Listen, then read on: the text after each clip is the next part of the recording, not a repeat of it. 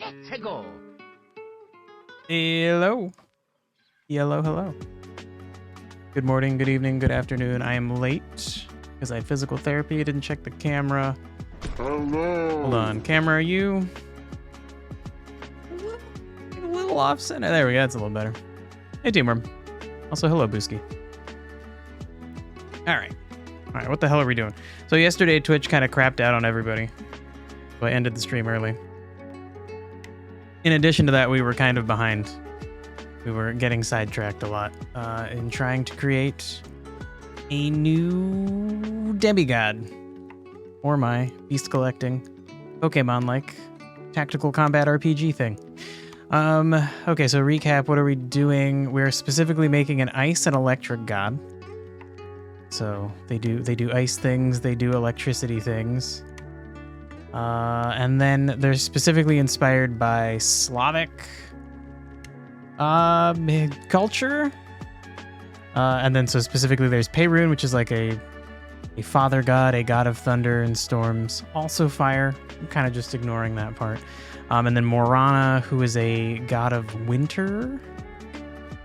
And then also Aztec influences. Hey, Crazy Pants. From the Aztec side, we had Zolotl, who is like a thunder god, but also like a god of a bunch of bad things. It was a little interesting. Bot pals. Oh, that's cute. Hey, so Twitch turned my shit off.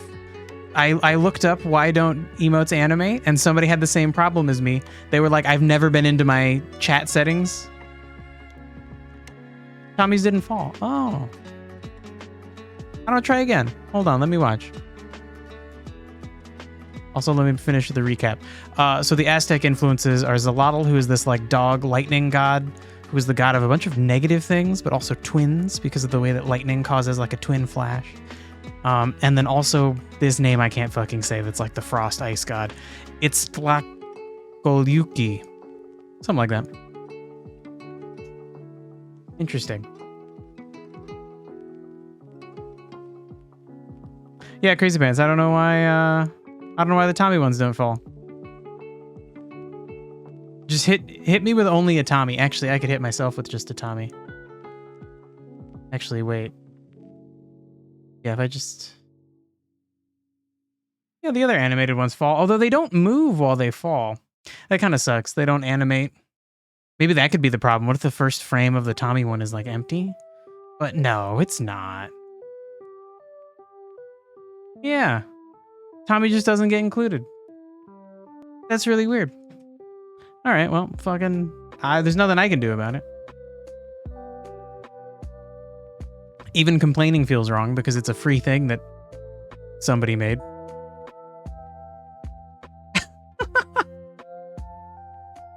Yeah, even the Minesweeper ones work. Although, again, you don't get the animation. It's normal the animated one falls as a single frame. Yeah, it's less fun, though. Less fun.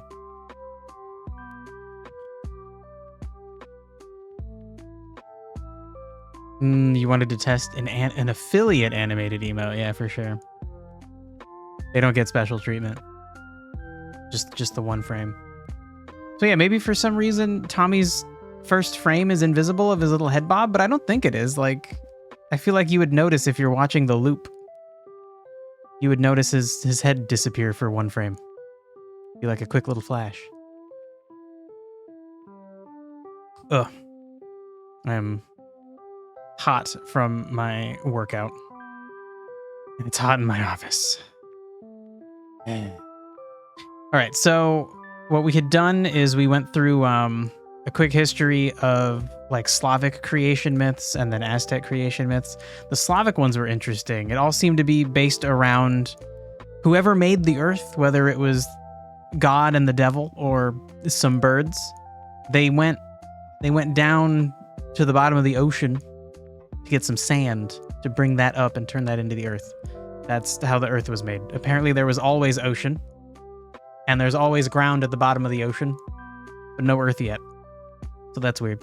And then the Aztec story was fucking crazy. There were like 5 different ages that had all, like, each age ended with the like destruction of the earth, and each age had a different sun.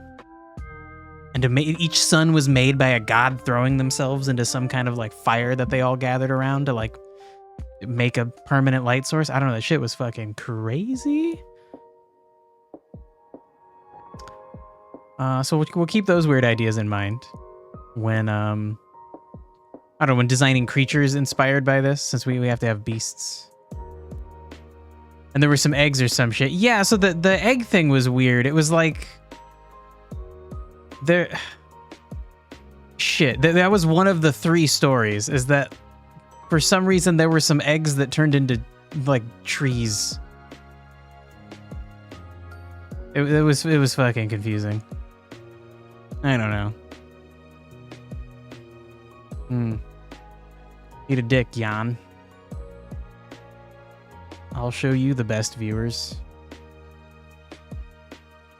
Okay, so we had jotted down some ideas, like the domains that this god inhabits, the things they are the god of.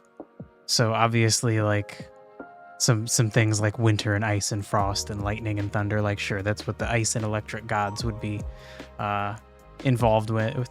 But then we were trying to focus on things that are a combination of ice and electricity to have them be, I don't know, to put those things in the forefront to really give the god personality.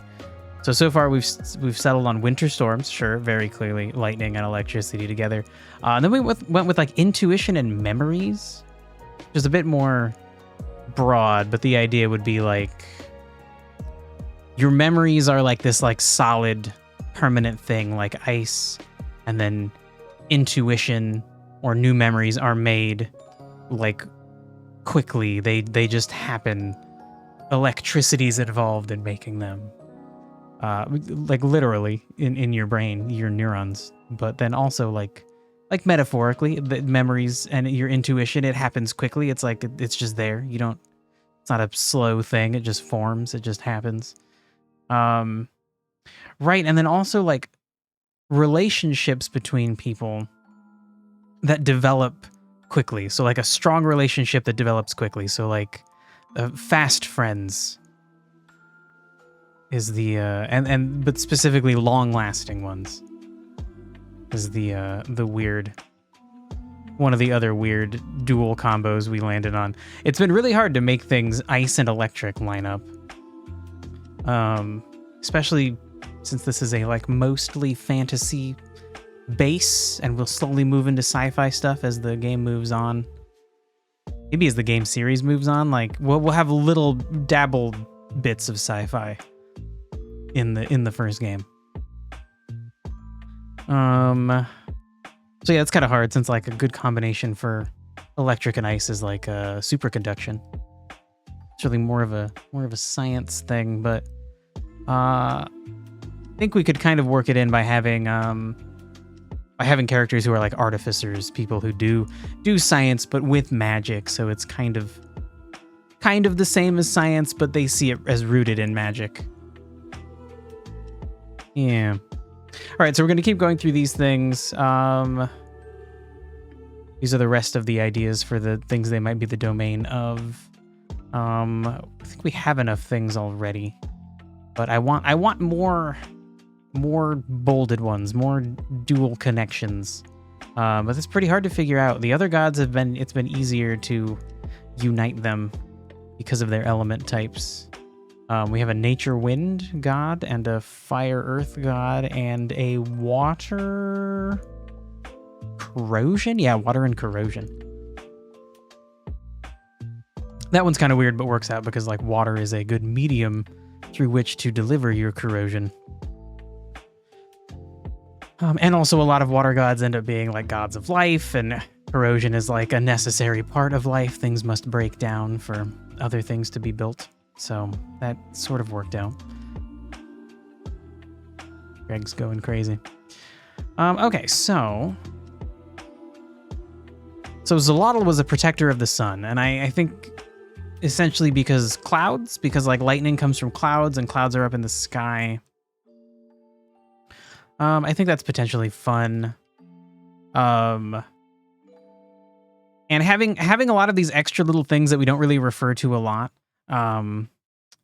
I want there to just be like little stories or like parables that the character can encounter as they play the game, just little extra optional things. Hey, it's attacking my charging cable for my headset. So like a bunch of these domains may never really come up during the story. I think a lot of them, especially the bolded ones, absolutely will. But some of these smaller ones could just be fun things to pull from, to have like little stories about the god here and there.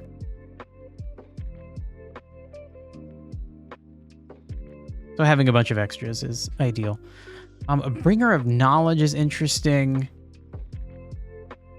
That seemed to be related to the fact that like Zolotl is lightning, but also lightning seems to regularly be connected with heavenly fire, and bringing fire seems to be metaphorically attached in like kind of like fucking not every religion, but what's the Prometheus in like Greek myth brought fire and knowledge to humanity.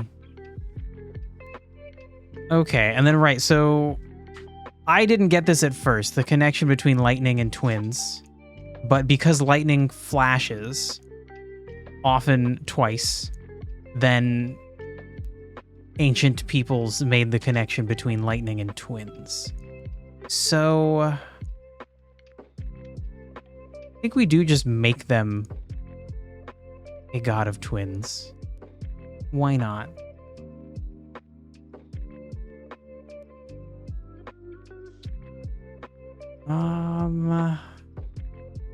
And that could be something that we reflect in their abilities or their attacks. A lot of like double hits.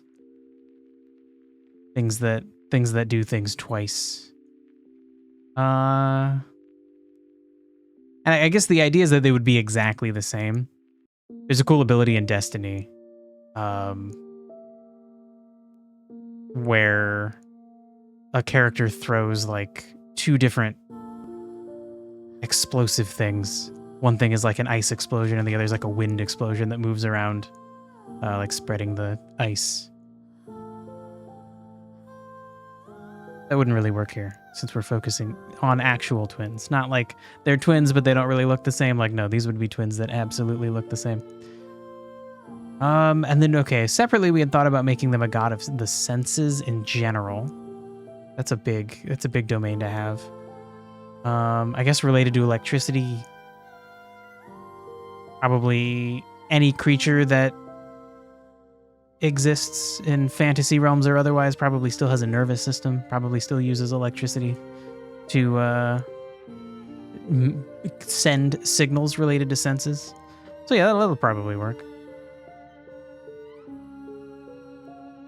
And that's such a vague thing. That's a nice thing that we could essentially like bring in almost anywhere in the story if we wanted to mention a god, or potentially have like in a plot line a god or a character being involved in something.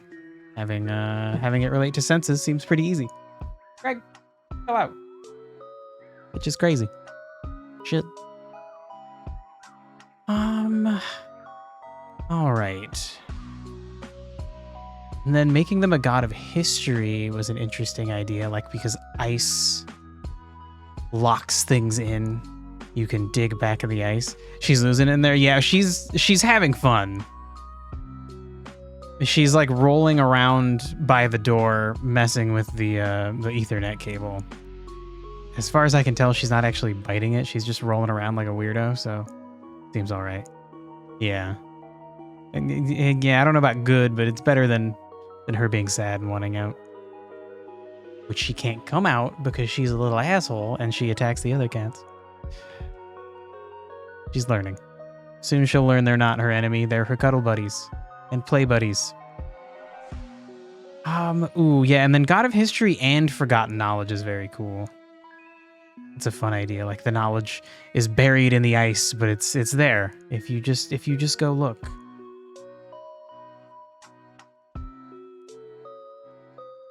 Because we have Nair, the planet that the world takes, the story takes place in, is a world cobbled together from other destroyed worlds. There's going to be a lot of forgotten knowledge, a lot of dead civilization stuff going on.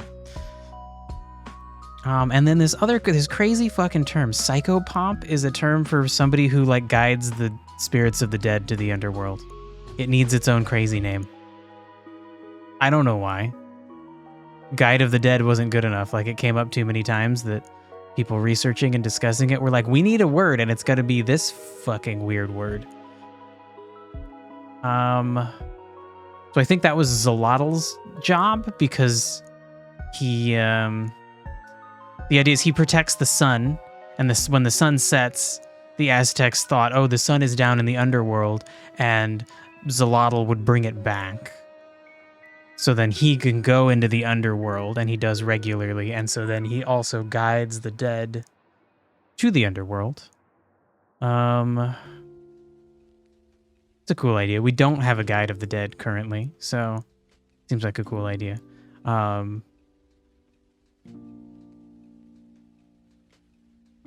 Definitely something that could come up in a story about conflict and battle.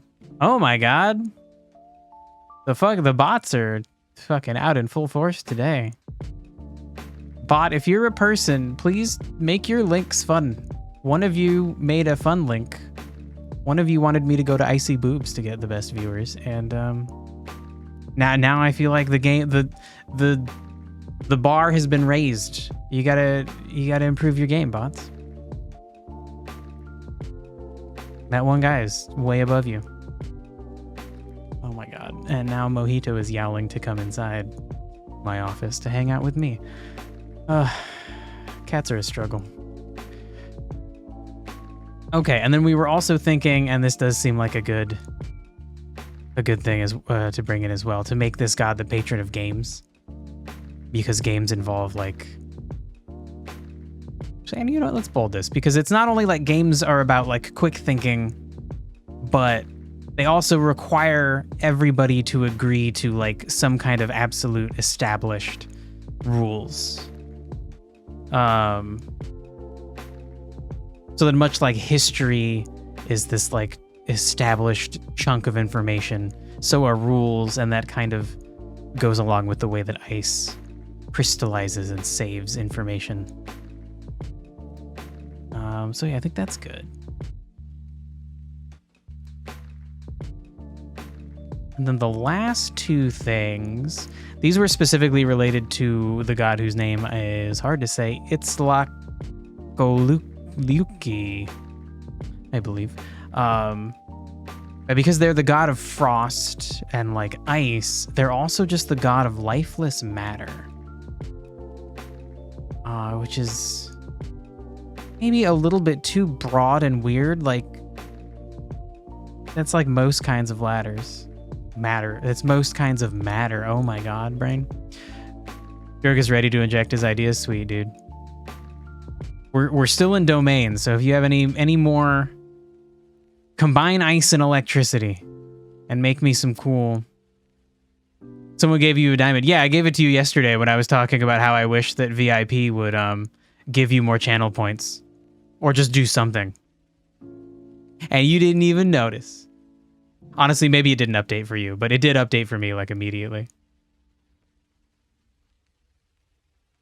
It doesn't mean anything. It's purely a symbolic gesture. But, you know, I feel like you've contributed.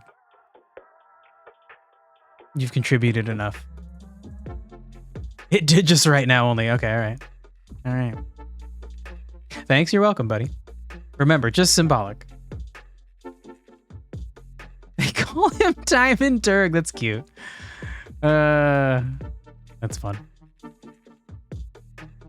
Okay, so lifeless matter is, I think, too broad. That's giving this person too many realms. It also makes them the realm of like metals and things. It's like too much. It's too much. Shiny Pokemon. Oh, that's a cute idea. Yeah. The Kyle Bosman, the only streamer that I watch, saw a shiny for the first time while introducing another person that to Pokemon, and he like freaked out, and the other person had no idea what it was, and they named that Pokemon Diamond Joey. It was a Rattata. So fun overlap, fun coincidence.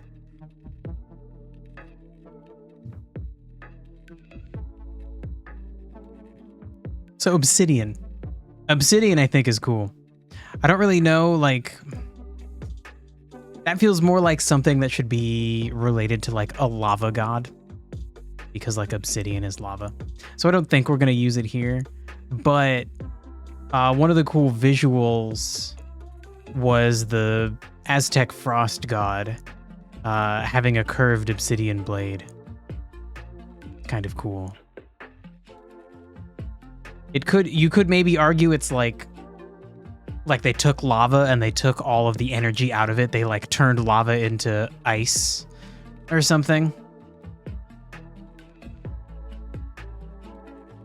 Oh yeah, maybe it can hang out. Maybe it can hang out for now. God of bridges and roads. All right, why? Like that feels like something that would be dedicated toward like a crafting god, a god that makes stones and things. Why for an ice electric god? I guess like bridges and roads are like connections, like a metaphor. Yeah, sure. A metaphor for like connections in your mind. Connections let things move faster. Bridges and roads let things move faster. Yeah, that kind of works.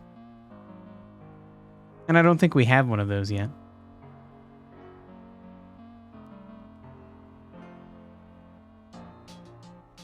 You can travel not only by roads. So the wind god is chill.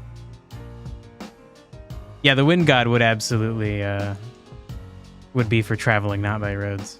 I think he's the god of like sea travel at the moment.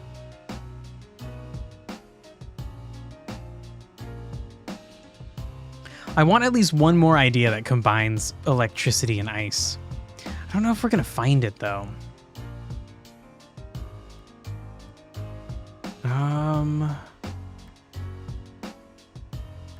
Is there anything cool that happens when like electricity strikes ice?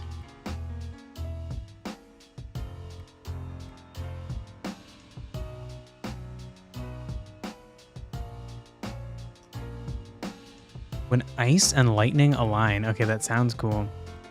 As electric fields pass through the ice crystals, they become polarized and align, generating energy that is just discharged when lightning flashes. At times creating so much energy that a bolt can heat the air it passes through to 50,000 degrees Fahrenheit. Now, but is that just like normal? Is that just like normal lightning?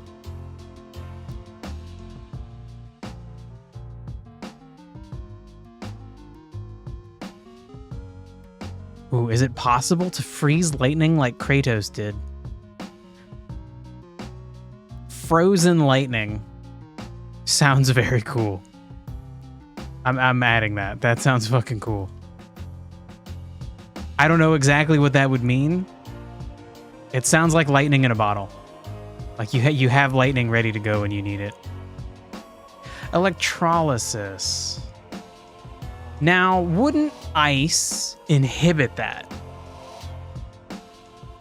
Potentially.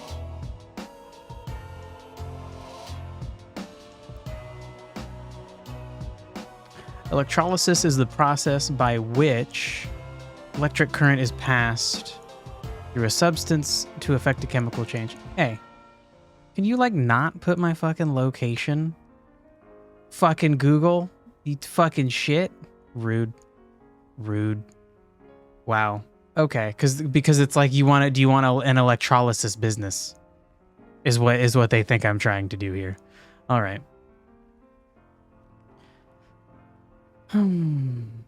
Also, electricity might break water atoms to hydrogen and oxygen. Bruh, yeah, I know. I know, Crazy Pants. It's fucking brutal. I just doxed myself. It's okay. Nobody cares. It's fine. You can cover metals with other metals using electrolysis.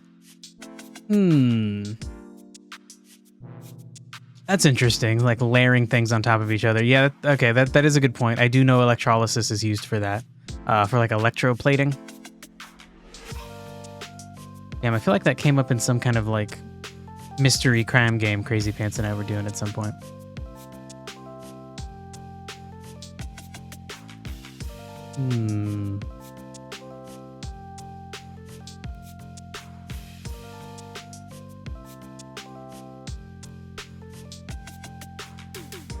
Is there anything that happens with electrolysis specifically involving ice?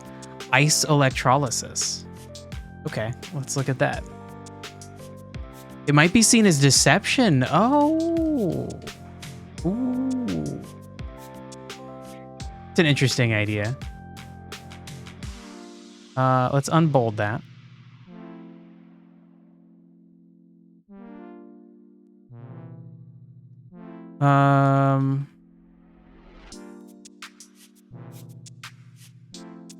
Yeah, that's a cool idea. Now, I suppose this kind of works with hidden truths, but I believe the water corrosion god has some like mystery and deception going on. Gotta be careful not to step on anybody's toes. Hydrogen production via ice electrolysis is that result that's come up when looking at ice and electrolysis. What do you do? Oh my god, you're like a whole thing. You're a 33-page paper. Cool.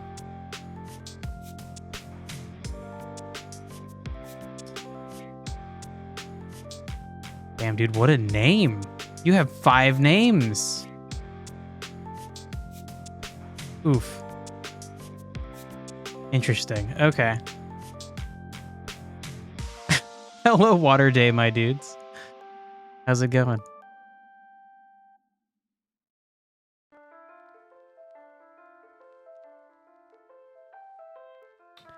Okay, so yeah, this is what I was thinking, that bulk electrolysis of ice would not get very far. Electrolysis works in liquid because the liquid's able to transport ions. You're doing great? All right. What am I up to? Creating a demigod. The 4th demigod for a fantasy tactical combat Pokemon-like game. I suppose it's quite a bit more fantasy than Pokemon, since Pokemon isn't... I would not describe it as like medieval fantasy. It's more like very light sci-fi.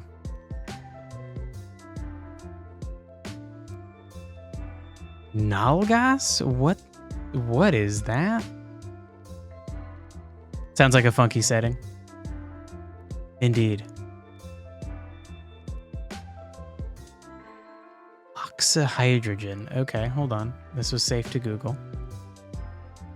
Bang gas. Cool. What the fuck? So the plan is that the setting starts as like medieval fantasy. Magic is ever present, but the fuel source for that magic is running out. So everybody is looking into other ways to potentially run a society.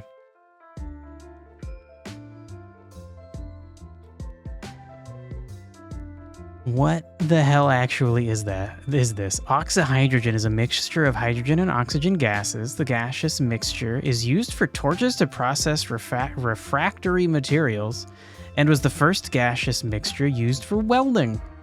Cool. Okay. Cool that it means bang gas.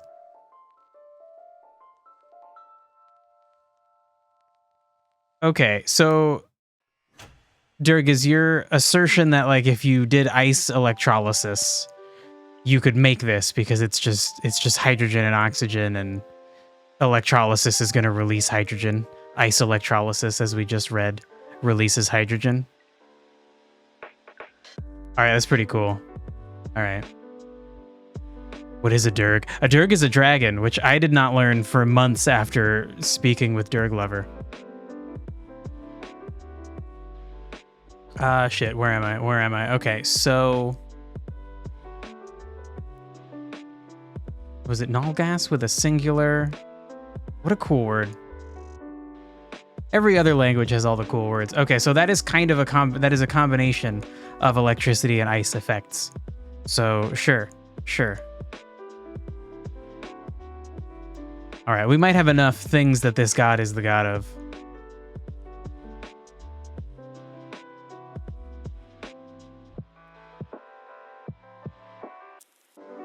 Google gives you a military junta of Ethiopia or a furry.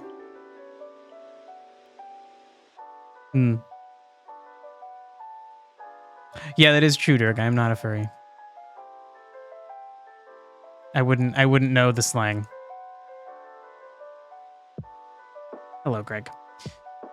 Okay, so I think we got enough domains.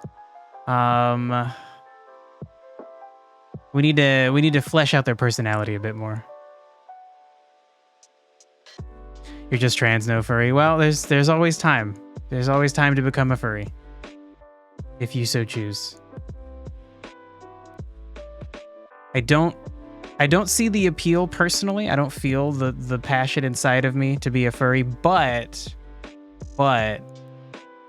at some point I watched something about fursuits, and they have like a vest they wear inside that has like little ice packs that like slides into a bunch of pockets, and like I'm like I fucking need that on a hot day. That sounds like the best thing to pull out of the freezer. Sounds fucking amazing. I need one of those. I forgot that those exist until now. I'm gonna Google search and see if I can get one of those cheap. You think that would exist for other reasons too? There's almost always time for anything. Yeah, anything but not everything. Volcanic eruptions as a domain idea because it causes extremely electrified smoke. Does it? What the fuck?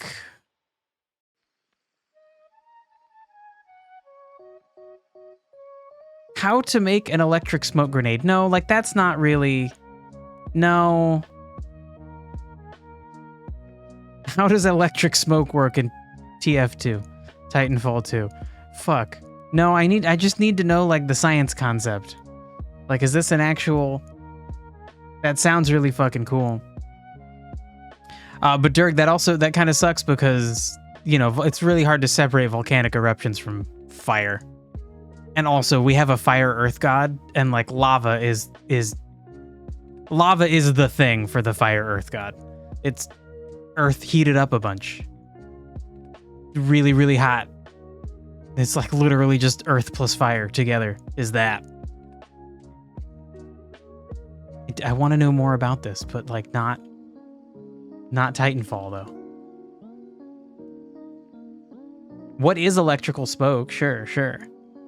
Magic smoke is a humorous name for the caustic smoke produced by severe electrical overstress of electronic circuits or components. Oh, that kind of smoke, like smoke that happens from electrical devices. That's still volcanic lightning. Oh my god. You use the wrong synonyms. Yeah, this is a little bit on me too. Bro, volcanic lightning sounds fucking cool. An electrical discharge caused by a volcanic eruption rather than from an ordinary thunderstorm. I like that, like that's the ordinary way for fucking lightning to exist. Like, is it? Maybe they're all the ordinary ways. Volcanoes are just, you know, they exist. They're everywhere. It sounds cool, yeah. Volcanic lightning arises from colliding, fragmenting particles of volcanic ash and sometimes ice. Fuck. All right. It's too good. It's right on the nose. It's too good to not have in there. Fine. Dirty thunderstorm. Cool. Moist convection currents and ice formation also drive the eruption plume dynamics. Bro. I need an expert in this to tell me about it for 30 minutes. Sure, magma's for Kree, but eruptions. Well, honestly, this sounds like a volcanic eruption is both of their domains. Just like the eruption part, fine, like that can still belong to Kree. So does the magma, but then the resulting clouds that form, especially if it's in an icy place, when they lead to lightning, becomes this god's domain. Which is kind of what I want. I want them all to overlap so that it's like they all started having separate, they were separate and now they're like friends. Oh, Water Day, my dudes. Thanks for following. You'll return later. You're gonna go check on someone. Bye. All right. Bye. Have a good one. We'll see you if we see you. Maybe it's seen like kisses they share. That's cute. Also call you Water for sure. I will call you Water. I would think of it maybe, I guess a kiss could be a way, but I feel like it's maybe more just like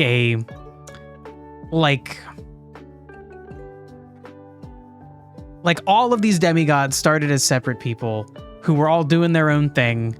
Their worlds got destroyed. They tried to save portions of it. They met each other throughout this conflict as they're trying to like save their planets from the same evil power.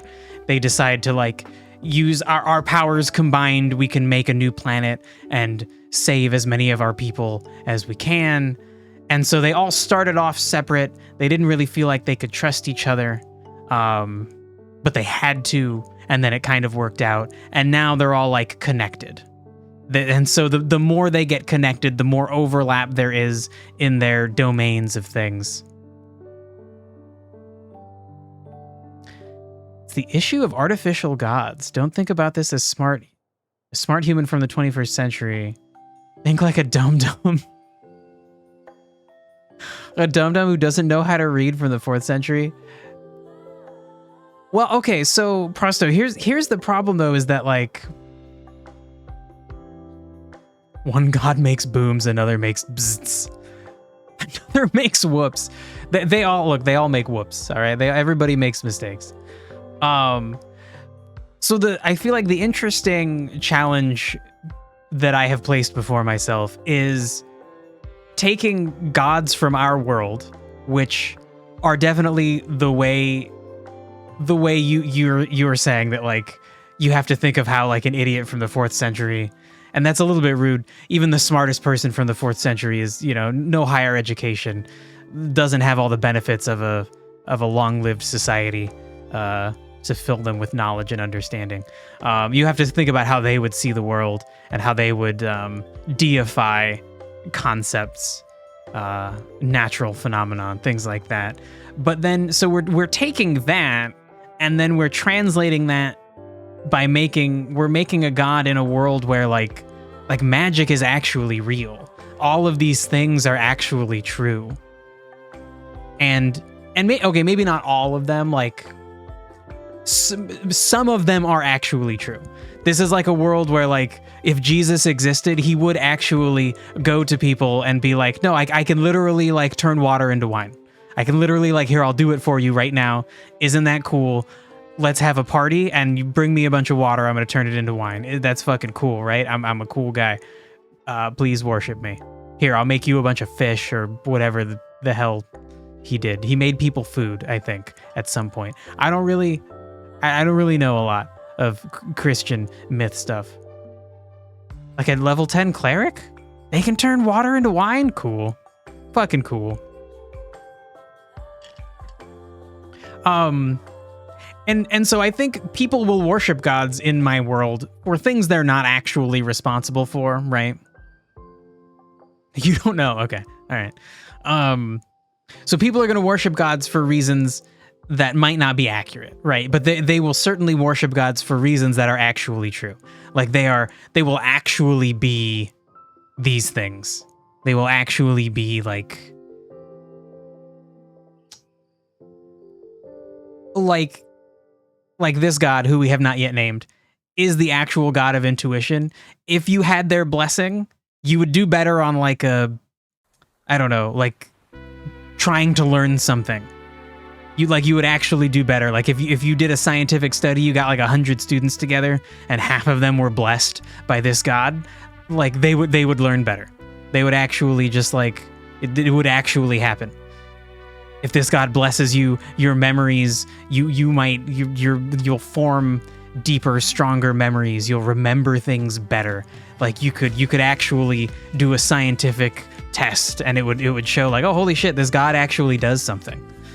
So it's like we're translating it into a weird new god where like some of the things they do, most of the things they do are actually actually real. Create water and food is either accessible by a level 1 cleric or level 3. You're not certain. I'm not Cretan is kind of funny.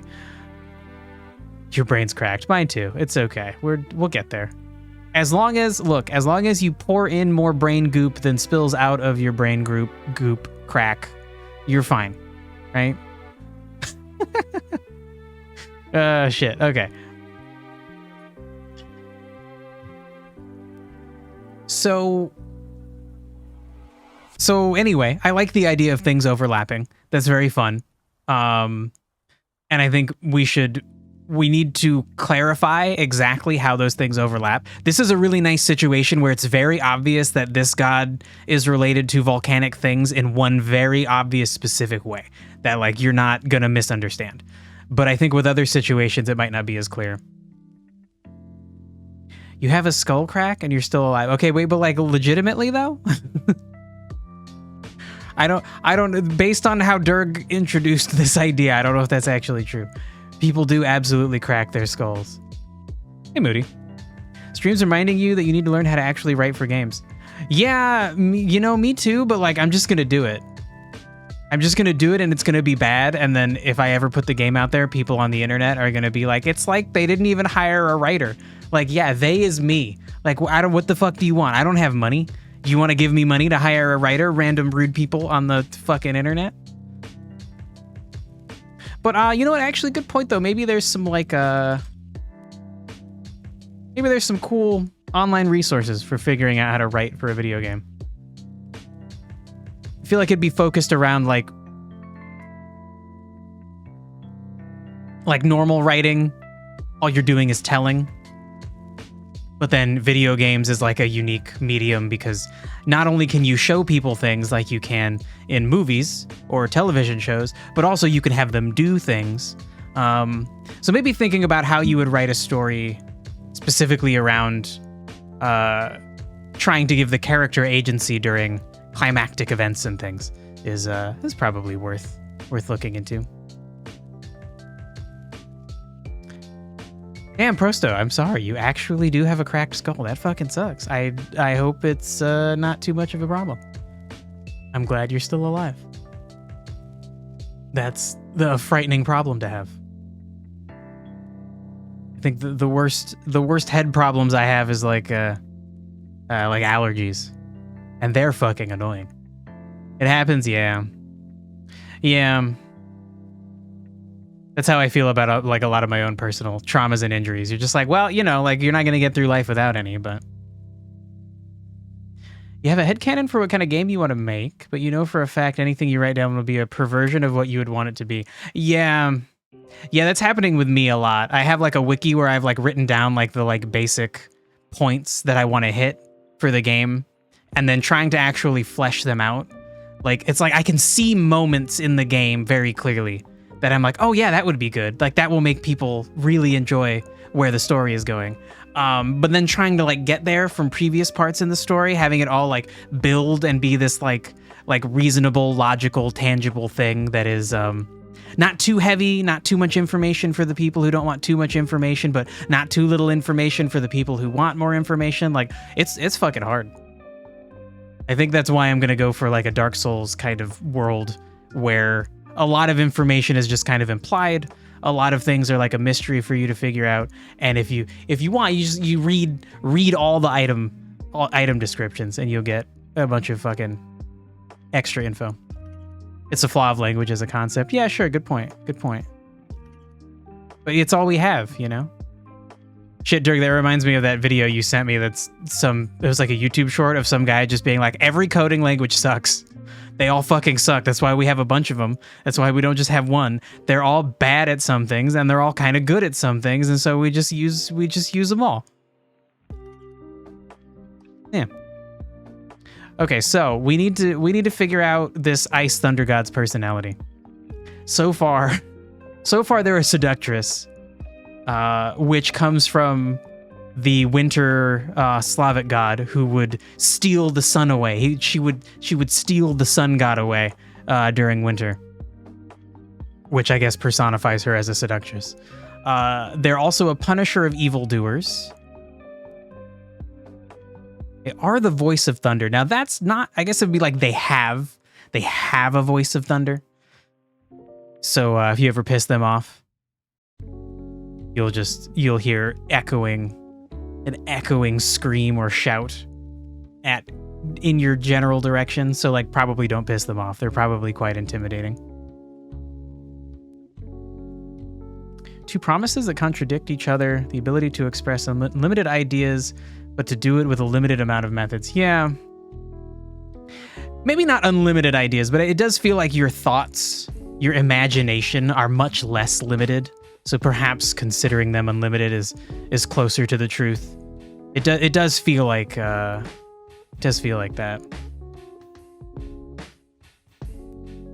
Stealing the sun or winter sounds like something from inside of the polar circle.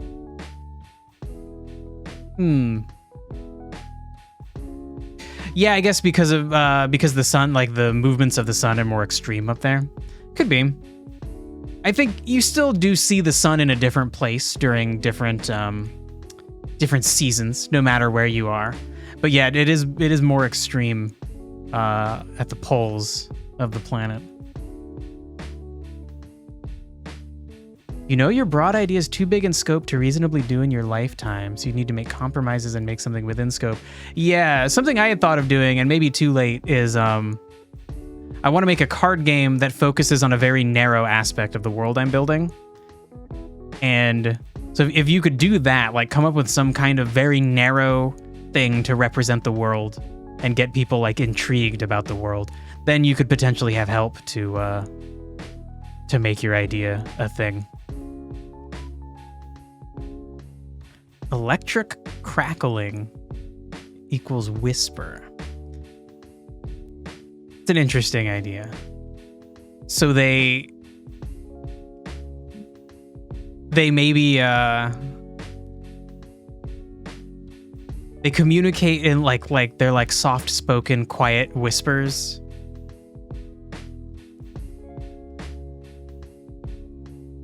But then if you piss them off, like oh damn, they're loud as fuck.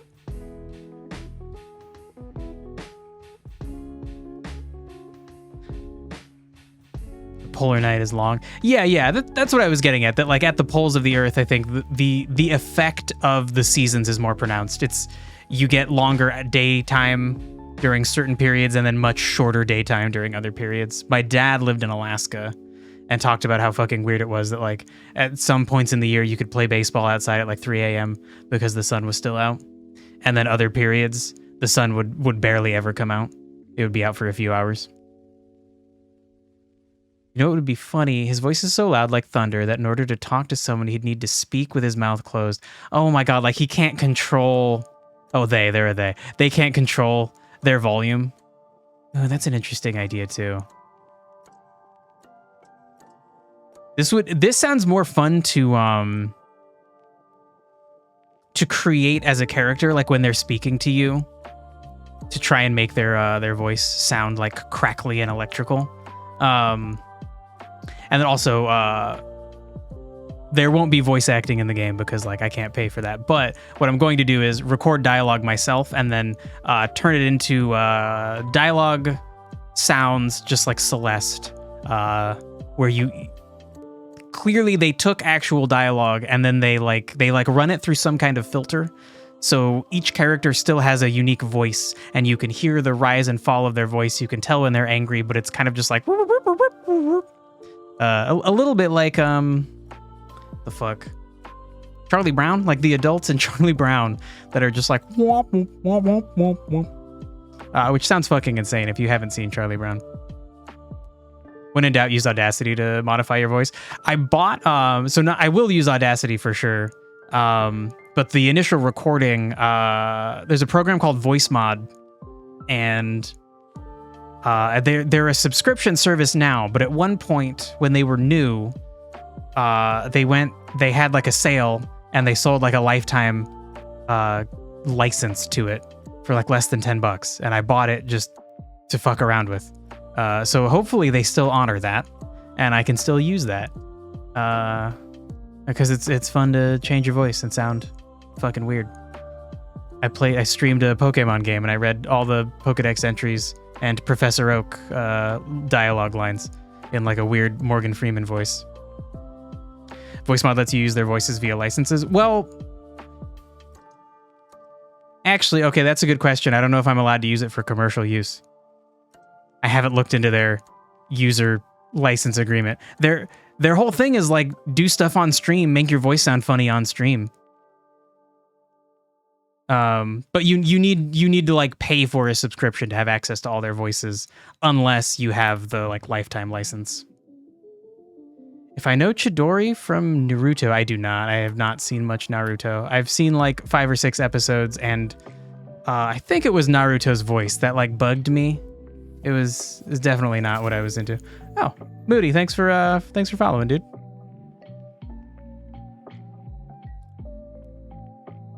So Chidori's name means 1,000 birds? I know Chidori from Naruto. It means 1,000 burbs or something. So you could mean a burb god or something. What now? The first half of that made sense, kind of. The second half, I don't know where we're going with that. The crackling sound of lightning. Okay. Also, Dirk requests back flying snakes. Oh my god. Herbs are beta. Oh my god. Okay, well, first of all, like a thunderbird is a very cool sounding thing. Like a bird, because birds fly, lightning's in the air, birds are fast, lightning is fast. It's. I feel like it's a natural connection to be like, what if there was a bird that was lightning? It's like as fast as lightning. It could strike like lightning. I feel like that's cool. Don't be like that, Dirk. A lightning snake is very cool though. And also,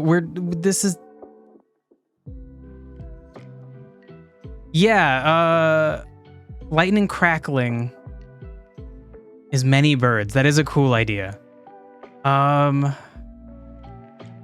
right. Okay. That is a cool idea. So, okay. Well, that's, whoa, Miro. What did you, I wasn't doing nothing, Miro. What did you do to me? Miro might be mad. I think this page is too big. All right. Okay. I'm trying to zoom out. When it zooms out, it's caught up. I don't know if it's saving. Maybe it's just too large. It was running fine. I might have to close the window. I'll go add the like lightning bird attack down at the bottom. That's a very cool thing. And we have a spot for attacks that the god has. Okay, so maybe actually what I'm gonna do is close Miro. Ooh, that's a little bit scary. Okay, all right. Okay, Miro, please don't fuck me. Please tell me you've saved. Going into the lore board. Okay. Yeah, great. Okay, cool. So we go into powers. Lightning strike becomes many birds. That's a cool fucking thing. Good power. Or you can make it as many small burbs.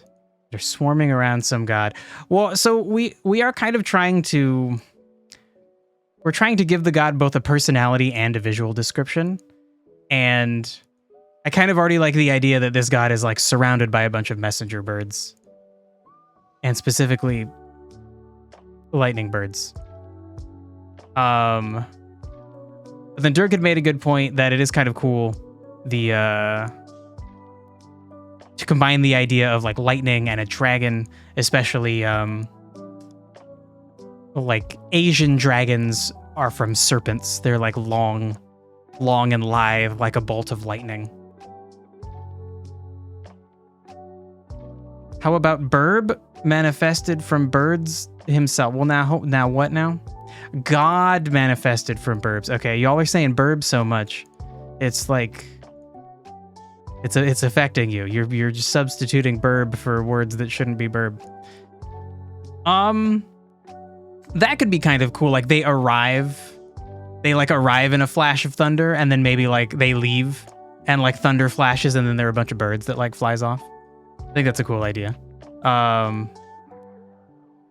Arrives/departs in a flash of thunder and as a flock of birds. It's kind of fun. How about a snake bird compromise a swan? I don't think that's what a swan is. There's not a whole lot snake-like about a swan, I don't think.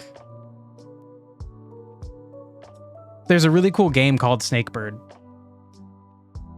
So there are bird people. Well, this person is at least a bird person. Or at least, so they're a demigod. So their physical appearance is kind of just an extension of their mind. So they can look like whatever they want. So a lot of people like them, like, you know, you might have like a nature god that likes to just look like a big panther man. You know, like be more intimidating. Maybe they feel like they feel more in tune with the panther form than their human form. So their end result, the way they want to be displayed to the world, is a kind of mix in between. Up until now, I had conceptualized this person as being human or humanoid, and they just, you know, like Dracula can turn into a bat, but when Dracula's a person, I mean, he's got like fangs, but you know, he's like mostly a person. He doesn't really have bat features when he's in person form. That was the kind of thing that I was going for. That this god would, when they leave, there would be like a flash of thunder and a bunch of birds would fly away. And so they like transformed into a bunch of birds.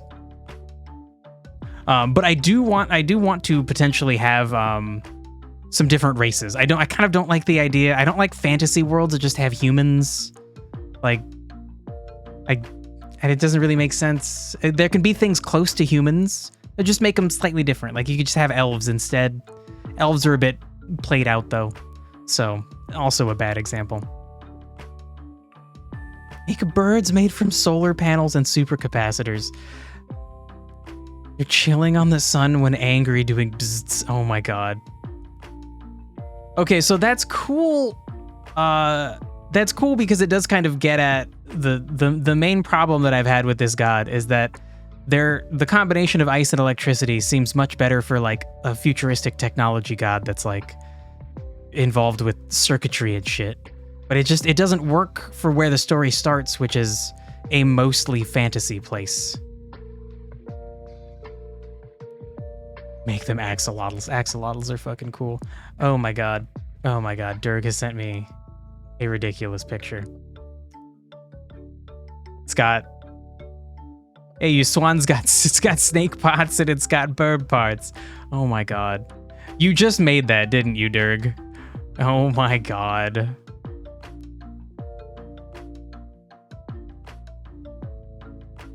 So Prosto, I do, you know, you gotta stay at least a little bit grounded, right? Like you said, it's gotta be like ideas that a dum-dum in the 4th century would come up with. Like, it has to be sensible. It has to be grounded in the world. But yeah, it is very hard to combine ice and electricity.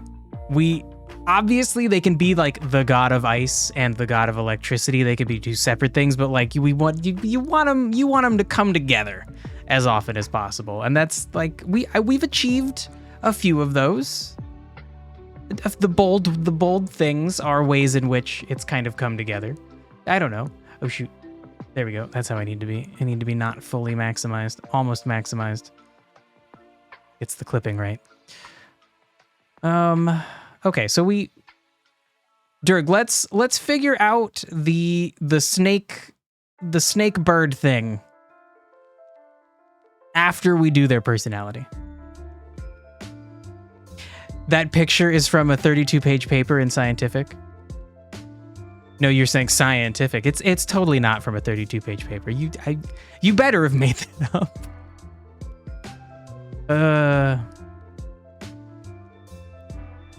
Cold is a lack of movement and chill. Electricity is movement and makes burns. Yeah, they are definitely like generally diametrically opposed.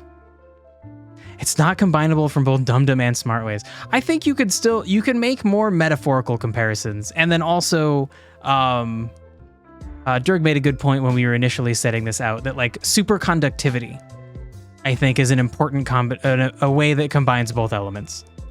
That certain materials will conduct electricity, not that great, but then you get them to like just the right temperature and they're like, ooh, they conduct electricity amazingly. Maybe conjoined twins as a form. Now I feel like that's going to limit their it's going to limit their like combat prowess if they're well, I guess it would depend on how they're conjoined. Also remember that their physical form is an extension of their mental beliefs about themselves. So if they were two conjoined twins, they could just visualize themselves separate.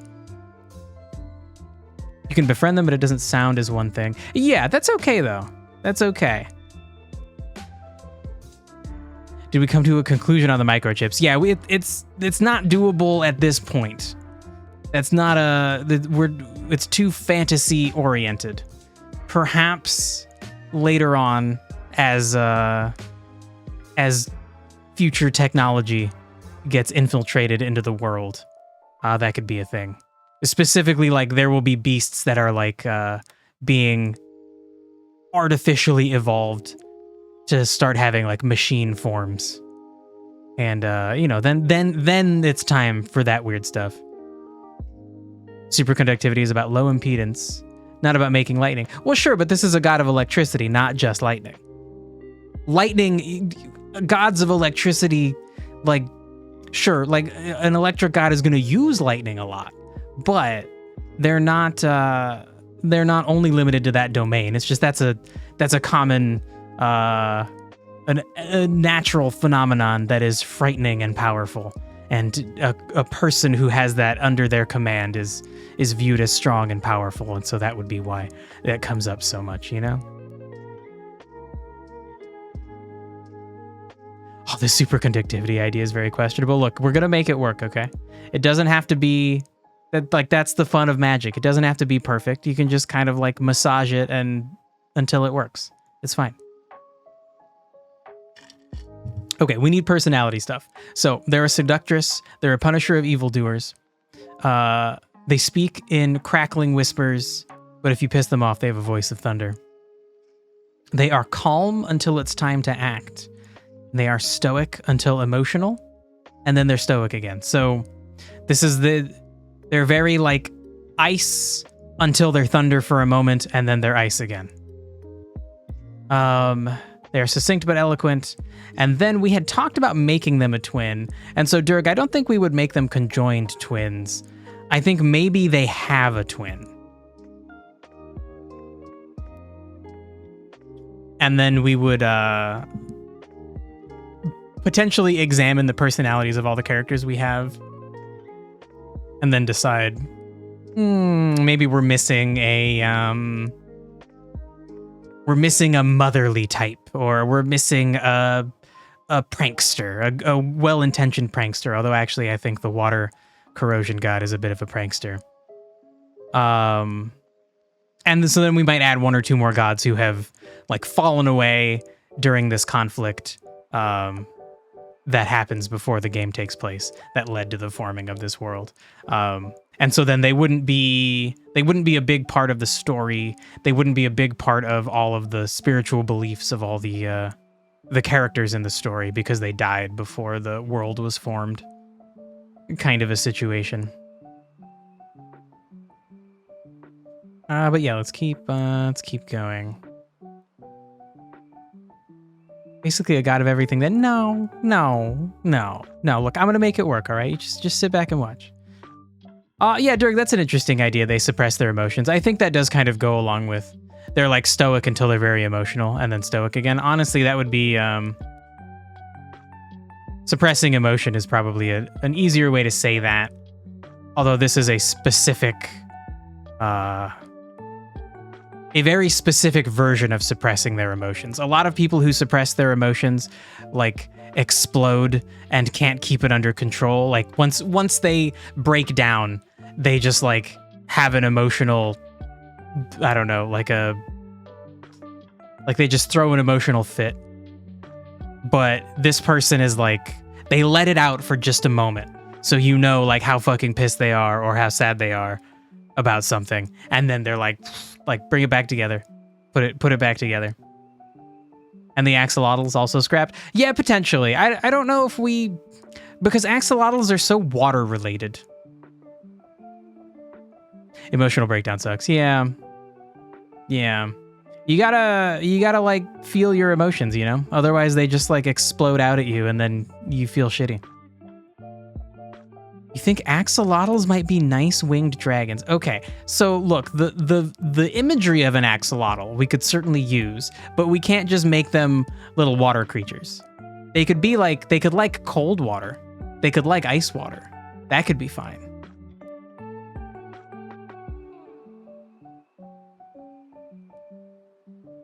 They have lungs, but they're like amphibious, right? Their name means water dog.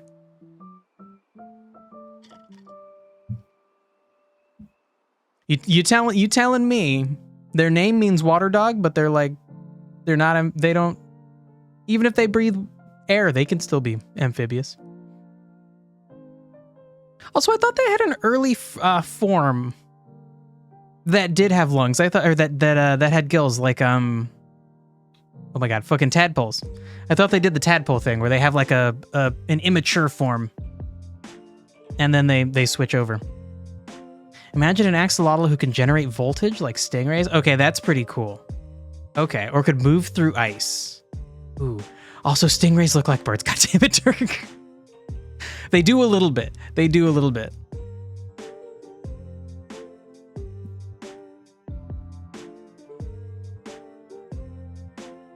Are they dogs though? Well, they're related to that dog god. So like each part of their name has a meaning.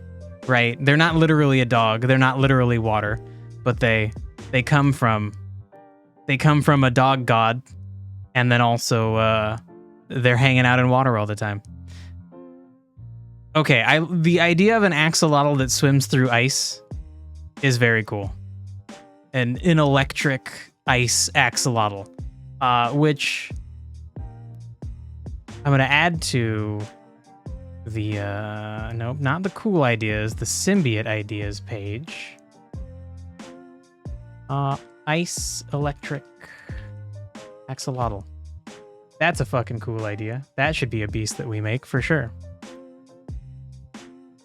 Isolotl wins. Yeah, that sounds cool. I mean, maybe we just call him Isolotl. We can probably come up with a cooler name though.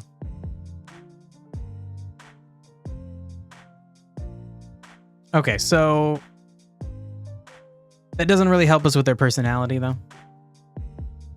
I mean, this honestly might be enough for their personality. Like, I have a view of who this person is. But I think we could expand it more. Like,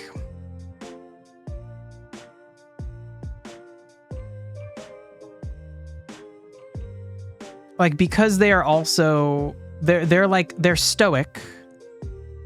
They're a punisher of evildoers. They suppress their emotions. Like, a lot of that sounds like toxic maturity. It's phlegmatic woe. Now hold on. what would that even... Having an unemotional and stolidly calm disposition. Whoa. I have not... I thought it meant like it's like phlegm. Weird. Cool. Okay. Okay, so it's like they're phlegmatic until they're not, you know? It's humor-based? What? Do what? It is connected to phlegm? What the fuck? Okay, so that does describe them in one of their forms, right? In their ice personality zone, which they spend most of the time in. It's part of the theory of humors. Yeah, I know that's where the idea of phlegm came from initially. That's fucking weird though. I don't know why phlegmatic would come to mean what that means. And you know, okay, so you know what? We could just... I reopen that tab. God damn it. You have to click in a spot. Okay, there we go. There we go. Where does this word come from? I'm also trying to grab an ibuprofen at the same time.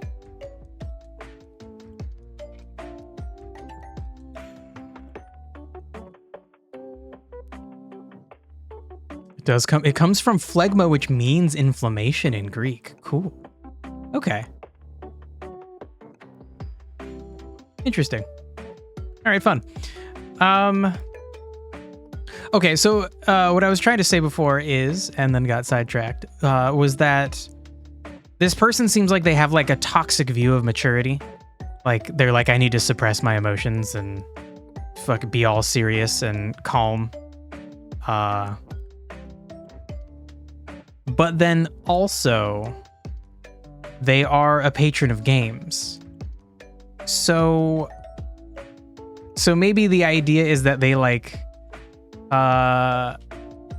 they're like focused on order. They're very like orderly because they're like constantly fighting that their emotions inside, and their emotions are like in a chaotic thunderstorm of a mess. They're the ultimate dad. Oh my God. Okay, well, so first of all, they're a they. They do switch. They are, and actually, God, maybe not even they, them. It's like, I think I'm just gonna put gender fluid and they, them. Because the fact that they're a seductress, they just, sometimes they feel like they're a male who wants to pursue a male. Sometimes they feel like they're a male who wants to pursue a female. Sometimes they're a female who wants to pursue a female. Sometimes they're a female who wants to pursue a male. They're gender fluid. And then also, I think that the term is pansexual. You're just kind of like attracted to whatever the hell you're attracted to at the moment. If it's hot, it's hot. Who cares? Who cares beyond that? The ultimate dad is cute. And sometimes an axolotl. Okay, only if there was some kind of cool sentient axolotl that was like, you would have to be like a super Chad, super intelligent sentient axolotl. And then maybe, then maybe. Now you're at least in the realm of possibility. Yeah, Durg, I like the idea. Ultimate dad sounds like a funny thing, or ultimate parent. This seems like a funny thing to put down. But it's like they're, it's like they believe that people can achieve the best in themselves. That he believes in you. They believe in you. They believe you can do a good job. Just like they believe that they should be doing a good job personally. And so then when they have an emotional outburst, they fucking hate it. They lock it down real quick. But then when they apply it to other people, I think many of us who are self-critical know this feeling. When you're self-critical, like, you're so much more understanding of everyone else's faults. Like when everyone else has a fault, you're like, no, it's okay. Like, yeah, I get it. I know how it is. Like, and it actually, at least for me, as someone who is highly self-critical, other people's problems are fine. It's okay that they have them. But like when I have a problem, it's because I'm a piece of shit and I suck. And it is, it feels that way. Like you can tell yourself like, nah, that's not true. Look at like everybody else is cool with you. Like everyone's okay. It's okay that you were late that one time. It's okay you forgot to call and cancel that appointment. Everyone's cool with it. It's fine. Like you can tell yourself that, but like on the inside, you're like, I'm a fucking piece of shit. That was stupid. I am better than that. Like I know me. I'm the only one that knows me. I know I'm better than that. And so it's interesting to be, it feels like being self-critical also comes along with being like really accepting of other people's faults, being like forgiving and empathetic. There's a YouTuber named John Green. Well, actually, mostly he's a young adult author, but also a YouTuber. And he took a break from YouTube. He came back. He does a weekly video where he like makes a message to his brother because he wasn't communicating with his brother a long time ago. And now it's been this like cute thing. They each send a little video trying to like educate or inform their brother, but then now like there's a huge YouTube audience that watches it. Anyway, so he took a break and then he came back and he said he was like talking with his therapist, and he said his therapist was like, it kind of seems like you look for negative comments on the internet as an excuse to reaffirm what you believe about yourself, which is that you're a piece of shit and you're not good enough and you're like not doing as well as you could be. And like, boy, I fucking feel that. And I'm nowhere near as fucking famous or successful as him. You looked around inside and all you saw were unsympathetic eyes. Whoa, bro. Is that a quote from something? Holy shit. Read ancient myths. Shaboinking with bowl or burb with breasts was a common thing. Look, yeah, just that. I'm not cool with that though. Like that's animal abuse, and I don't. We can examine the context from the times. Oh my God, it's from that band Mew Without You, but it's actually Me Without You, but I thought it was Mew Without You. Cool. That's a good line. So no bestiality. I think we can take a pretty strong, pretty sure that's not going to be a thing here, because it's not okay. Oh, hey, Silent Boy. Yeah, Pro, so that is a good point. It could just be what remains, but it does seem like that was a recurring theme in old mythology. Kind of makes sense. I don't know. The idea that like you could, like if you had a child with a bull or something, you're like, oh, I could get the bull, like our kid would have the strength of the bull. Like it wouldn't, but like I get, like you could kind of make that weird connection. I don't know. How am I doing? I'm doing good, Silent Boy. I'm hot. I exercised a bunch and then started the stream, and the lights are warm and I'm warm. But other than that, I'm fine. How are you doing? How was your vacation? I hope it was good. Seemed like you should have spent more time enjoying it rather than not doing stuff, rather than hopping into voice chats. Ooh, you're trying to create your own language for the void. Fun. Could we have a god of genetic modifications then? Nah. I don't know if we need to get that specific. I think there will be a force. There will be a kind of powerful natural force that is driving genetic evolution. But this isn't going to be like Cyberpunk where like, you can just like change yourself however you want. Although, in Cyberpunk, it's with like technology and mods. In this fantasy world, it would be like changing your genetic code or whatever. But no CRISPR. You're struggling, it's very hard, and you don't know how to start. If I were you, I would look up a bunch of cool languages that people have made. What is that game? Tunic?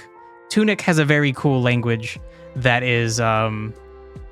That was fun to figure out. And there were like clues throughout the game that kind of helped you figure it out. And it's not really complicated of a language, but it is a little bit more complicated than like what a lot of people do when they make a language, where they just translate letters. They're like, okay, the letter A in my language is going to look like this, and B looks like that. Like that's too simple. That's too easy.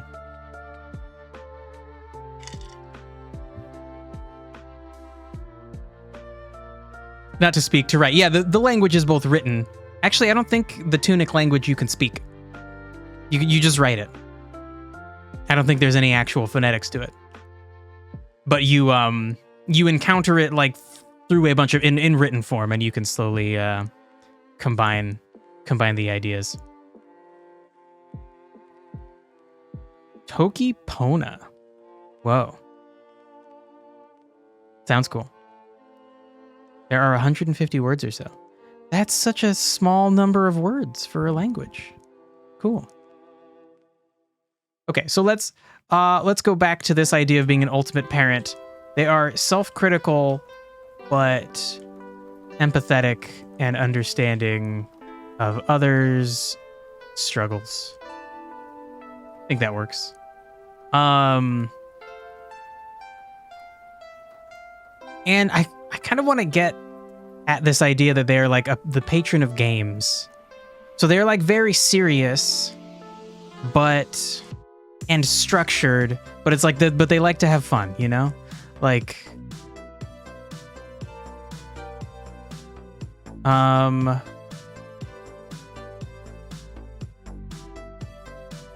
okay, so we got like serious, structured, maybe even just like I'm just gonna put fun must be planned and structured. So it's like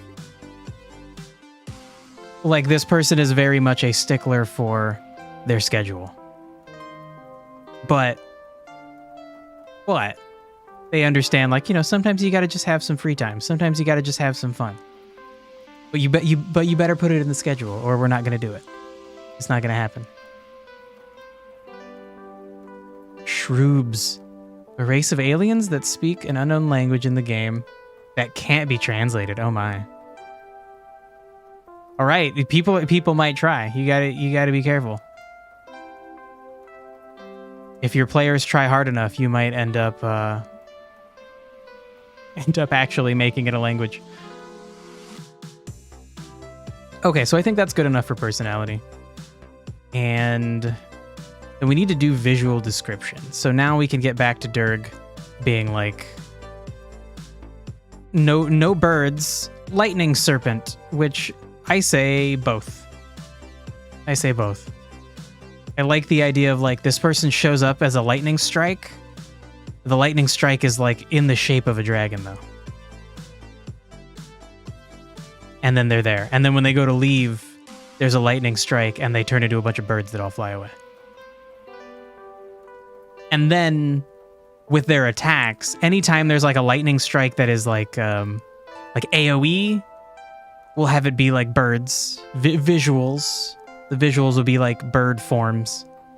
And then the visuals for like large single target attacks will be like a dragon.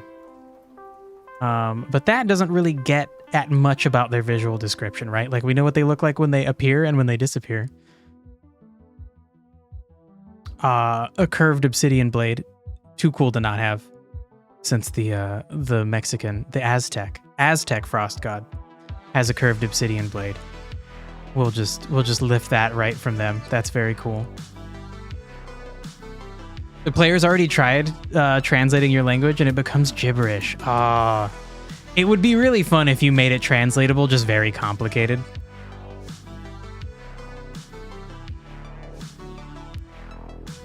They're the only Mario character that can't be understood? They're a Mario character?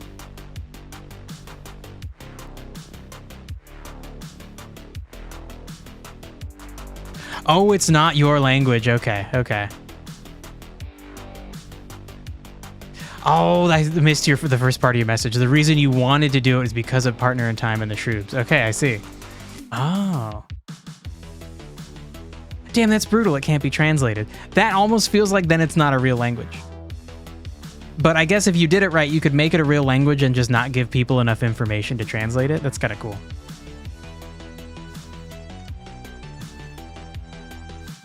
I assume to translate an actual language, you need so much stuff, like so many documents to start figuring out like how people speak. I think the oldest piece of writing that anybody has ever found is like a clay tablet where some guy is complaining. He was like, hey, I bought like good copper and you sent me shitty copper. Like, fucking, where's my good copper, bro? I can't even imagine how they figured out that that's what that says. It's fucking hilarious. All right. So what does this person look like? I think, if they're going to be gender fluid, they're probably going to look androgynous. Oh my god, that's not how you spell that. Androgynous. Yeah, take out that O, please. Thank you. So they look at home. Their features are kind of neutral, and perhaps when because their form is an extension of their mind, when they're feeling feminine, they push their features a little bit more feminine. Or a little bit more masculine, depending on how they feel.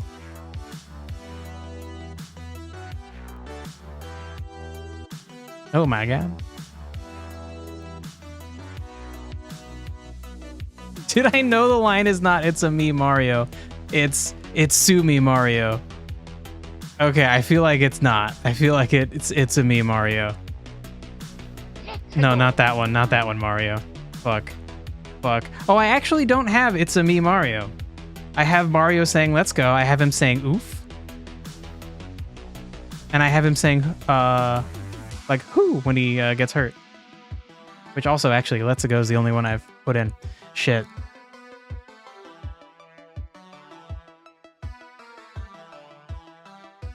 Is all language in a single phrase? "It's a me, Mario," aka Groot language. Oh my god.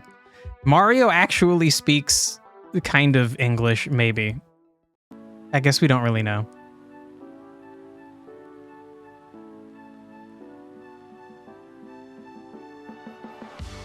Imagine Groot speaking with Mario. It would be cute.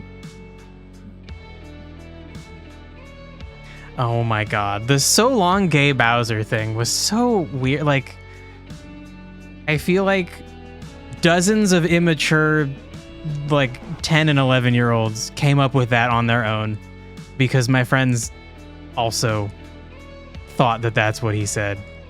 And like, he's like, no, it's so...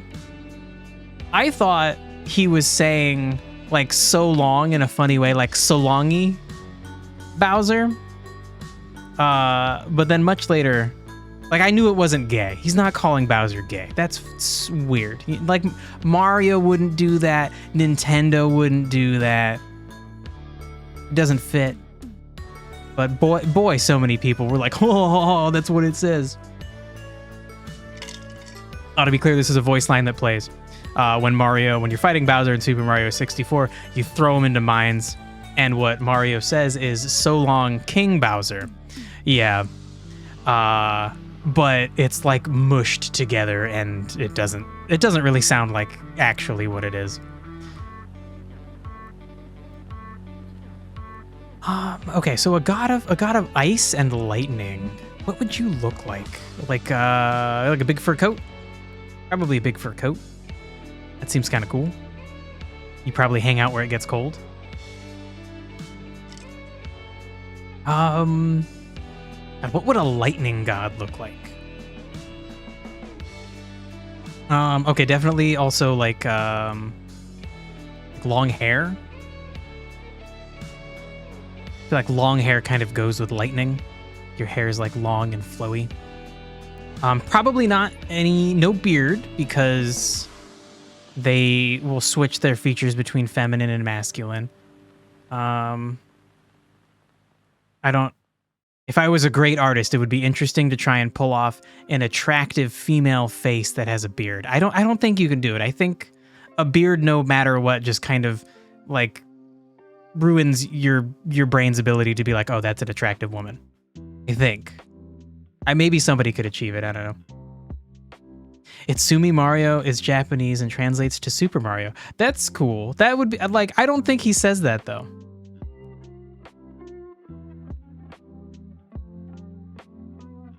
Also, Presto, if you're actually asking, he says so long because he's saying like goodbye, like you're finished, because he's throwing Bowser into an explosive mine. He does say open salami in Sunshine. And I cannot tell if I'm being fucked with or not. No idea. And yeah, when I was thinking about bearded ladies, I was thinking about dwarves.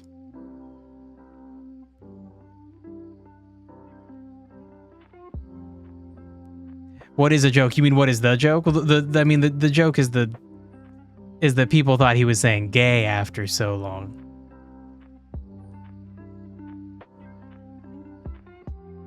And then that's why it became a weird meme. But I don't know. He does actually say open salami. All right, I mean, maybe he does. Mario does kind of speak weird, like not really English gibberish. It's weird. Okay, you understood nothing. It's not that complicated. I don't know. Shit.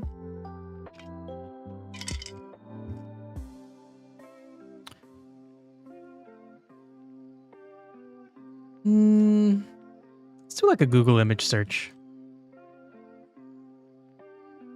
What do ice gods look like?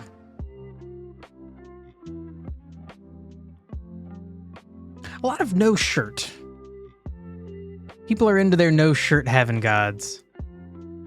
Ooh, this armor looks pretty cool.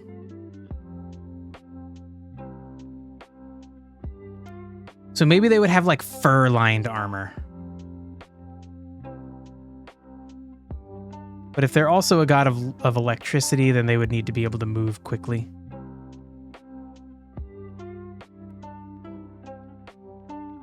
Okay, so something a little bit like how this lady has, she's got like, you can tell her armor is fur-lined because the fur kind of sticks out at the top of her leg guards. The joke is it makes no sense in context, so that's why it's funny. Yeah, it could be.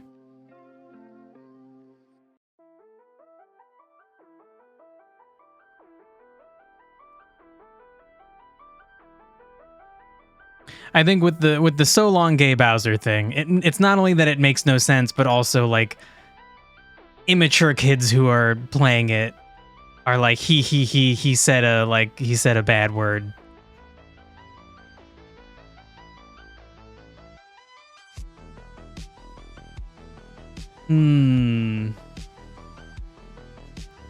This picture of Amir is pretty cool. He's got like ice shards like growing off of him. Okay, so like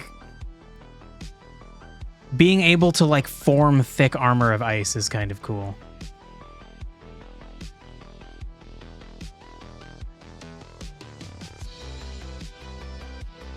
That's a cool fucking thing.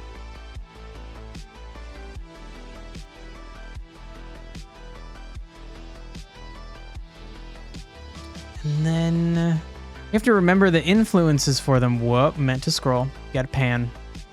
The influences for them being Ukrainian or Slavic, really. And then not Mexican, but Aztec. So Slavic and Aztec. I feel like we should get visuals from those cultures. Yeah, Team Worm, it does sound quite a bit like he is saying, so long, gay Bowser. It honestly sounds more like that than King. Like, King is... there's a lot missing to make it King. It's brutal. You never thought gay was a bad word? Yeah, it's like... it's not a bad word, but the way he's using it is, like, not cool. It's a little bit, at least a little bit, like, fucked up to say something that, you don't like is gay. Which I understand, like, if you're straight, which most people are straight, then saying something is gay is like you saying, like, that doesn't appeal to me because I'm straight. It's not good, though. It's a very, like, it's acting as if your viewpoint is the only viewpoint, I think is the problem. But you want to create a language so your friends can actually translate it? Yeah, I think it's a lot of fun if you do it right. definitely a cool thing to do. Let's go with like Aztec traditional clothing. We want this person to kind of look like an Aztec in some ways. Damn. This shit's fucking cool. Like, it's ridiculous and over the top, but it is very cool.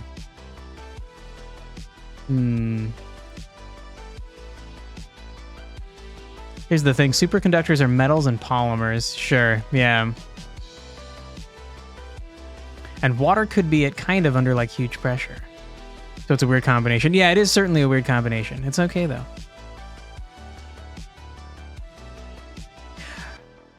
Saying things were gay was pretty normal until like 2013. Yeah. It was always not okay. It's just like people weren't calling people out on it, you know?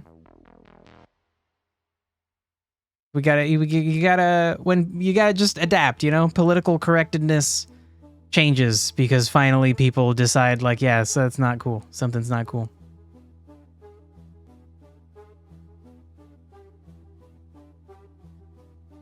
Without metal, the link is missed. Yeah, I think we can make it work. We could also just like make them the god of metal. The frost god, the Aztec frost god, is the god of all non-living matter. Which we could we could make that crossover.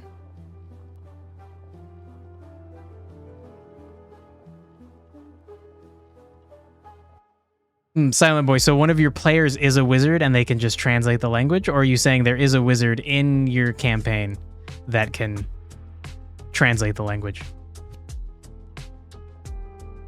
I feel like something like that can be hard, that if your players playing the game are playing a character that would already have that skill, then they could argue like, I shouldn't have to translate it, like my character can just do it. Which is kind of boring. Let them be the god of weirdness. That's fun.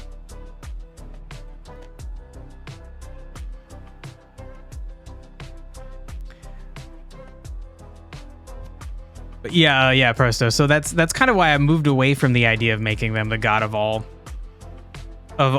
non-living matter. Because yeah, it's like everything. It's like fucking everything. I think maybe we could make them like the god of like inert cold matter or something. I don't know. It is hard to figure out this god's exact home. But they're gonna look fucking cool. So probably very colorful. Probably very colorful, weird. I don't know what you call this extra little, it's almost like a poncho, but it's not. It's just like a little tiny extra thing thrown over the top of their shirts. Probably something like that. And then if they ever need armor, they can just grow the armor out of ice. Oh, cool. A little like garment style thing. Oh, but I can't see it all. All right. Oh, yeah, okay, great. Draped, open sewn, slip on. I'd be a slip on guy. Closed sewn. Limb encasing. Oh, this person's like whole body is, they're just like fully suited up. Okay, no, that's too much. The slip on thing looks by far the most ornate. Okay, so I don't know, do we give them like a crazy headdress? Let's look at some Slavic clothing. Maybe Aztec clothing is so ornamental. You're here once again. Welcome back, Water. Like, I don't want to be rude, but like Aztec clothing is so like crazy cool and colorful, and then like Slavic clothing is like, it's interesting. It's just not as like boisterous. Like this, the patterns on this are really cool. They're so subtle though.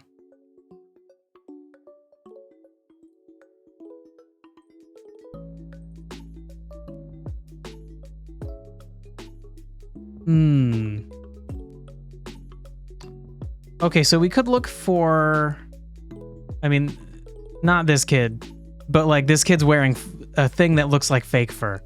We could look for like some traditional fur outfits for Slavic people. And so then kind of fuse like the boisterous look of... You won't take... There we go. There we go. No, you went too far back. You went too far back now. Don't do that. We could fuse the boisterous, colorful look of Aztec stuff, including some kind of little like headgear thing. Maybe not. This is a little bit. That's a little much. That's a little extreme. We could fuse that concept with some kind of like Slavic coat. Some kind of like Slavic winter coat. Oh, Dirk's back as well. My God. Okay, well, welcome back, Dirk, as well.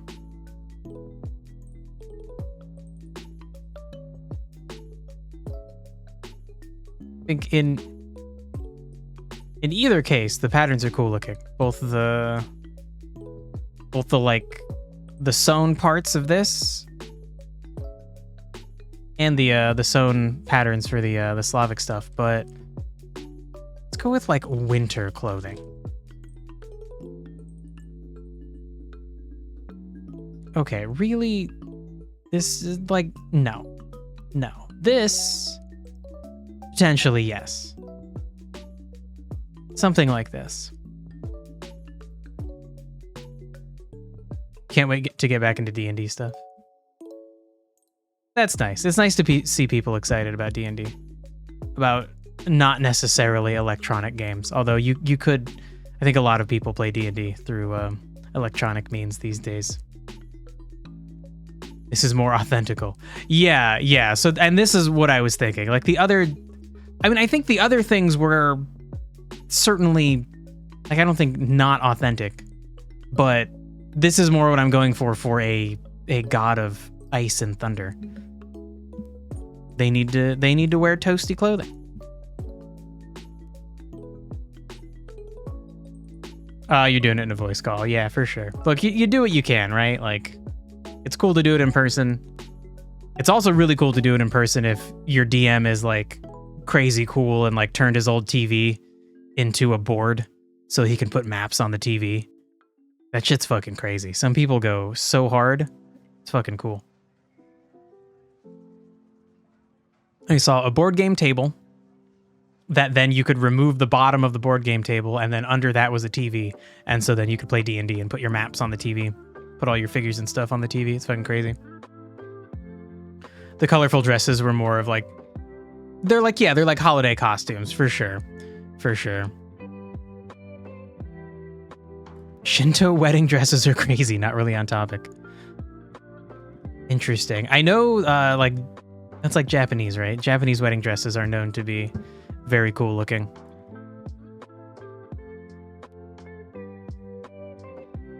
Okay, so we'll say like maybe not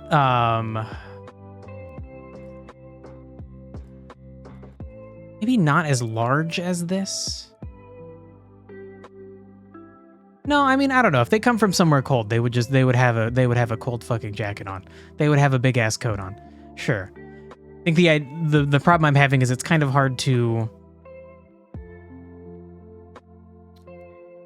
like marry the ideas of like having armor, which I think even if they, like, I think they would have light armor on, and then if they needed heavier armor, they could just make ice into armor just for a cool visual effect. But then, so trying to turn this into like light armor is interesting. So, like Slavic fur,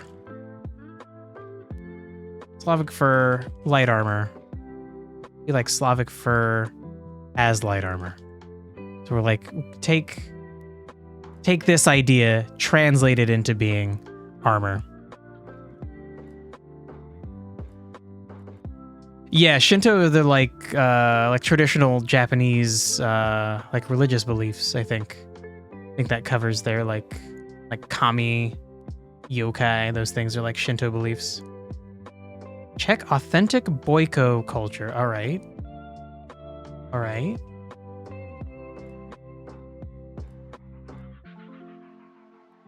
Did a little off-screen Google search to make sure there's nothing crazy.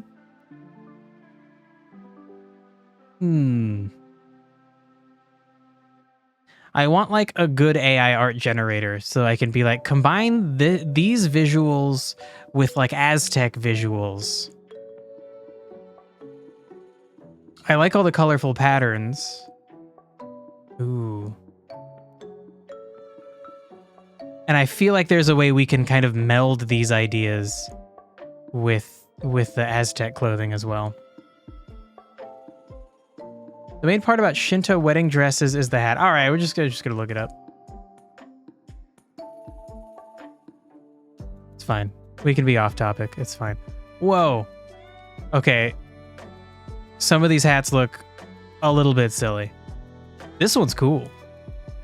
It's like a boat. This lady's hat is a boat. I'm not so into the one that just looks like an egg. It's not.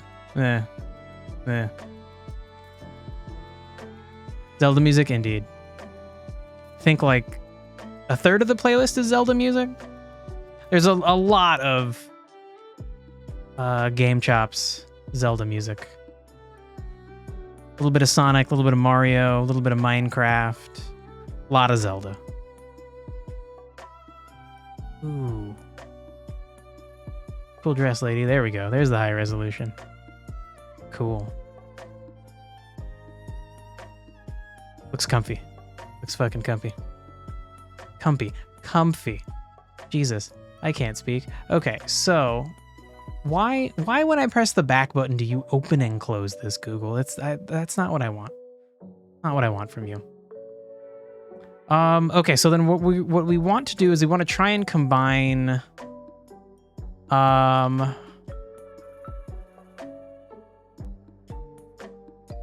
Slavic and Aztec like colorful patterns.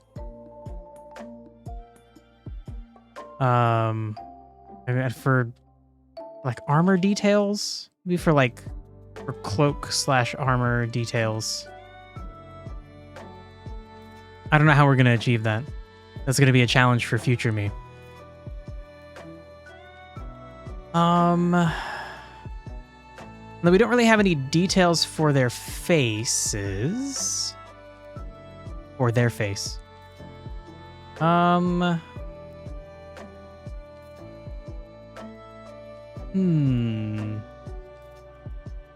we could like grab a few.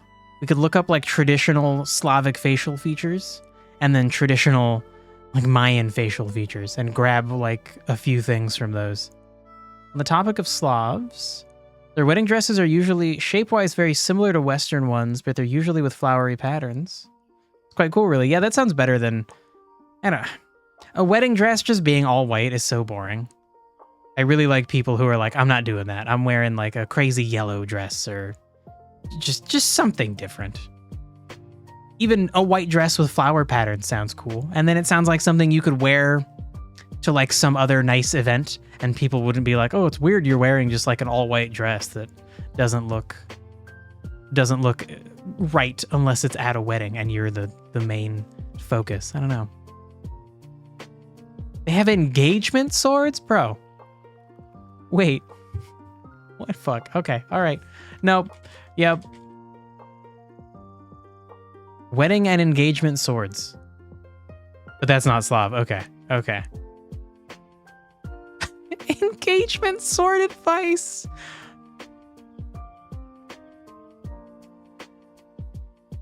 Huh. I would love to present it to him the same day he proposes. Dude, that's cool. Perfect symbolism for building a home and a family to protect together. That's very cute. Oh my god. What a weird thing. Nordic, maybe. Yeah, let's see where this tradition comes from.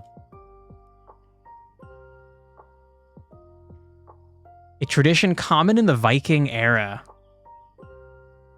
Cool. What a cool thing. A sword ceremony. Cool, man. Fun. Okay, so let's look for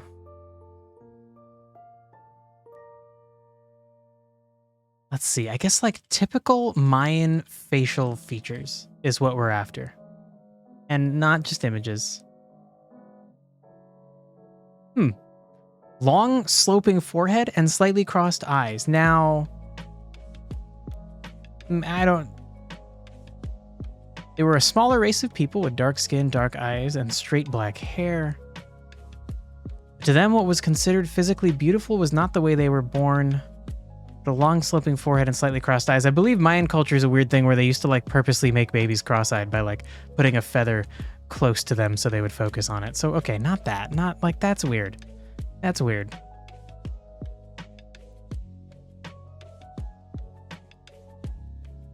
The main tip for the sword ceremony is not to cross the flows.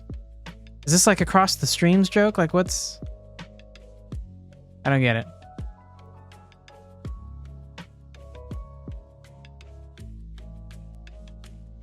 Okay, the Google answer has been copied for a Quora answer. I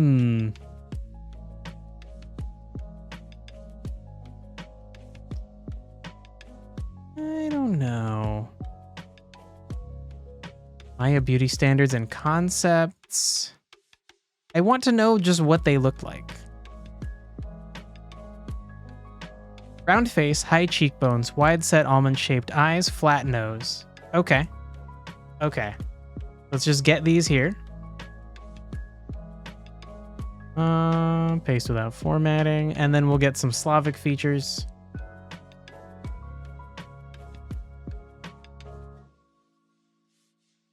What makes someone look Slavic? Yeah, yeah. Slavs are basically Europeans, 100%. Light-skinned, blonde hair or brown hair, high cheekbones. Google said so. Okay, so if we get... I like the idea that anything that matches between these two, we just absolutely take, like potentially high cheekbones.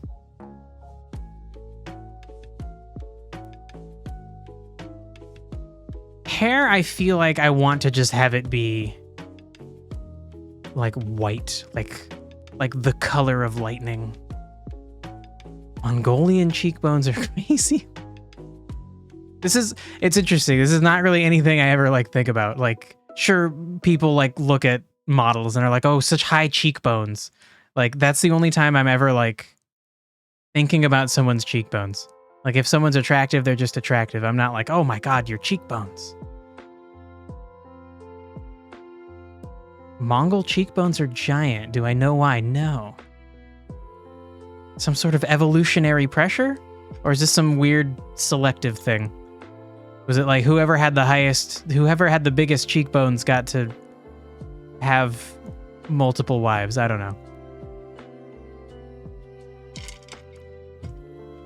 It's weird when you realize, like, especially in the bird species, there's a bunch of birds that's just like, oh, why does a peacock look like that? Well, just because lady peacocks, peahens, decided like that's what they care about. So now male peacocks are just like crazy ornamentally beautiful. Because it blocks the wind and protects their nose, so they get sick less often. Huh. There could be something to that. It's interesting that a lot of those assertions are just like, it's like a puzzle. You're trying to like piece together why it would be valuable. Like you know the end point is like, yes, it was valuable, because they wouldn't all start looking that way if it didn't have some slight value to it, either evolutionary or, like I said, like mate selection. For some reason, it's important.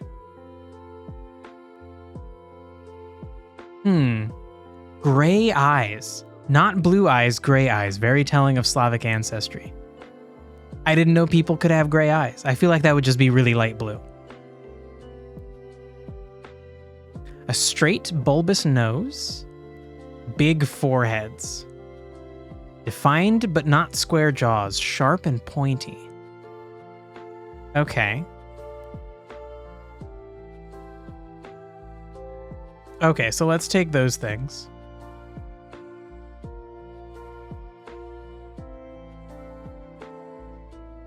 Straight bulbous nose, big foreheads with a V or an M-shaped hairline. That's an M? Is that like a double widow's peak? Is that like the weird thing I've got going on?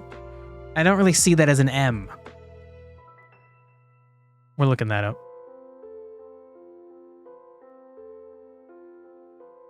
On the topic of mate selection, there are crabs who are basically not capable of living due to their one claw getting even bigger, and it's hindering them. Yeah.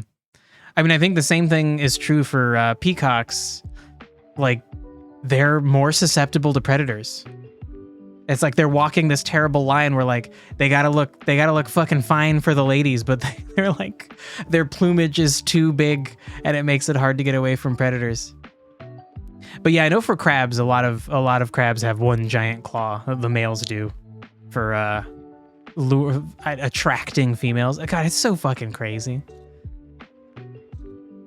Oh, okay, yeah, I guess I see how that's an M.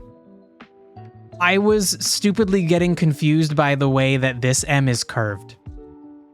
And like, this is clearly a very not curved M. Okay, so it is a double widow's peak. It's just like a very specific, it's like a pointy one. Cool, okay. That's interesting, yeah, we could definitely do that. That's kind of a cool hairline. I feel like a really long hair the color of lightning pulled back into like a ponytail or something. Or like a top knot, I don't know. Something like that would really accentuate that shape. Okay, big forehead. V/M shaped hairline. Defined jaw. But not square. Slightly sharp. Pointy looking. Okay, so how about defined? No, I mean sharp. Sharp does tell you pointy looking. Defined jaw, slightly sharp. Okay.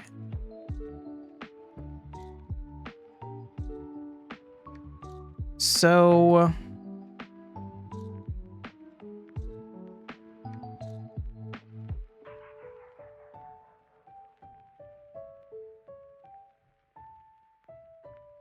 interesting. Do they not mention cheekbones at all? I thought. Ooh, there we go. High cheekbones, slightly slanted eyes. So eyes, we can't do both. Aztecs have like rounded almond eyes, and then Slavs seem to have like straight or slightly slanted eyes, but high cheekbones.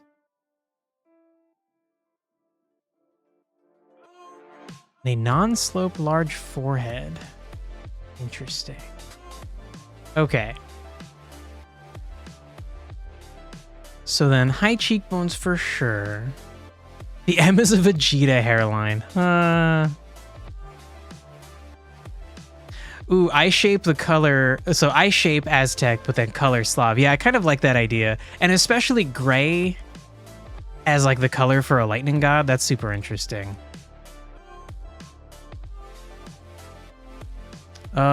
So we would have to choose between a round face or an angular face.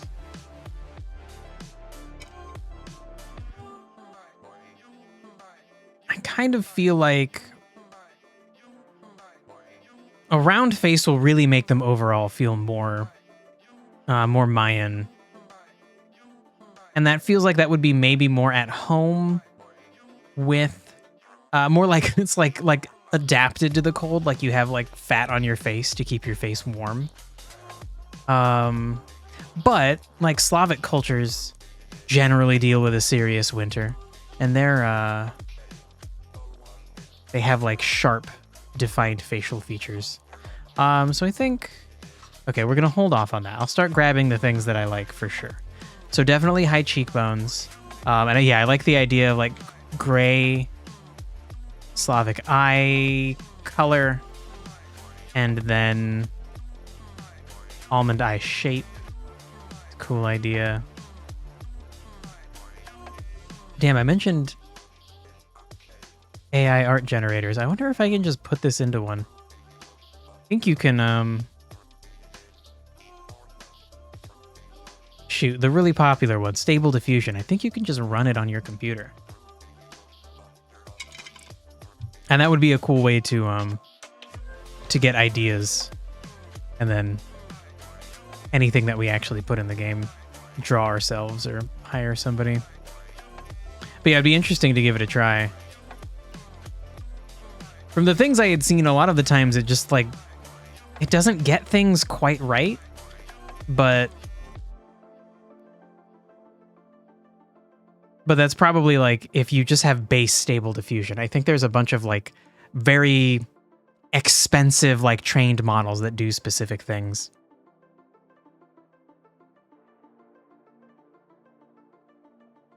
You should know tags 5.0 generate what you want. You should know tags to generate what you want. Yeah. I've looked into that kind of stuff. It's like you just describe the thing, and then I think you also describe what you don't want.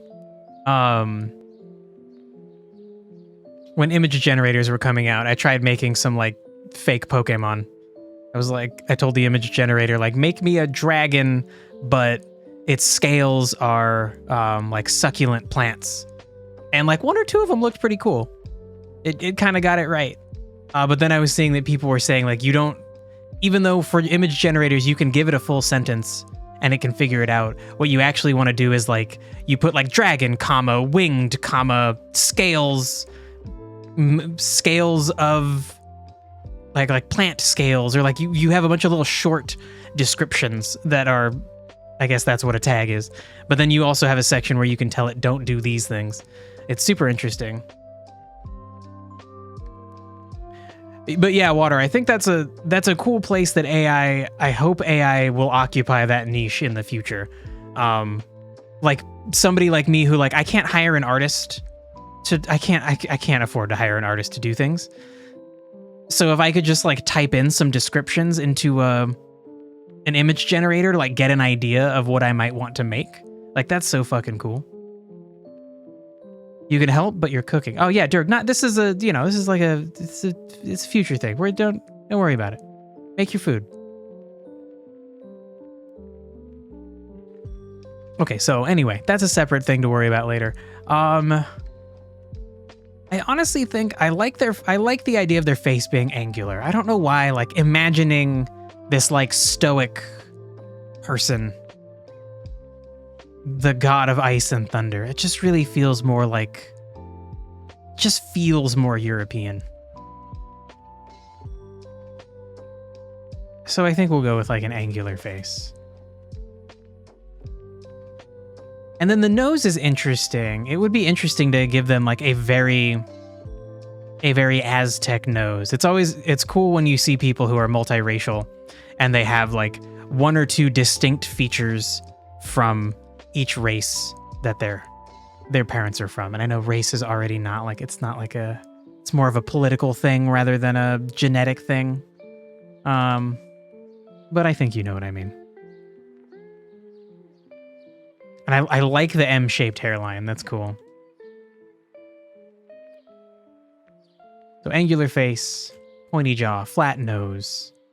It's like large flat nose.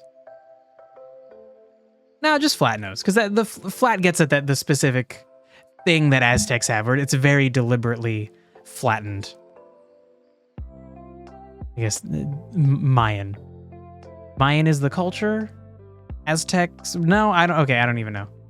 I don't know if you'd say you have Mayan heritage or Aztec heritage. Fuck. Being politically correct is an impossible task. Makes sense that it feels more European than Central American. Yeah. It is interesting that even like Central American culture, which is like, it's hot as fuck there. Like they still have an ice god. They still have a lightning god, sure, but I feel like ice and lightning gods just feel way more like European as a thing. But yeah, it's weird.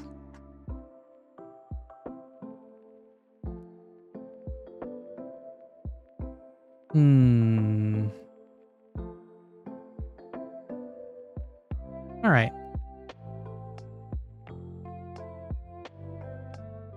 Okay, so I think these are good for physical characteristics. I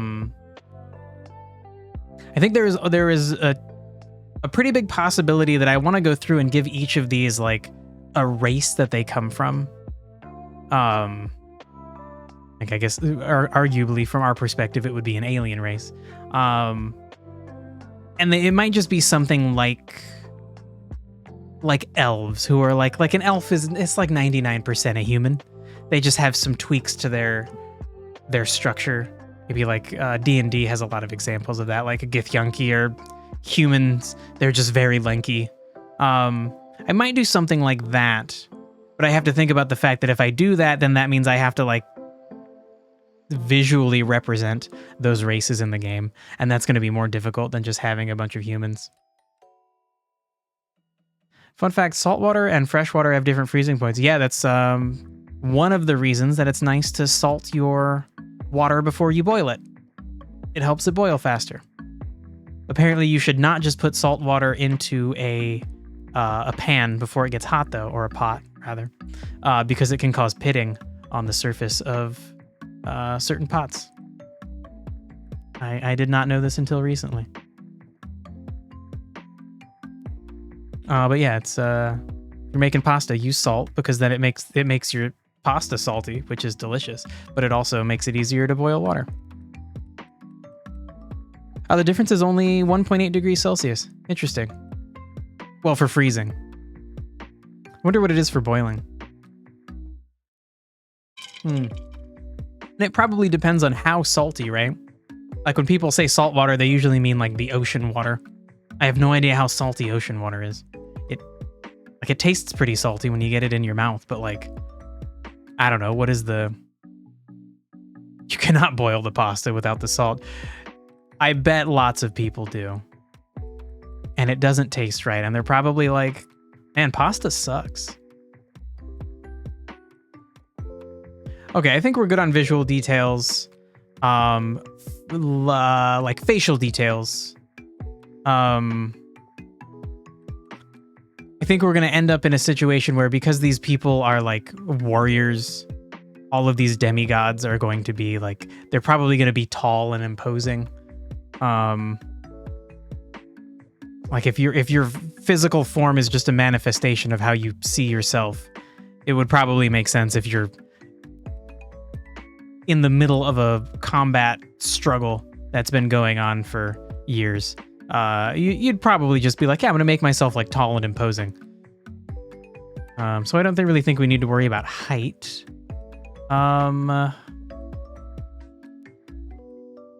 Let's see, did I actually mention that I want them to have long gray hair? Now I have. Some other aspects about how they'll look. We know they'll have like ornate armor, like furry armor. We're going to combine Aztec and Slavic color patterns, but maybe some kinds of accessories that would exemplify them as like an ice or a thunder god. Could be interesting. Holy shit, if you put as much salt as possible in water, it freezes at negative 21.1. Holy shit.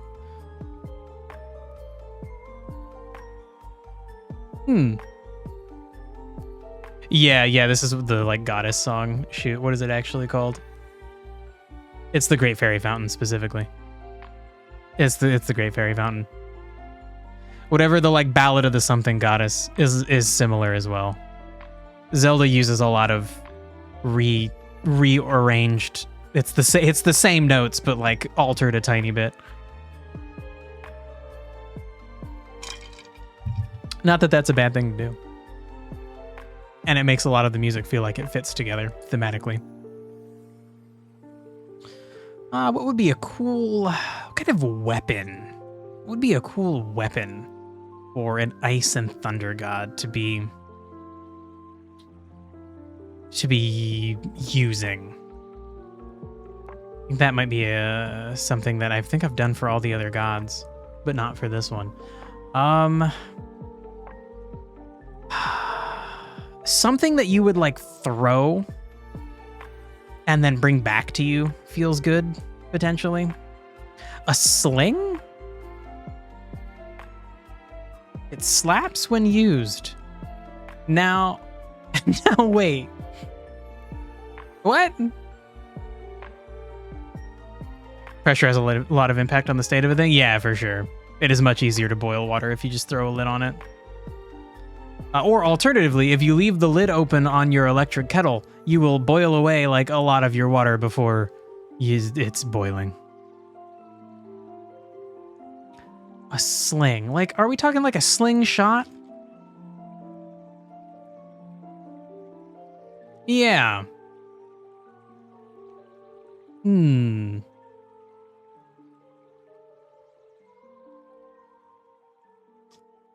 Okay, that's a cool idea for a ranged weapon, but then we would still need something like close combat. I was thinking like something like they have a scythe that they throw that then wherever it hits, like lightning strikes or something. Sling's a cool weapon. We should look at like let's look at Aztec weapons. Shit, honestly, now I'm remembering. We talked about the obsidian blade.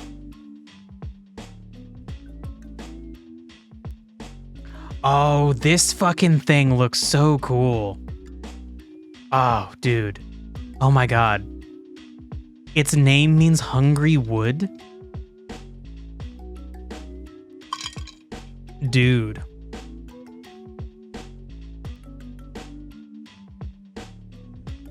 Water in space boils at a very different temperature than on Earth. God, I can't even imagine trying to set that up as an experiment. Seems like a bad idea.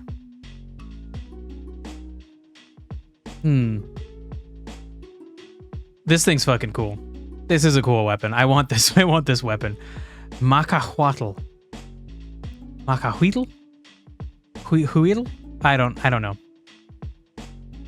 Take me to your page. Oh.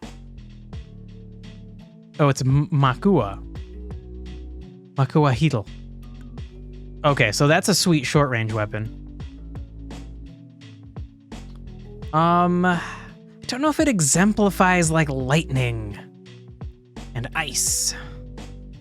All right, so maybe not. What does he got?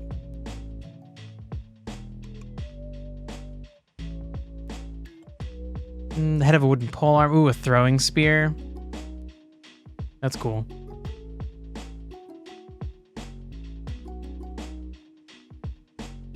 Bow and arrow. Sure.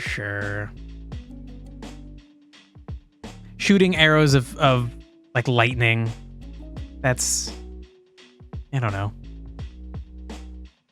That's a trope for a reason. That's very cool. Damn. Okay, that thing was really cool. Do I still have it copied? I do. All right. Dang. That thing's fucking cool. We might just go with that.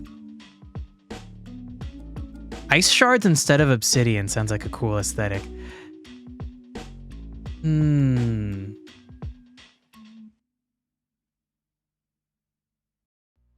Yeah, so maybe I feel like maybe we have, I mean, there's many forms of ice, right?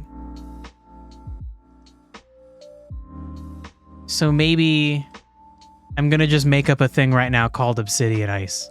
It's ice, but it is like as hard as obsidian. Or it makes a nice blade.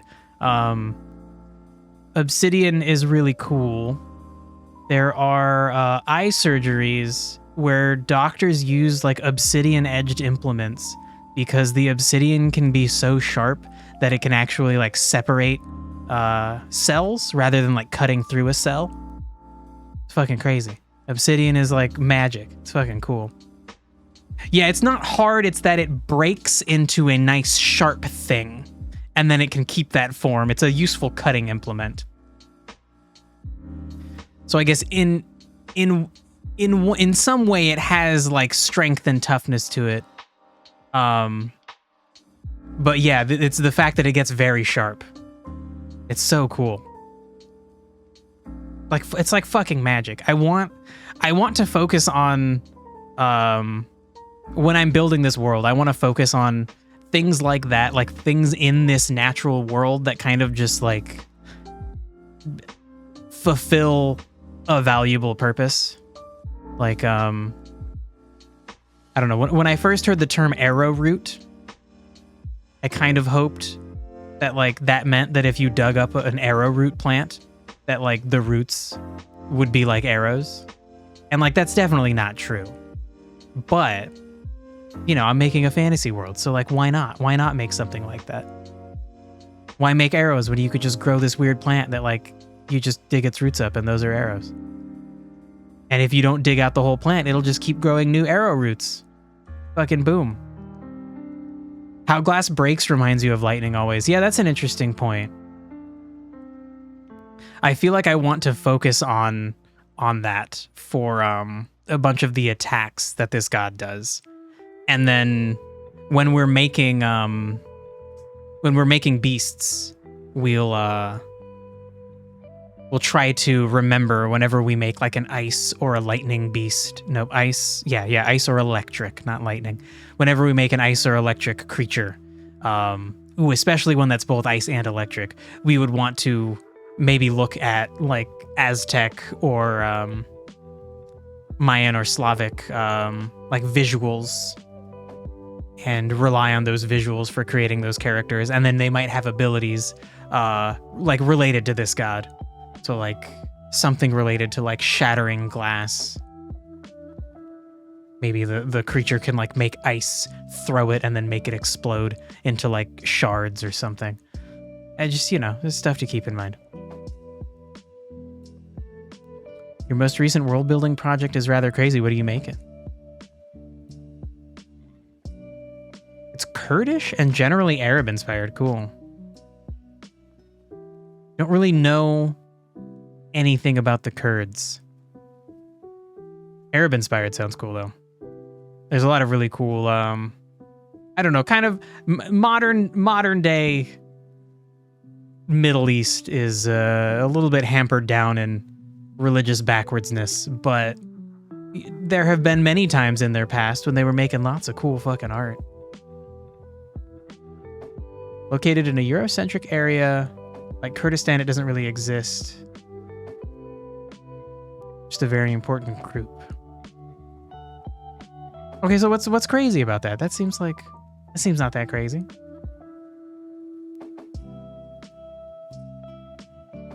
Kurdistan hasn't existed for a long while. Yeah, like I said, I don't know anything about the Kurds. I also know very little about history or geography in general, so, you know, it's all so interesting to me and cool, like, but I just don't fucking retain the information. I retain all the like cool, like I know what Aztecs look like, I know all of the cool visual imagery and stuff, but then like I don't know anything valuable about their history or like when anything important happened. Brutal. Basically, Arab within Europe. Sprinkles of your own personal aesthetics. Also, they worship Corvid gods. Ooh, okay, that's cool. Like, they're like ravens and shit, right? Is that, yeah. Stout-billed passerine birds in the family Corvidae. Corvida? I don't know. Cool. I like a good bird god. Birds are fucking cool. Okay, we still need cool weapons for this guy.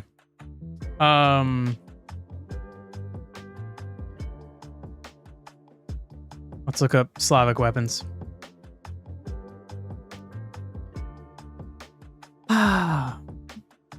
Okay, so maybe like axes. I feel like when you think about colder regions, like everybody's got an axe because they're like chopping firewood. So like maybe this god throws axes. So an axe like charged with lightning energy sounds pretty cool.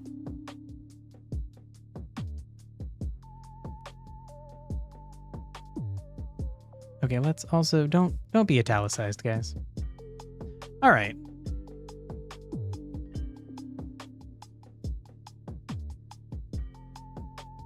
Anything else like really unique?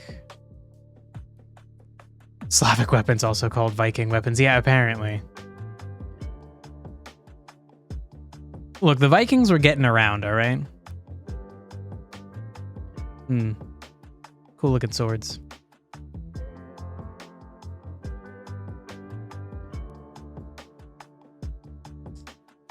Resolution of this image leaves much to be desired. Yeah, potentially some kind of blunt weapon could be cool. Like they could freeze you in a block of ice and then like smack you with the blunt weapon and just like shatter you. I feel like maybe you could achieve the same visual result with like you slam your axe into the frozen enemy and blast them with lightning and cause an explosion.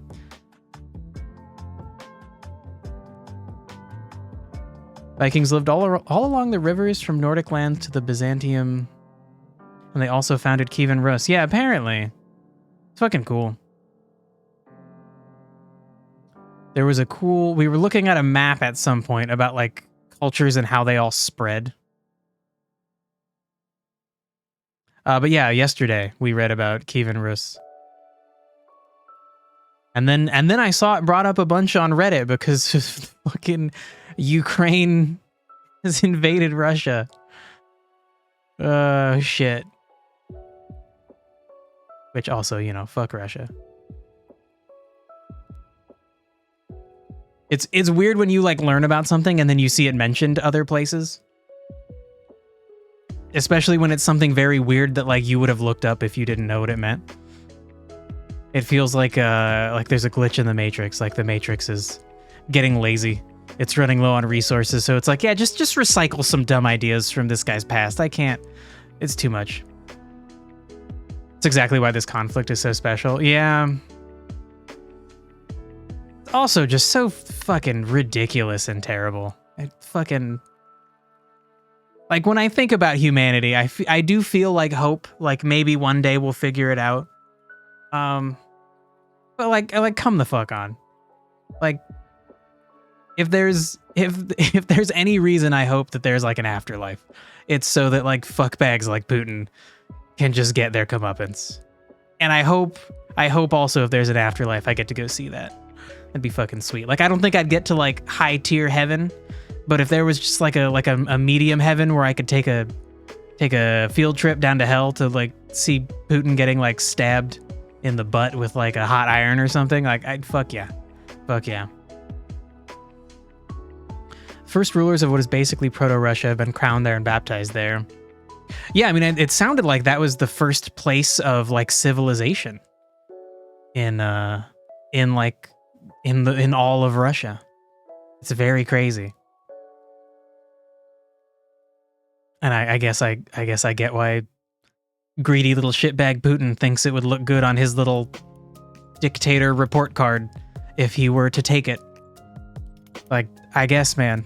I guess. Or you could just be a cool neighbor. Be a cool neighbor, not be a piece of shit. We could, like, build stuff together, but... Depends on what you define as civilization. Yeah, I guess just, like major trade going on. At least that's what it sounded like. Maybe it was the first of something more specific. I don't know. Okay, we need the subtle effects of this god's presence. So, we'll look at things mostly about domain. Kind of too zoomed out. You know what? Here, let's just... Oop, just go up here. And then we can zoom in. Okay, so... what do we want to focus on? Definitely beneficial things. And I think something that we've done before with previous gods is that they balance their element. So if they're the god of ice, it's not like when they show up to a town like, oh shit, it's just like snowing and everything sucks and like get this guy out of here. It's like things are more balanced. A crazy storm would be calmed by this person. If there was a serious need of a winter storm, they might bring it. I think in general, humans want winter storms calmed.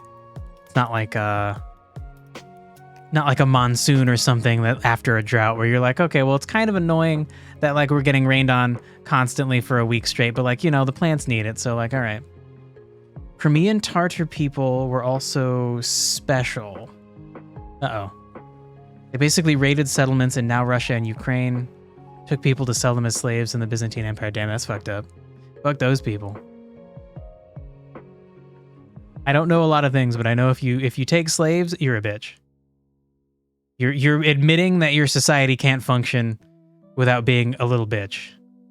And so you're being a little bitch. And you shouldn't do that. You should not do that.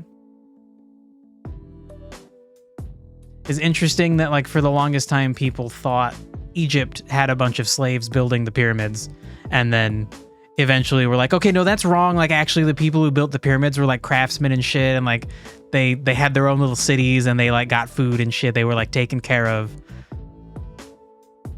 because they were doing a special thing. And like that, you know, that seems more like it. That's how we should do things. Their flag is cool though.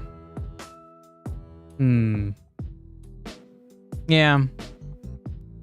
You know, some assholes know what looks cool.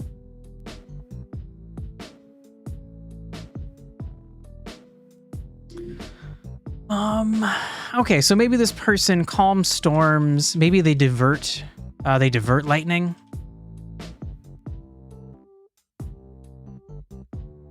And this could also be that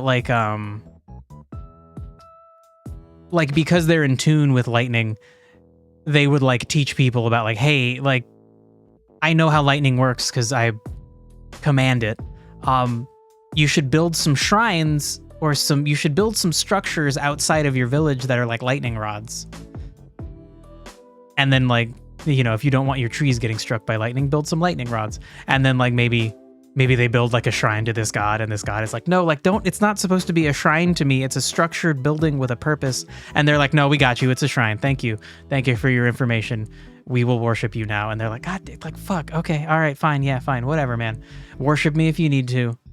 Just get tall pole with metal. Thank you. Okay. Yeah, great.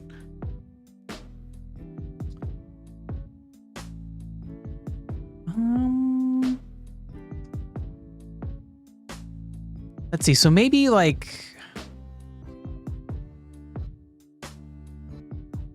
they're like a god of like temperate winter, like that sweet winter experience. Oh, autumn mods held a message. One moment. That sweet kind of winter where it's like the sun's out and it's like warm, but there's still snow around, so it's like cool. They sure had some slaves. Yeah, for sure. A lot of the grunt work was for sure slaves. But the craftsmanship was not. Also, the ethnic group of Turks is crazy big. Yeah, that's fine.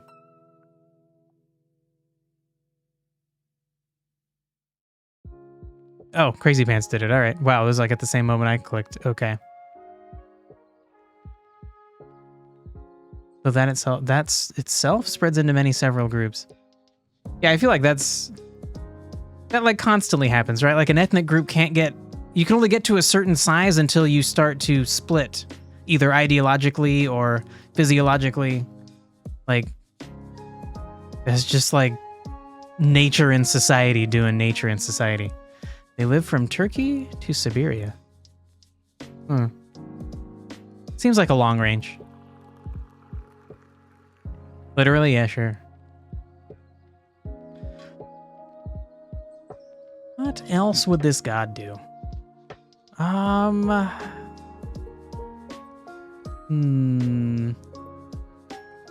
Okay, so we talked about them being in the domain of inspirational dreams.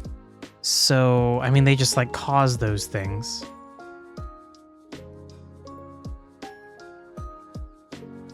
You might pray to this god if you're trying to figure out how to do something. You can't figure out the solution, the right solution to a conflict. Whether you're a scientist or a ruler. Ooh, yeah, like a ruler looking for a way to like solve some kind of conflict. Like, oh, I've got it. We cut the baby in half. Exactly. Came to me in a dream.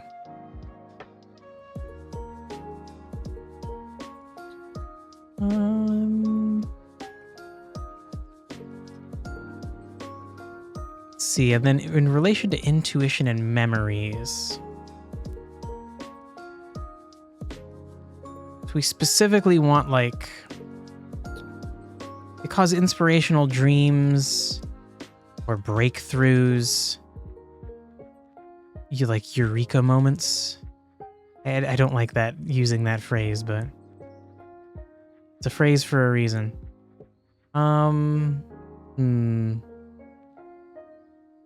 Ooh, premonitions. Yeah, sure. It's on the list. We're getting there. We're getting there.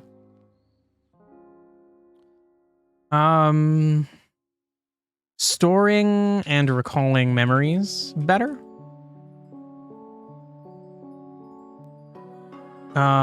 Storing goods. Storing / preserving goods. And then yeah, sure. Premonitions. So yeah, I feel like the domains are going to end up being very similar in some cases. Which actually, yeah, I feel like we should move them because it's like since they are the god of intuition and memory, then that results in people having premonitions.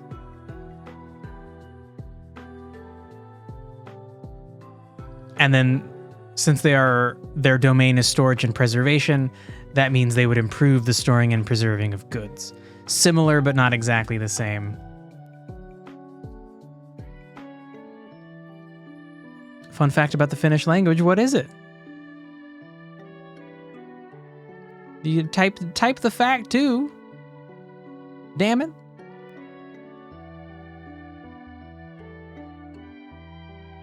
Okay, we have them as a keeper of monsters. So maybe they like ward off beasts or spirits.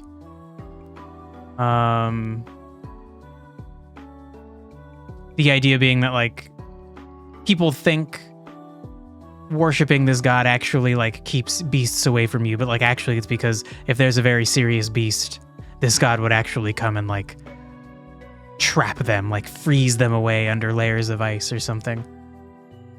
You had to fact check. Good call, good call. In Finnish, it's called Suomi.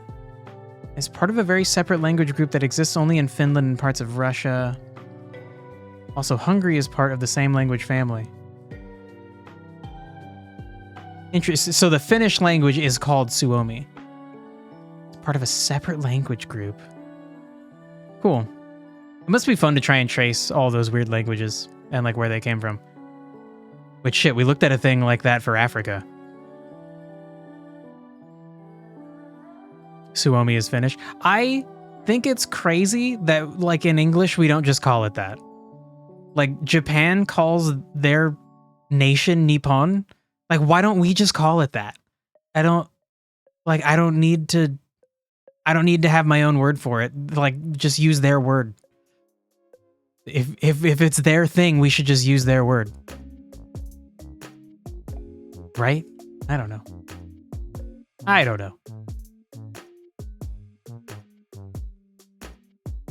Finno-Ugric is the family language. Maybe freezing powerful beasts is like collecting an army. Ooh. That is a cool idea. I mean, they keep them. So I guess it's like, they might not fully have command of them, but like, yeah, I guess they could release them somewhere.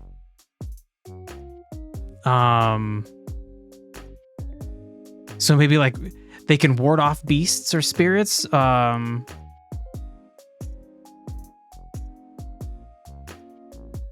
But ward off or release beasts/spirits.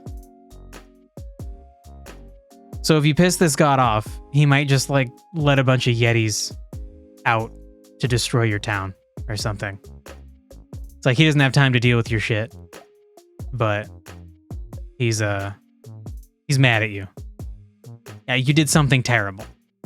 Like something absolutely terrible that he's like, nah, you guys all get to die. Like, I don't know, you like murdered a bunch of people that you shouldn't have or something. Something very serious.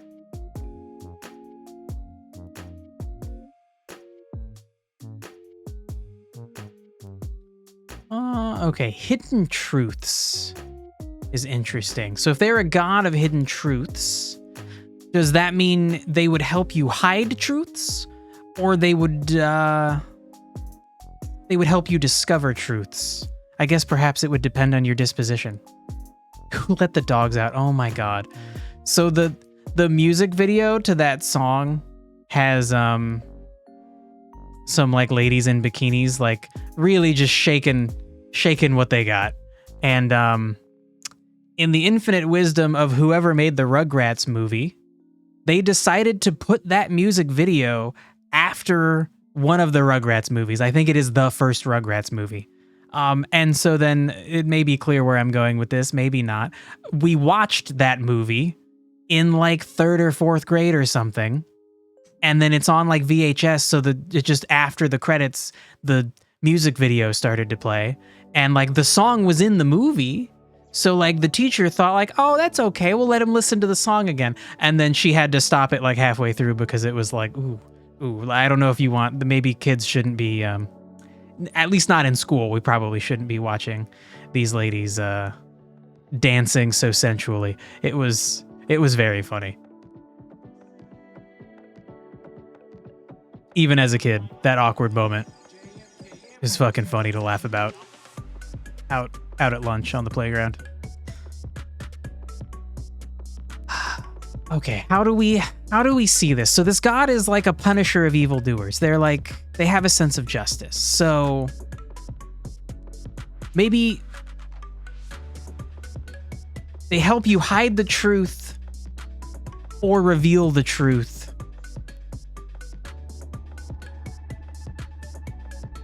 For the sake of justice. If you're trying to figure something out, if your reasons are good, they might help you. The reason we call Nippon Japan is because of how Chinese and Indonesia spelled or wrote Japan due to the name coming to us from trade routes. Huh. All right. 3rd grade me was like, haha butts. Yeah, it was more like haha boobs. And it was more like everybody was like, oh, boobs. It's like we're all at that age where we're like, okay, boobs are interesting, but why? I don't really get why. And then also, you know, like, okay, this is like, I'm old enough to know this is not appropriate. It was very weird to be like, why are we looking at boobs and butts? Why is this happening? Why is this in this movie? Why are we watching this? It was ridiculous. So anyway, back to the Japan thing. It certainly makes sense that we would call it something different, especially from the perspective of like the first way you interact with anything is like with another nation, hopefully is trading, not destroying them. But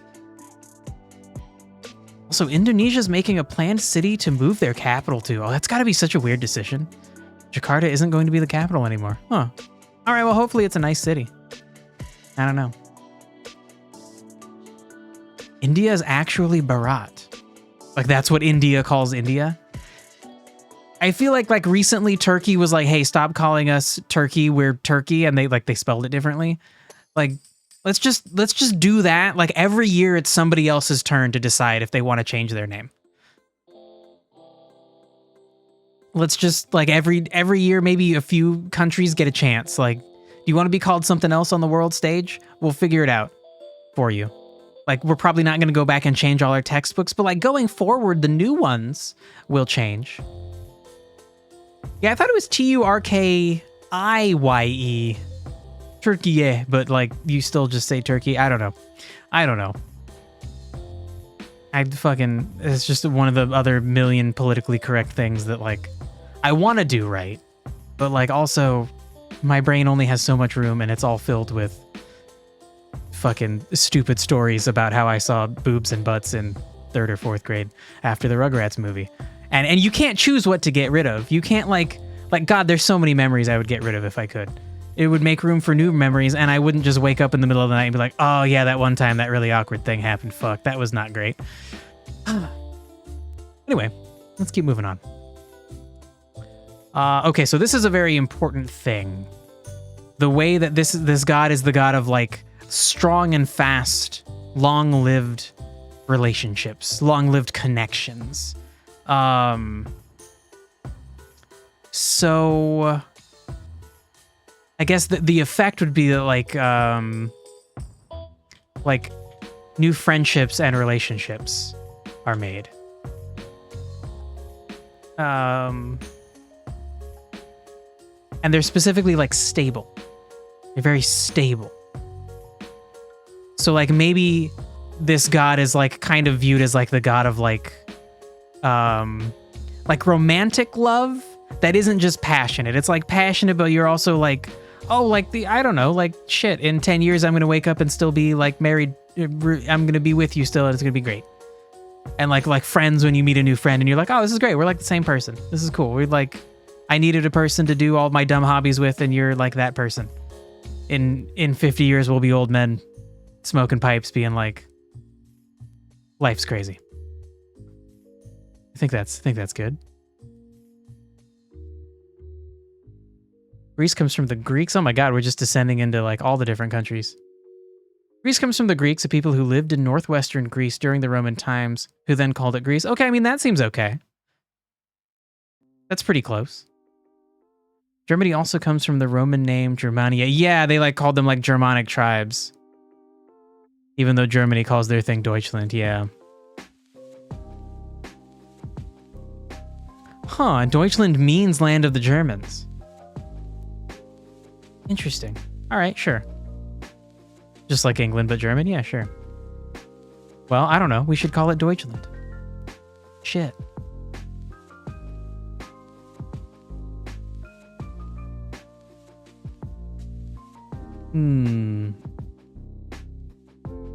Okay, a rapid inhibitor. So, I don't know if we necessarily need to have subtle effects of that, but maybe this god does some, I don't know, uses like paralyzing potions or spells and abilities, but I don't know if that necessarily means they have to have some kind of effect related to that. Their presence or their blessing imparts. I guess potentially like a combat blessing. That would be cool to have. Shoot, yeah, I had thought about that before. I think I even wrote it down, that like to think about giving each of the gods some kind of themed combat blessing that the player could choose to have. Maybe like you can choose to have one of them. You got to do some extra work to get them. And then I would try to build the gameplay around having certain situations where like, yeah, if you could have some extra chances to paralyze or freeze, this would be a great fight for that. And then you'd be like, shit, I should go get that blessing from that god. Okay, yeah, let's do that. Combat blessing, paralyze / freeze, more likely. Seems cool. It's cool.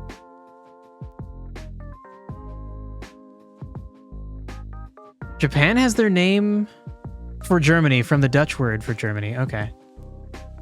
It's Deutsche. Cool. And for the Dutch, it's Deutschland. Cool. At least your interpretation. It's okay. It seems accurate. But if that kind of stuff is not always clear though, you know? Cold and ionized air might be useful for healing. Cold would be interesting because you could almost like, It's like you could make the air free of pathogens, potentially, if you could make the air cold enough. You could like kill everything or put it into like an inert a form where it's like hibernating. That's kind of cool. The Japanese and Dutch had a lot of connection. That's cool. I know Japan did some fucked up stuff, like China generally has an adversarial relationship with Japan because of their past, but it's nice to hear about maybe some non-bad connections that Japan had with the outside world. The Dutch were never chased out even during their period of hermit kingdom type stuff. Cool. I think people should respect isolationism. If you want to do things on your own, but you don't want to hurt anybody, you just stick to yourself. Like, you know, let's leave those people alone. That's a cool idea. Clearly that comes from my point of view as somebody who feels like people are just assholes to them. And I just like, just be nice or leave me alone, you know? It's not that hard. It takes no energy to just leave me alone. Be cool.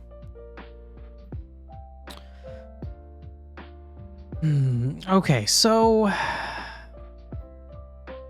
liked Durg's idea that cold and ionized air might be useful for healing.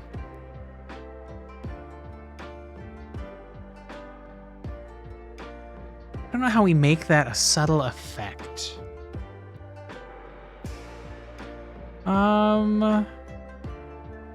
Maybe like clean, clear, cool air. This god's blessing can clean, clear, and cool the air. I was thinking clear, like taking a storm away, but that feels more like a wind god. I'm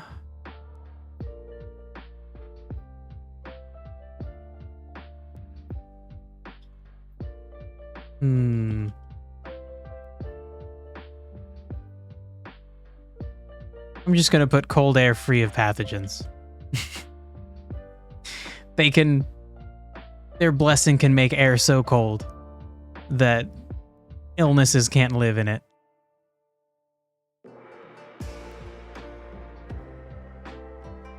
Yeah, all right. They mainly kept the Dutch around to purchase weapons from, to kill each other better.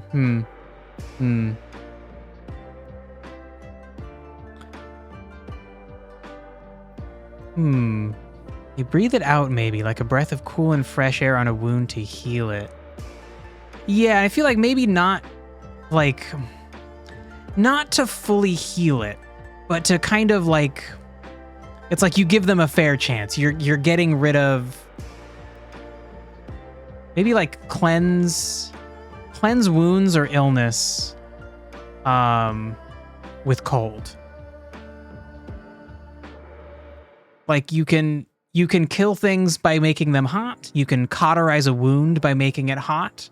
But maybe if you could apply cold the way that this god can, you could do the same thing with cold. You could stymie bacteria, put them into an inert state by making them cold, and you could also stop blood by essentially like freezing the surface of a wound until it could coagulate or something.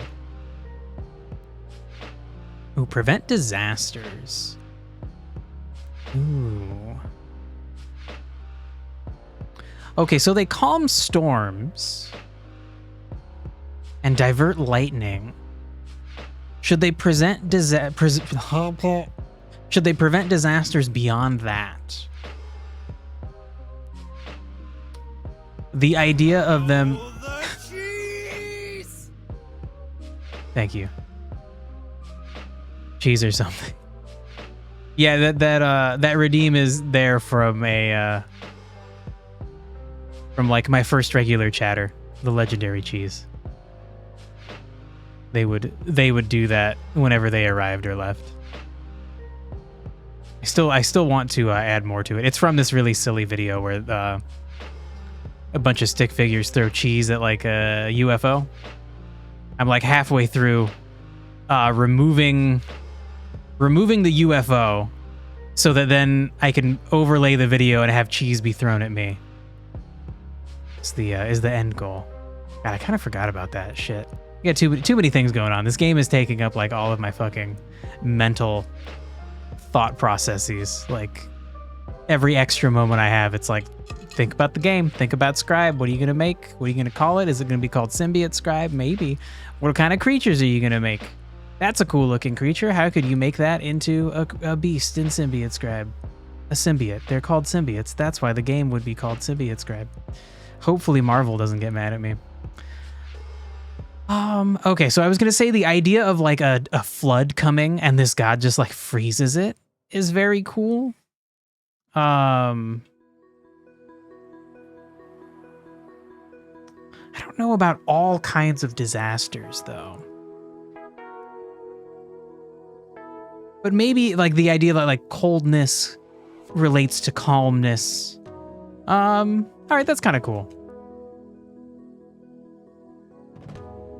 And then the electric aspect is like, it's like they have all of this energy within them and they regularly use it to like control and contain things. So like, honestly, I feel like they're like a god of containment. Let's do this. Oh, I can't tab. You can't tab in here. It's good I remembered. Okay. So they're a god of containment in many ways. They help you store goods. They store like evil beasts or dark spirits. They hide the truth. They prevent bacteria and disease. They contain your blood when you're bleeding. They keep the blood in, and then also now they prevent disasters too. What kind of game would it be? The game I'm developing is tactical combat, Pokemon-like game. I have wanted for a long time a Pokemon game with tactical combat. There is one, but it's not really what I want. It's called Pokemon Conquest. So the idea was like, well, I'll just do it myself. And so I feel like a tactical combat Pokemon-like game with a focus on like realism. I want to be able to see the creatures walking around doing stuff in the world. Pokemon Snap is really fun. It, I think, is one of the few times when you might actually feel like the Pokemon, the wildlife is like real. Like there's just shit going on. They're doing stuff. An SRPG. What is the S for? Oh, strategy RPG. Yeah, I feel like for strategy RPGs, that's usually like you're like a god viewing everything from above, right? There will certainly be strategy and there will be tactical turn-based combat, but I feel like it's more of just like a traditional RPG. You will be one of the characters, one of the units on the field will be you. You know, you're directly involved. Not really God-wise, really. Okay, so let me look up some examples of SRPGs. Oh shit, okay. Yeah, no. Yeah, okay. Then I guess so. Yeah. I mean, fucking Final Fantasy Tactics? Fuck yeah. Tactics Ogre. I want to play soon. I think regularly on lists of like the best tactical RPGs. Final Fantasy Tactics comes up, and so does Tactics Ogre, but I swear it's called like, yeah, it's in, you can see it in the picture, just barely. It's called like Let Us Cling Together. Is such a weird name. All right, so yeah, that. It's very much you're a character on the field. All right, okay, I misunderstood. And it's, you know, too many incorrect notions for me to correct them all. Just a pile of inaccuracies. Misunderstandings. Now maybe one less, hopefully. So yeah, that kind of game, for sure. I want to take Pokemon, make it a more believable world. Make it clearly this world is more grounded in fantasy, but What in the God's name is FF? Holy shit! Wait, I don't know if you're joking, but Final Fantasy Tactics is like, I think maybe like the beginning of people calling tactical combat. Shit, a very good game, very fucking good game. I rented it as a child and was so confused about how to play it, but it was very cool. There was a lot of games as a kid. You really don't know about it, Dab. You should absolutely check it out. There's multiple like remakes of it. Even just like watching a video about what it is, why it's so important. Shit. It's the earliest game I remember with like jobs, where characters have like jobs that you could switch around. Very influential for sure. Fuck, I just want to go play it. Oh shit. I feel like eventually I'm not going to care about new games except for things like big like Elden Ring. And eventually it's just going to be like, yeah, I would rather replay Elden Ring than play any new Souls-like game until Elden Ring 2 comes out or some game that it wins Game of the Year. It's difficult. It's also an SRPG. Yeah, for sure. It came up on the list. And it's definitely one of the games I think about as like an inspiration for this. You're very much a fan of a specific form of SRPG. All right. What is it? Hit me with it.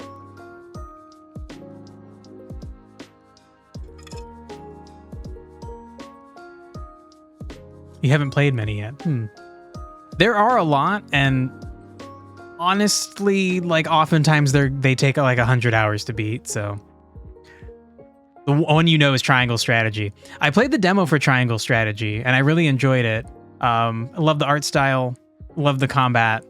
The story was too much. I got that they were going for a certain kind of shtick, and I feel like they nailed it, but it was like a little bit too much for me. But I think I would enjoy if I played the whole game. I saw multiple people commenting that the story, it feels much better throughout the whole game. It feels less of this like overly dramatic, contrived situation where the voice acting is like a bunch of like old English that just it felt strange. The demo felt strange. Cool game though. I think the company that made it has made some other SRPGs. I can't remember who it is. Who the fuck? Who made you? Developed by Square Enix and Art Dink. Weird. Who knows how big of an influence Square Enix had into it, but okay, obviously they made Final Fantasy Tactics. Well, Square did. I'm pretty sure they were just Square at that point. Squaresoft? Shit. Check out Swords of Convaleria. It's a mobile game, pretty similar, pretty great, and it's free. Ooh, okay, the free thing honestly makes me worried. I do like tactical combat. And I do need a new game on my phone. I've exhausted like all the good card game, all the deck builders I can find. All right, shit. Back on topic. We gotta finish this guide today. We got 40 minutes. Oh, at minimum. No, I was gonna go over today because I was both late getting here and we ended early. Okay, so no, we got time. We got time to chit chat about nonsense and fun other things. It's fine. Microtransactions. Microtransaction really isn't problematic. Now, do you mean in general or you just mean for the game? Hopefully you just mean for the game. Because certain games, absolutely, they're problematic. I'm assuming you just mean for the game. Okay, so this god prevents disasters.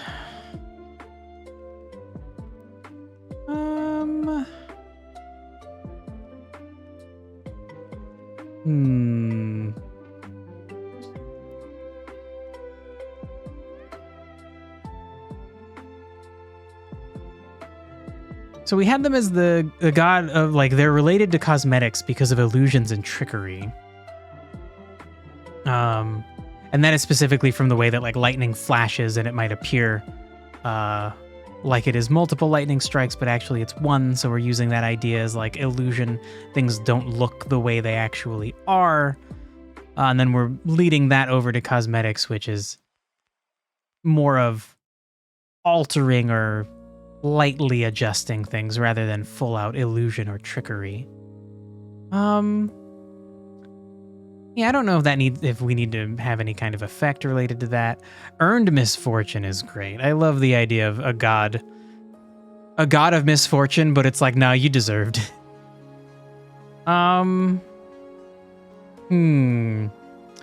the subtle effect from that could be that like bad luck comes like their influence makes you have to like pay the piper. Like bad luck comes to fruition. You're ooh.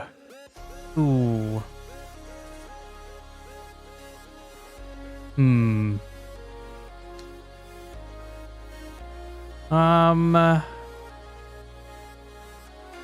feel like you sow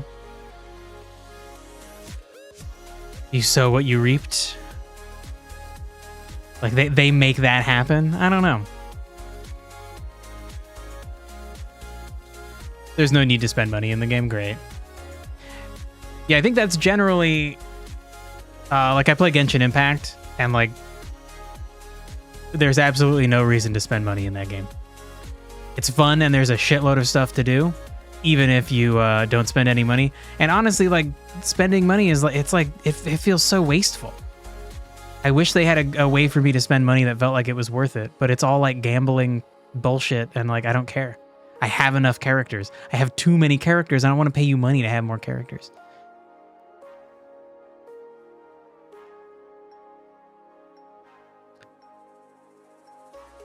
We'll go read a light novel. Knights and Magic is a great world. Anime, although it sadly is only one season, is also great. It's just called Knights and Magic. Huh. I do like anime. That sucks it only has one season. Well, Water, if you meant you're actually going to read a light novel, then have a good time. The ampersand is important. It makes it easier to find. All right. I just highlighted what you said and Google searched it, so hopefully it comes up. Ooh. Debts or risks? Okay, how about maybe like Caller of Debts? Reap what you sow. So when the consequences of your actions come around, oftentimes it is influenced by this god. All right. Not always, just often. Okay, so Protector of the Sun, I think, is interesting. They could be like a god of like clouds, that not only do they protect the sun, but they protect you from the sun. I don't know. You take your leave now? All right, dude. Have a nice day. Have a nice weekend if you're not around tomorrow. Thanks for hanging out. Thanks for following.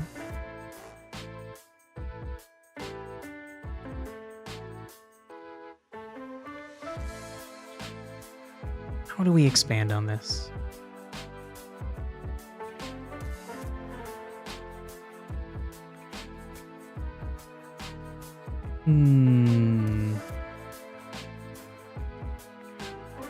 Okay. Their subtle influence causes clouds on a hot day. When you expect a day to be really fucking hot, but then like it's cloudy and nice, it's like they're an intermediary of the sun. They're a protector of the sun, and they protect you from the sun.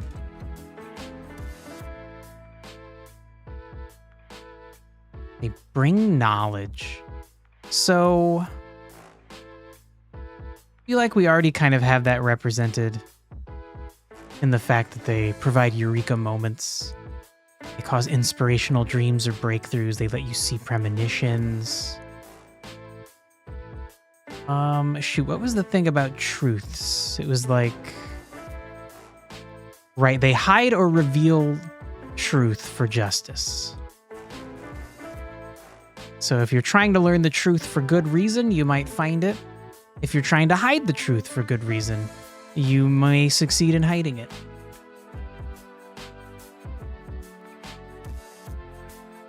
Okay. The god of twins. I suppose that could be a thing that their influence causes. Twins are more likely to be born.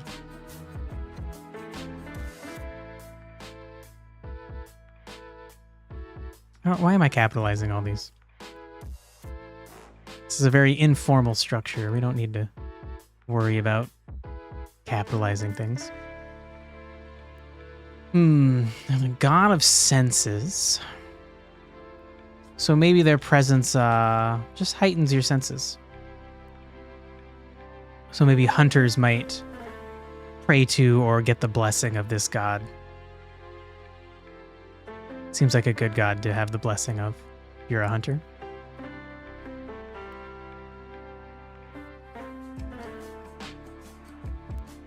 And I do, Durg and I had talked about making them a twin. And I kind of like the idea of them being the god of twins because they had a twin that they lost. And so then they're like, their subtle yearning for that other part of them, that other thing in the world that was like them, is subconsciously expressed in the fact that if they're around, their influence makes twins more likely to be born. I think that's a cool idea. They're also the god of history and forgotten knowledge. Now I feel like that just goes back to hiding or revealing truth for maybe not justice, but just purposes. Or you know what, just for good. For good. That's, I think, the vaguest way. The moon is the body or the tomb of their twin. Oh, that could be cool. So because these gods built the planet, they built Nair from pieces of other lost planets. That would be kind of an easy thing to do. And what I was kind of thinking is potentially in future games, the player could travel to other moons around this planet, and then maybe, if the scale of the game grows even more, other planets in the system. But that's a cool idea. Let's note that. Not in visual description. I don't really have a spot for like facts about their lives. It's like that's kind of what we would be getting into later. So let's go with like history / facts. Have a deceased twin. That twin is entombed on a moon.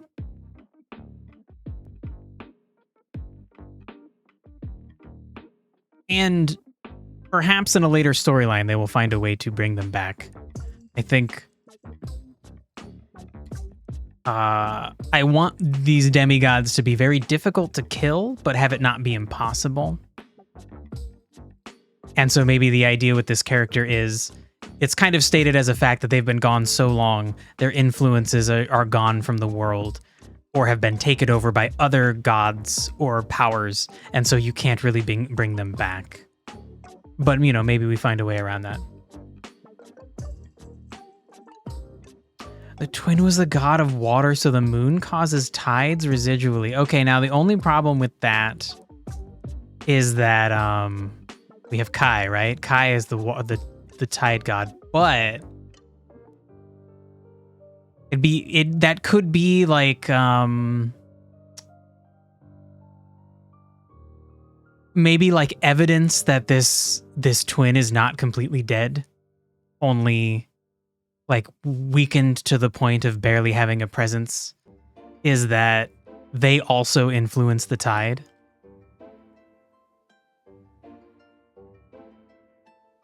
And so then maybe at some point, like, Kai mentions this, that like I'm not the only god of the tide on this planet. And then maybe that makes whatever this god's name is, it makes this god think like, huh, maybe like my brother or sister's influence is still around, and perhaps that is a thread I could pull to bring them back. Maybe. It could be a fun plotline. I like the idea of presenting plotlines like that as kind of like a mystery that other characters are working on. Like the player has their own mysteries and problems that they're solving, a very central conflict. But then at the end of the game, if you're on a high difficulty, the climax comes to a very high point and you need all the allies you can get, and maybe you get bonus allies if you've helped with some side quests, one of them being like this god bringing their sibling back to life. And so then if you check in with this god over time, they let you know like what they've been doing, what they've been trying to figure out, perhaps some of the things that they're studying and learning about how magic works here helps you understand how magic works in general. So it's like you get tidbits about how the world works from the investigation that this other character is doing. And then maybe the quest chain is you kind of helping them with information. Like they're like, I think this works this way, but I need your help to figure it out, kind of a thing. That's a cool idea for a side quest. Okay, so then we need to go back up to effects. My God, we have so many. Honestly, this is that thing where each new god we're building is getting more and more specific. Okay, so let's kind of move through these things quickly. So history and knowledge we kind of already covered. Having them be the god of the dead. I don't know if we need to. Sorry, guide of the dead. I don't know if we need to do that.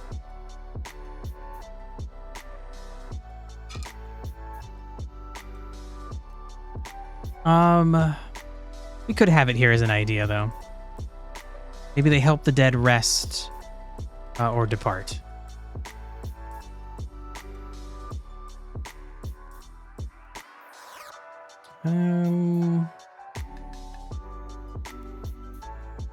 Okay, now they're a patron of games. Right, this is a long one. They have established rules, but involve quick thinking and action. I don't know if there needs to be any effects related to that. Does this god being around just make you want to play games?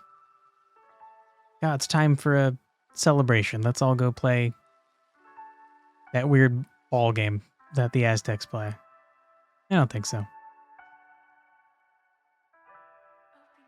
Also, we are deciding they are the god of obsidian ice, which is a special form of ice that is like obsidian. So maybe an effect is that ice freezes differently. So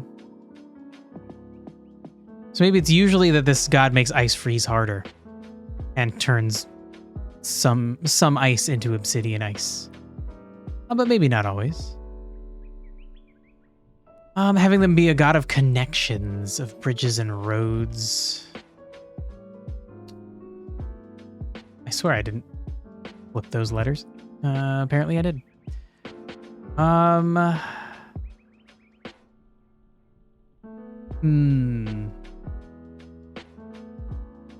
So then maybe they help travelers find their way on land. They help travelers navigate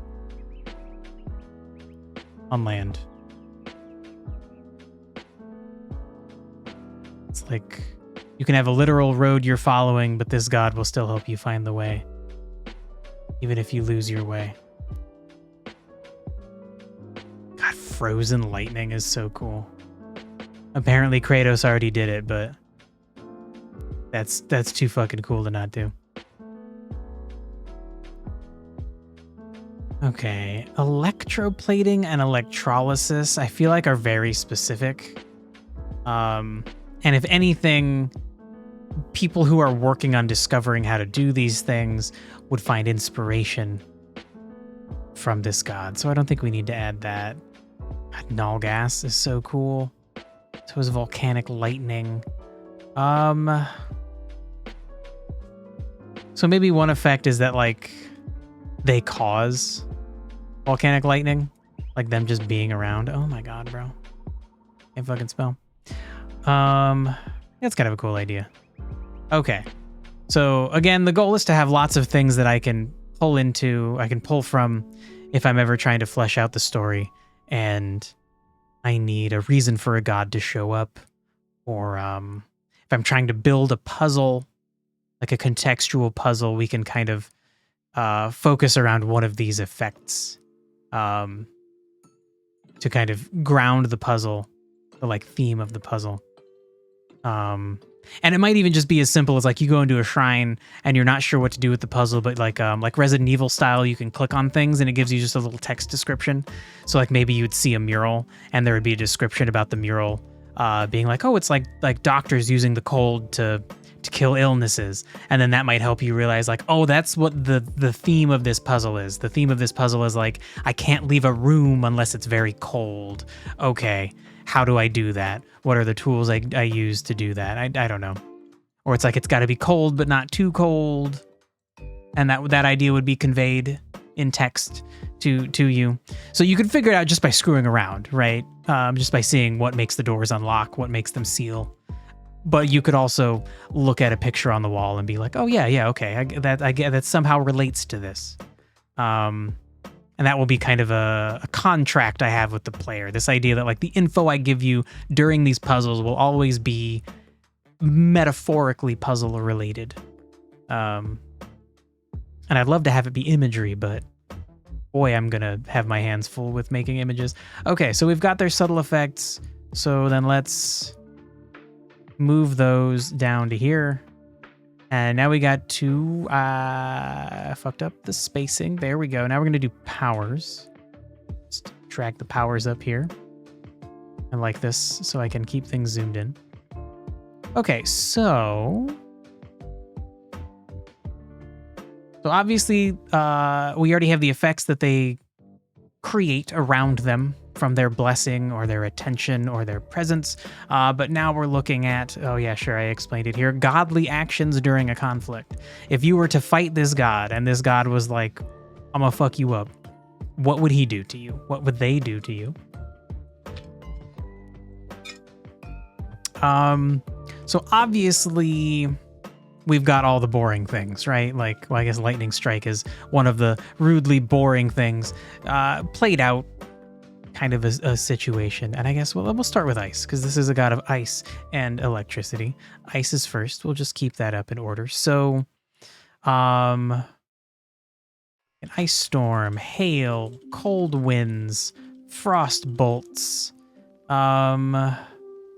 just snow in general. They might make it snow. We could do, we could maybe borrow an idea from Pokemon where you can affect the weather of an area to change modifiers, boost attacks, change movement, just affect the world. They can be overwritten by other weather modifiers. An avalanche, that's a powerful ice snow kind of thing. Like ice spikes or daggers.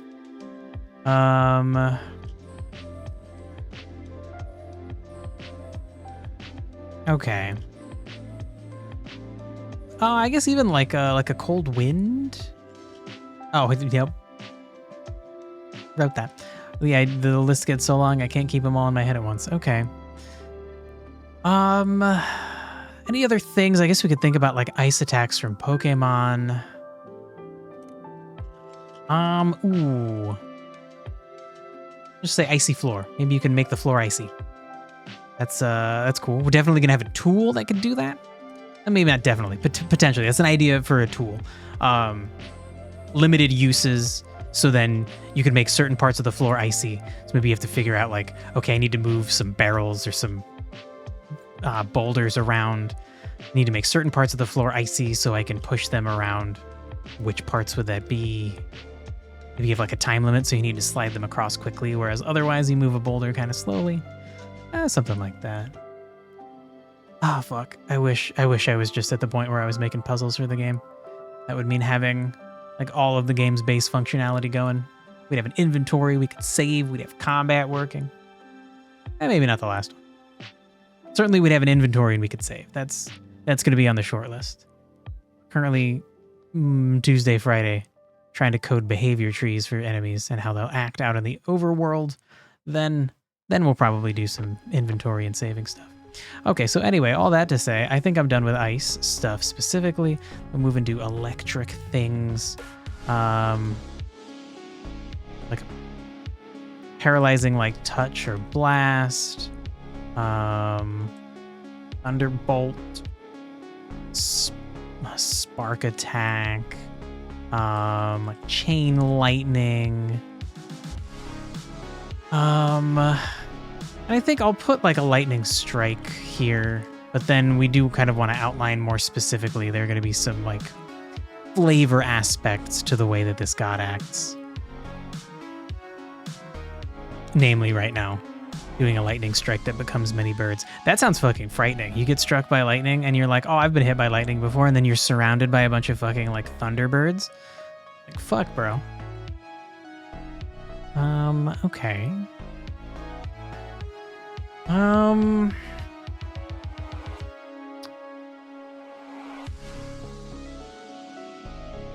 Okay, so I think maybe as we get into the combat system more, we might have some different ideas as far as how this guy, this person, this they, will affect interactions between things. So we already have all of the elements and the reactions between them. Definitely need to revisit this soon. But I think, honestly, I'll revisit it once we have the combat system going. Hitting an enemy with one element will put something on them, and then hitting them with another element might cause some kind of interaction. Like if you light an enemy on fire and then hit them with water, there will be a vaporize effect, vice versa. Also, so as we get more into this, we might think more about some special effects that... Nope, that's... the wrong document. There we go. Special effects that this god might have attack-wise or effect-wise. Generally, I want the gods to be able to do things that you see beasts out in the world doing, but they do like a special or more powerful version of it, wherever possible. Okay, so what other kinds of attacks?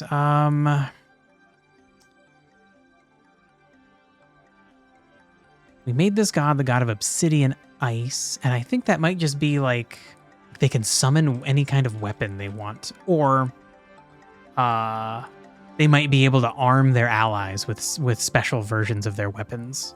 Like, oh, you use a spear? Well, how about like a crazy super sharp obsidian spear? Obsidian ice spear, I'm sorry.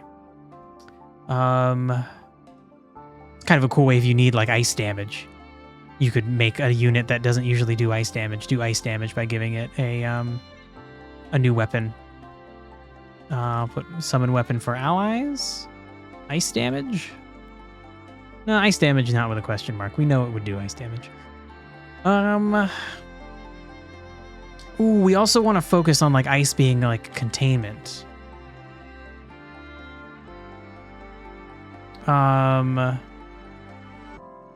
We also want them to be able to like contain or remove buffs. Potentially. Maybe even debuff specifically.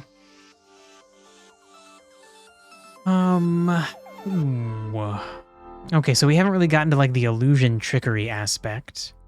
Also, electricity is generally about speed.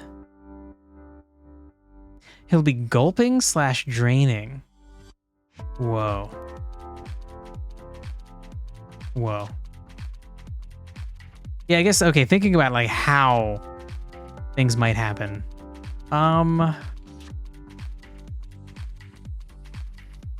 So I was thinking that because he's like an ice god, because they are an ice god, they would be like cooling things slowly to the point of inaction.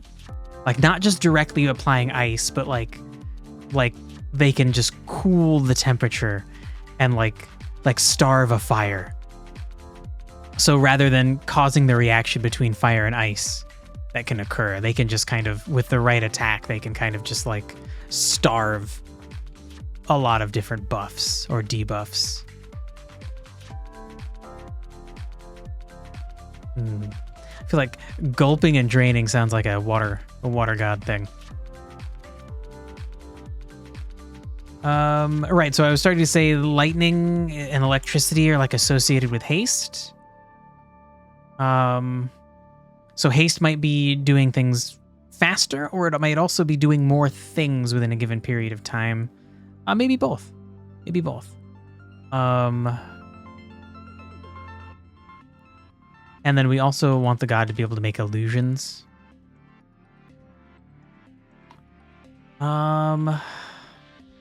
Like specifically, they might summon,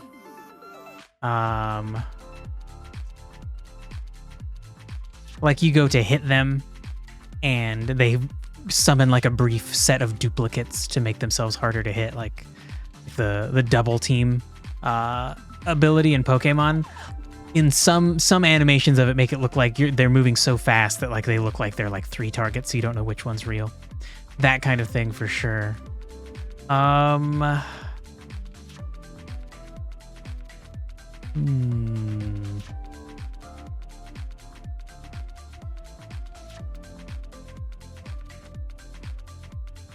Having them be a guide is interesting. It almost sounds like they could have abilities kind of adjacent to like Hunter's Mark. Or like if they couldn't see through things, they could maybe like mark a target. I don't feel strongly enough about that though.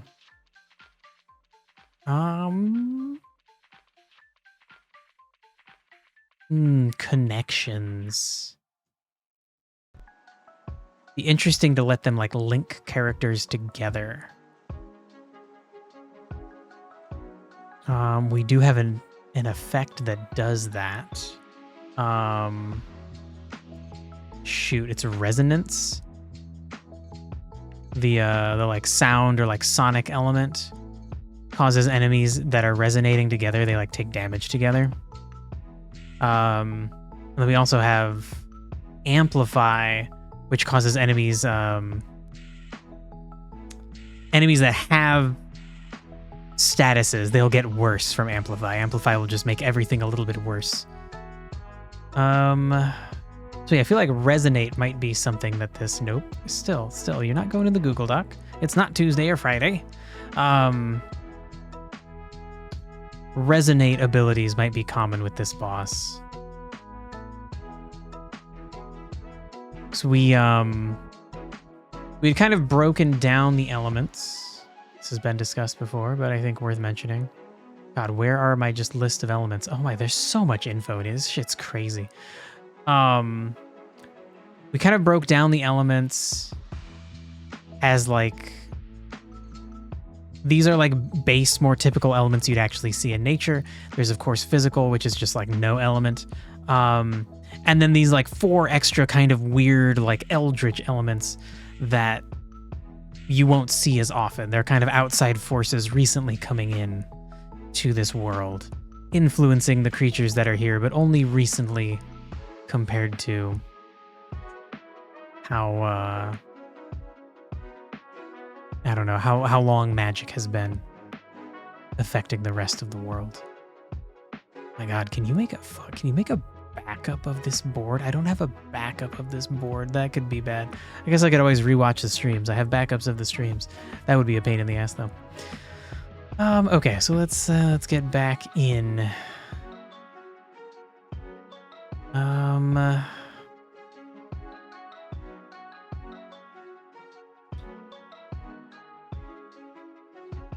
The fact that they're a god of hidden truths, that goes along with illusions.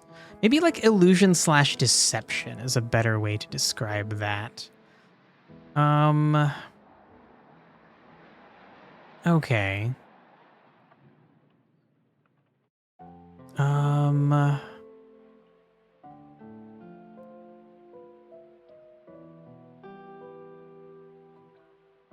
Then what? We're talking about connections.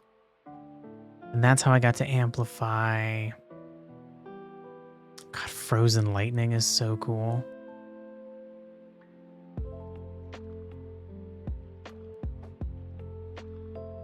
Electroplating would be an interesting thing to do. Like he could cover a creature in armor or like metal or something, there's a golem, like some kind of like magic creature, and he could like cover it in some kind of armor that would be not armor specifically, but a layer of metal to protect it. That could be interesting. Or to make it immune to certain effects, like less weak to certain elements. That could be interesting. It seems very niche and specific though. Okay, so then I think I need to focus on the bold thing. So like frozen lightning.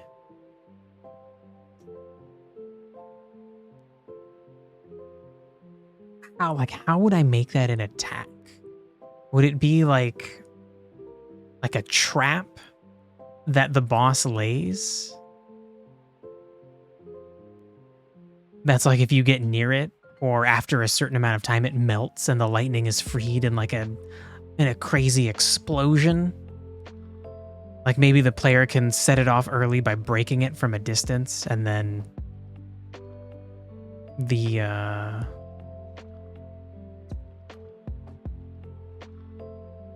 like some of the effects of it is like a close explosion, but it also still has like a long-term chain lightning effect that would still hurt you, but it's like better to break it up or to break it from far away, because then you don't get the close range like ice explosion. Maybe even from really far away you could avoid both negative aspects of it. And so then the god is like throwing these down in the middle of combat to be constantly like kind of bugging you or like getting in your way. I feel like there's a cooler way to do that. Damn. Oh. Legends ES. Thanks for following, dude. Welcome. Hope you're having a good time.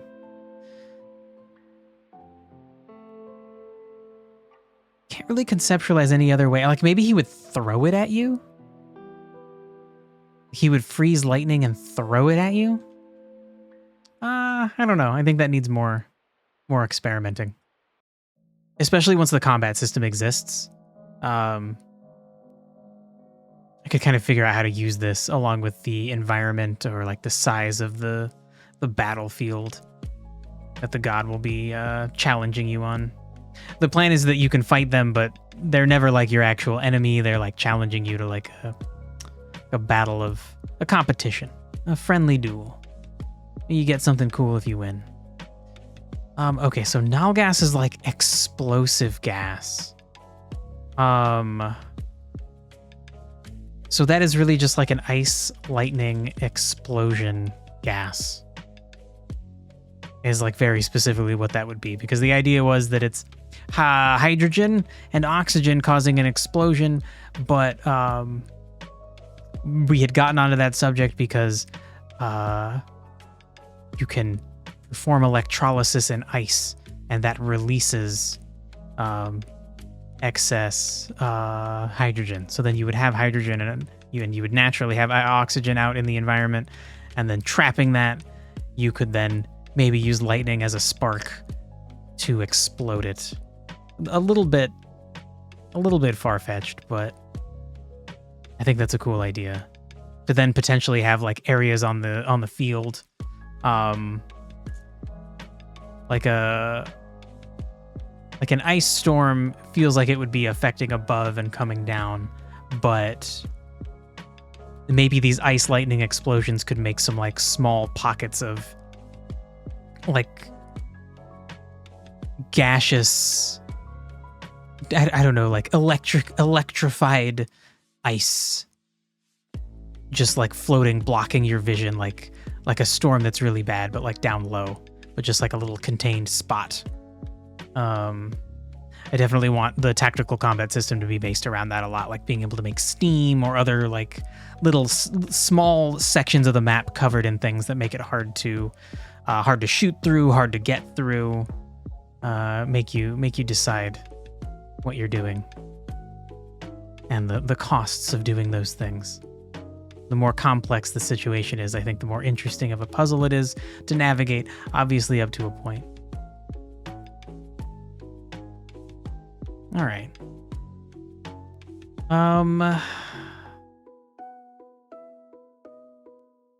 Okay, so volcanic lightning doesn't really seem like anything we could put into an actual attack.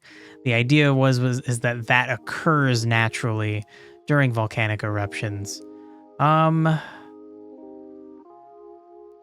I guess if this god ever happened to be near a volcano, they could do that as an attack, but otherwise they would have to like summon a volcanic eruption.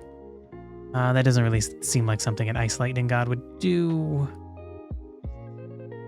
And also, I guess I should specify I did like an ice storm. But not like an ice plus lightning storm, I think is what it really would be. If this god was bringing his all, their all, they were they. Sure. And then like maybe you might want, there might be an ability to just do an ice storm that would make your ice attacks better. Maybe there might be a lightning storm that would make your electric attacks better, but then this god does both, so he's like, yeah, I'm gonna make it icy and lightningy in one go, people. Duh.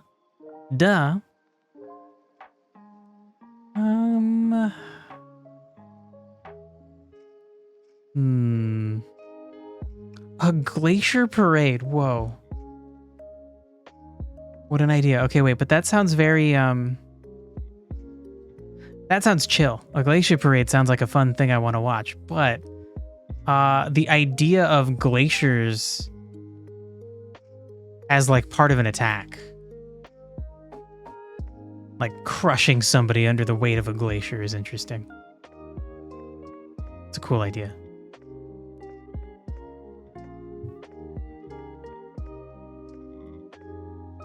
Could maybe even like whatever the environment is that you fight him in, maybe he like jumps really far into the background to do this attack, and he like breaks off a chunk of a glacier and like sends it flying toward you. And then maybe you have like a turn to avoid it or something. You see its shadow, like, oh shit, it's coming. I need to move, but then that means I can't do all of the actions I was thinking of doing because I didn't want to move. So, okay, do I get hit by this thing that's coming and I still do what I want? Or do I make some kind of compromise, avoid the thing that's going to hit me really hard, and then not be able to do every single thing that I wanted this turn because moving costs me some time? Release the Frostheld. That sounds cool. Okay, so wait, hold on. The thing to freeze solid, calling it Frosthold, is cool. Not Freezehold, Frosthold. And then, sure. So the idea would be that they can freeze you and like maybe trap one of your units for a turn or something. And depending on the which unit they choose, that could really suck for you if you really needed to get something done. But it might be good. The god spending his whole turn just to freeze somebody, and you're like, oh, that wasn't even an important unit. It might be okay. But then this would be releasing the Frosthold. The Frostheld would be like they have a bunch of frozen beasts, and they're gonna like let some of them out. That's cool. That sounds very cool. Obviously, whatever this god's final moveset ends up being, everything has to have a cool name like that. Cool. Okay. What else? Hey. She knows I hate her scratching on the rug now, so all I have to do is like look at her. She looks back at me like, oh. Oh. It's not like a you're right. It's like a why are you being like this? Why won't you let me just scratch the rug? Why are you gonna pull my paws up from the rug if I keep scratching? I just want to scratch the rug. There's nothing wrong with scratching a rug. Why else is it here but to be scratched by me? Your cat.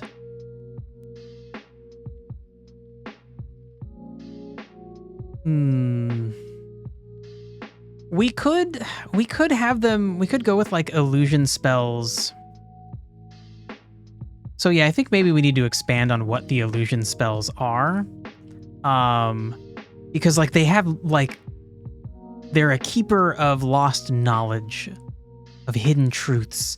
So they could potentially like play some mind games by like hitting you with, like they could like burden you with truth. They could try to like distract you for a turn. But then they can also like,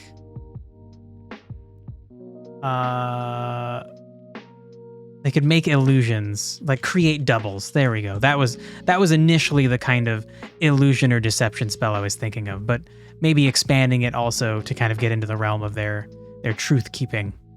That they could hit you with a like, oh damn, your mother didn't love you, and then they hit you with like some fucking facts that make you be like, oh shit, maybe that's true. Oh fuck. Oh, it hurts.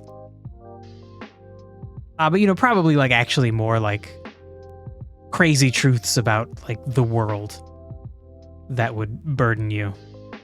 Like you would be distracted by how terrible famine and war and genocide are for just a moment, and then you snap out of it. But you know, but it got you for like 2 seconds. It fucking got you, and that's enough time for you to miss out on doing something. Okay. I think we also really want to focus on, I want to bold the things that are a combination of lightning, of electric and ice effects together.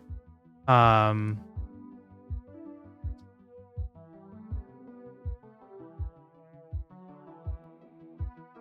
I think just in general, like exploding ice with lightning will be like a thing that this god regularly does. So like normally fighting creatures that that freeze things, that freeze the environment, that like throw blocks of ice at you. Like that's enough of a problem because now you have an obstacle you have to avoid, and if you want to destroy it, it might explode and hurt you. But dealing with this god, if you're ever fighting them, like they're going to be a giant pain in the ass because they're going to intentionally blow those things up when it's advantageous for them and cause like a giant lightning explosion. So now it's like even riskier. You have to engage from even further away, or maybe some of them will explode and send like bolts of lightning like orthogonal, like north and south and east and west, so you have to hit it from an angle. You got to make sure your character is positioned at an angle, or they'll go out at angles. And so you got to make sure your character is orthogonal to the block before you destroy it. Otherwise, you'll get zapped. I think that's a cool idea, and it seems fun to try and tune the difficulty of those things. I want the player to constantly be planning ahead and feel like planning ahead is worth it because they can mostly do what they want. But then I also want every turn. I want it to be very likely that something will come up and make them be like, shoot, okay, I got to make like a small detour in my plans. And then really sit there and be like, or do I? Like really, like what would be the cost of that? Maybe I just pay the cost and I do what I wanted to do anyway. Maybe I don't. Feed the Fractal. Whoa, that is a cool sounding name. For shattering things specifically. Damn, and I guess maybe they could have an ability where like every so often, and it could be this ability, they will just explode all of the ice that's around.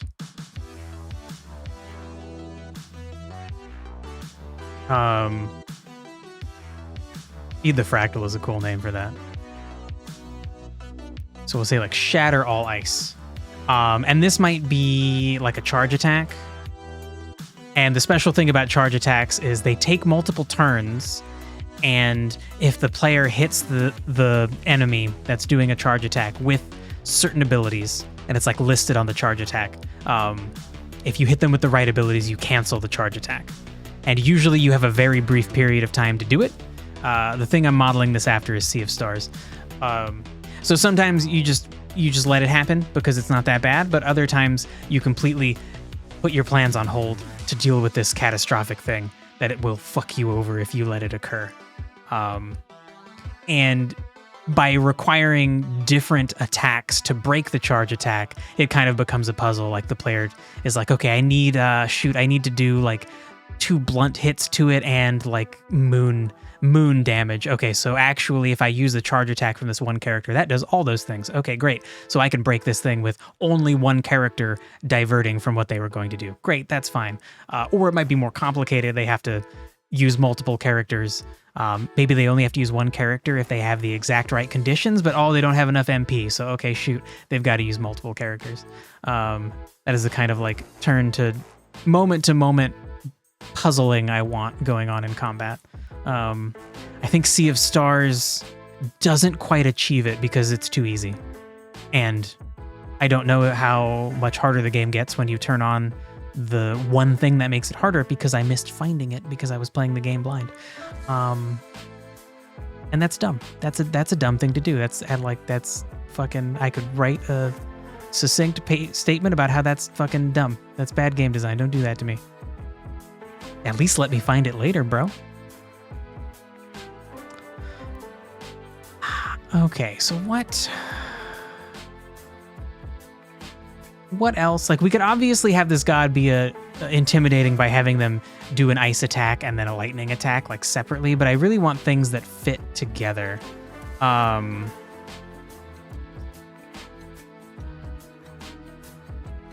What is... Shoot, I need to look up. I want to know what the name of the Hunter Stasis Super in Destiny 2 has a cool name.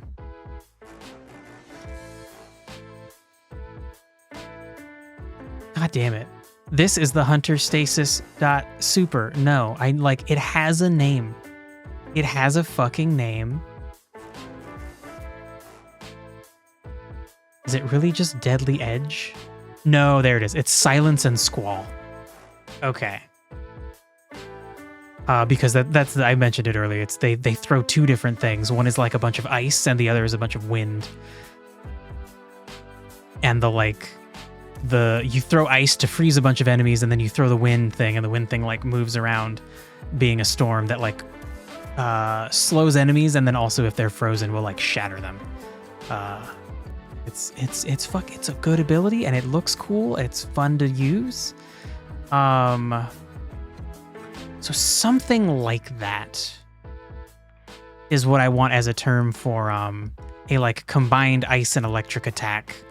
That is like they can. I like the idea that the boss can summon like an ice and lightning storm, and that just kind of generally helps them. But I also want them to have this very active attack where they're bringing the harshest parts of the storm to a focus and hitting you with it. And it would probably do even more damage if they already had the environment being icy and stormy.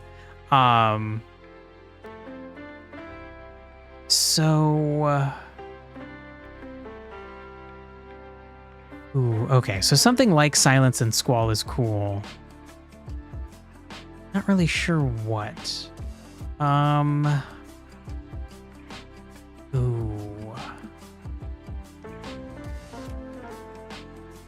Wield the Fractal is cool, although I think of Fractal more as like ice related, so having it be a lightning whip is a little bit misleading. A lightning whip is a cool thing though.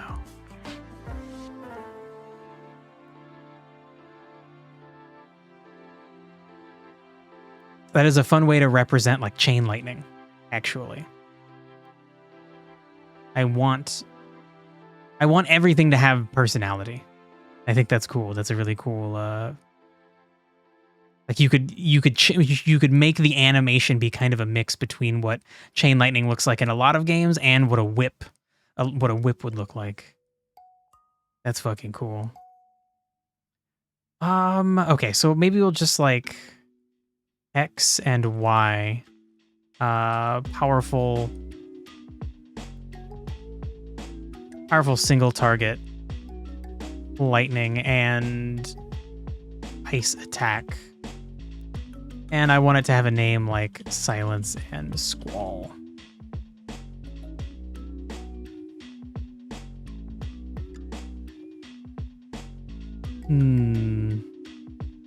God. All the fucking names of things in Destiny are like amazing. I'm not really a fan of they use like the noun a lot, like the Traveler, the Speaker. That I don't like, but the names of their weapons and the names of their abilities are like, oh, ooh, yeah. Very flavorful.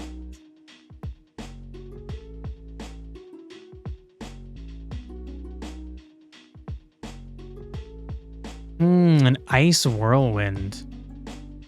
Yeah, that's fucking cool.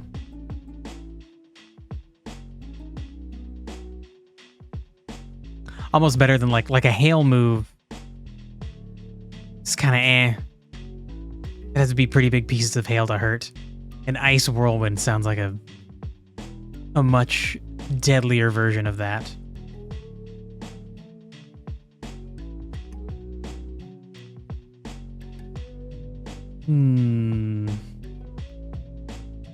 Okay. This might be enough to work with. I feel like we're kind of trapped with this, with the way that this god has interactions. They're very limited. They seem, honestly though, like, if I was to be like, okay, yeah, the way that this god works is he does ice attacks and then he hits you with like lightning that like explodes the ice. Like you could make like 20 different attacks that do that. That also look really cool and function differently enough in the game that you would react to them differently. Some could be area of effect, some could be single target, some could function in like a line, kind of a not quite AoE, but I guess it's a very specific AoE. Greg, you blocking the text, girl. Limited and volatile, yeah. Yeah, that is kind of how I'm seeing this god's effects. Ice and lightning don't cross over a whole lot, but where they do, you know, it's fucking cool. And that means I have to make it look cool, and I don't know how to do art. Ooh, an ice effigy. That is an interesting idea. Greg, please move. There we go. A. That allows you to attack at distance with a melee. So like you would, sure, yeah, like a voodoo doll. You're like making an effigy of the opponent and then hitting them.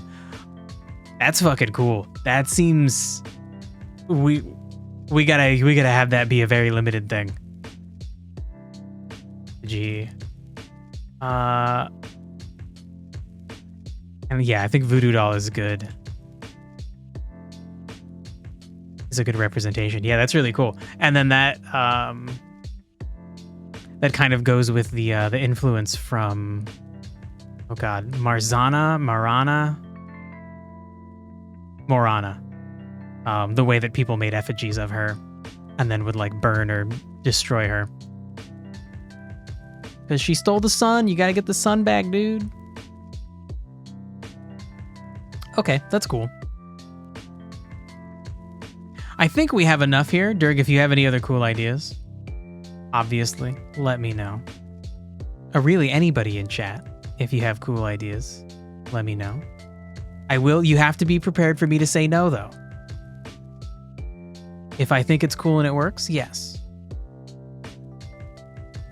If I think there's a cool and how much does it work scale. If it's really, really cool, but it doesn't really work, I don't know. We still might go with it because it's really, really cool. So there's that thing called the rule of cool for D&D.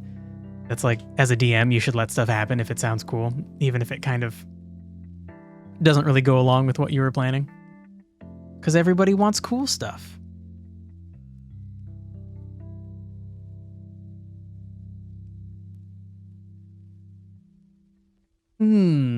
Yeah, Dirk, so that's an interesting idea. I was thinking the idea would be that the god would make the effigy, and then it would be an effigy of you, and he would break it. And then that would hurt you.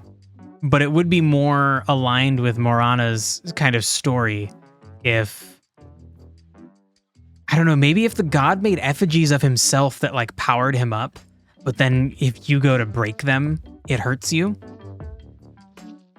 And so then like maybe it's kind of up to you to decide like, okay, which one of my units is going to get hurt? And you know, maybe that's the time to reload the game and go over to your like loadout that has frost armor on, like resistance to ice. Maybe switch the symbiotes you're using to be ones that are resistant to ice. It's kind of a cool idea. Let's make note of that because that's an interesting twist. Like maybe the god makes effigies of himself and of you. Themself. They're them. They're gender fluid. Ice effigy of self as buff and opponent to attack. And then like a voodoo doll. Okay. That's good enough. Oh, Kira. Hello. Oh, I don't think the raid thing went off, but you're welcome. Hello. We're making another demigod. Is Team Worm here? Is Team Worm also a raider? Oh, I think maybe not. All right. That's all you guys. All right. Kira, how was the stream? Are you still doing Minesweeper? Oh my god, there's way more than 2 of you here. What the hell? Oh, we were playing Celeste. Cool. Damn. Ginny's been streaming Inscription. And I still haven't gone back to watch Ginny play that, but I fucking love Inscription. I love watching people play Inscription. Celeste, I feel like is fun to watch people play, but not on the same level of Inscription. You beat Challenge 12. Is that the, oh my god, that's Casey's mod, right? I have barely done any of Casey's mod. I was already kind of, done with Inscription when Casey's mod came out, and I was like, well, okay, like maybe I'll go back to it, but I had already digested Inscription as a one-time ride, and it felt like it was over. I should go back and try it though, like more than just I played through it like once and got killed and was like, all right. Kira, you gonna go get something to eat for sure? Have a good one. Have a nice day. But yeah, oh my god, I love Inscription. Oh, cat is licking me and has very sharp teeth. Not teeth, tongue. Sharp tongue. Their tongue is just sharp. Oh my god. All right, okay. So back on topic. We're making a demigod that is ice and electric element empowered and inspired by Slavic and Aztec gods of the same kind. And currently, we're kind of at the tail end. Once again, Kira has raided me near the end of my stream. We have made... What did we do? They don't have a name yet. We've made a few titles, their domain, what their power affects, the powers that they might have in combat, the ways they might attack you, their personality, inspired by the gods that they're based on, visual description of them, some of the subtle effects they have if they're around you or you have their blessing. And now we're going to work on tools. Oh my god. Is Leshy Slavic? I remember it wasn't until after I beat Inscription that I found out that Leshy was actually like inspired by something, which is really cool. I definitely like read a little bit about it. Didn't remember it being Slavic though. So in this case, no, not Leshy. Leshy is more like a forest spirit or something, right? We're since we're doing like ice and electricity, it's a bit unrelated. But damn, that would be cool. Leshy is such a fun character in Inscription. It really sells the like the environment. He's such a good like DM. Shit. Also, Ginny, have you beaten it? Did you beat the campaign? When I go back to watch you playing, will you beat the campaign, right? Because I'm about to say something that would be a spoiler. Also, if anybody wants to play Inscription, this will be a minor spoiler. It won't be that bad. Okay, you beat the story, great. The part where Leshy shakes your hand, at the very end, like that like hit me with feels. I like did not expect the game to give me feels, but I was like, oh no. It like really, like in that moment, I forgave him for being such a little dickbag. Like, it really feels like when you're first playing through Inscription, he's like, he just like loves the fact that like you don't know all the rules, and he's making you play by them. But like kind of the way he introduces you to things, like he tries to be fair, but like it feels really unfair as you first get defeated by the first boss and then the second boss and then the third boss in his game. But then by the end of it, it's clear that like he just likes playing the game and that's all he wanted to do. And he just like wants to shake your hand at the end of it. It's like, oh my God. Oh fuck. It's fucking sad. It's sad because everybody dies. So you know it's a bit of a spoiler. You kind of know everything is gonna get fucked up a short ways into Inscription. You know the end is not gonna be good, but good mannered gamer Leshy, yeah. Oh my God, that story's so good. Oh shit. I think if I could take a pill that would make me forget everything about Inscription, I would take that pill like every weekend and then play through Inscription again. It might cause a problem. I'd maybe have to stop eventually because that's like too much time to dedicate to a game, but holy shit. So much fun. Actually, not even just fun, like just it's a good ride. There is fun gaminess to it, but like, oh man. It is such a good like emotional and like story-driven experience to experience. Some of the rare cards are inspired by various folklore. Yeah, that makes sense. Casey's mod unlocks more of those cards. Shit. All right. Yeah, I gotta check out Casey's mod more. Damn. Too many things to do. I wish it was on mobile. If I could play it on mobile, it'd be fucking great.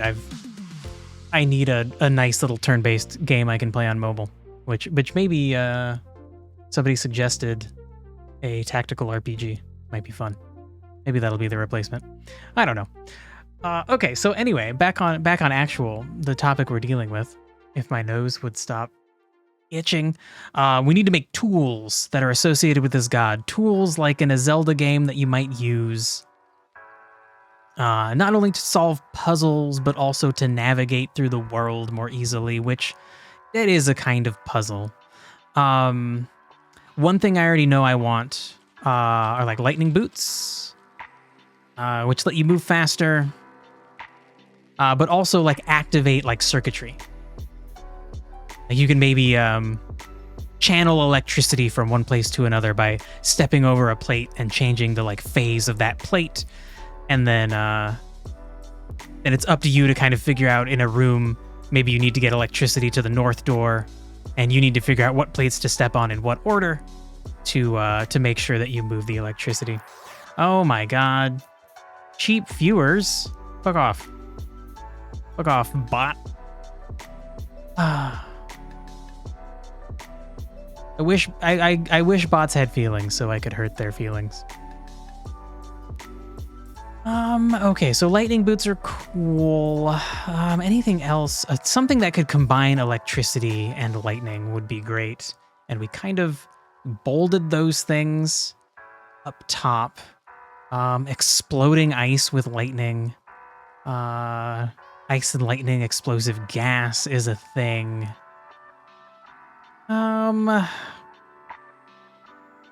Damn.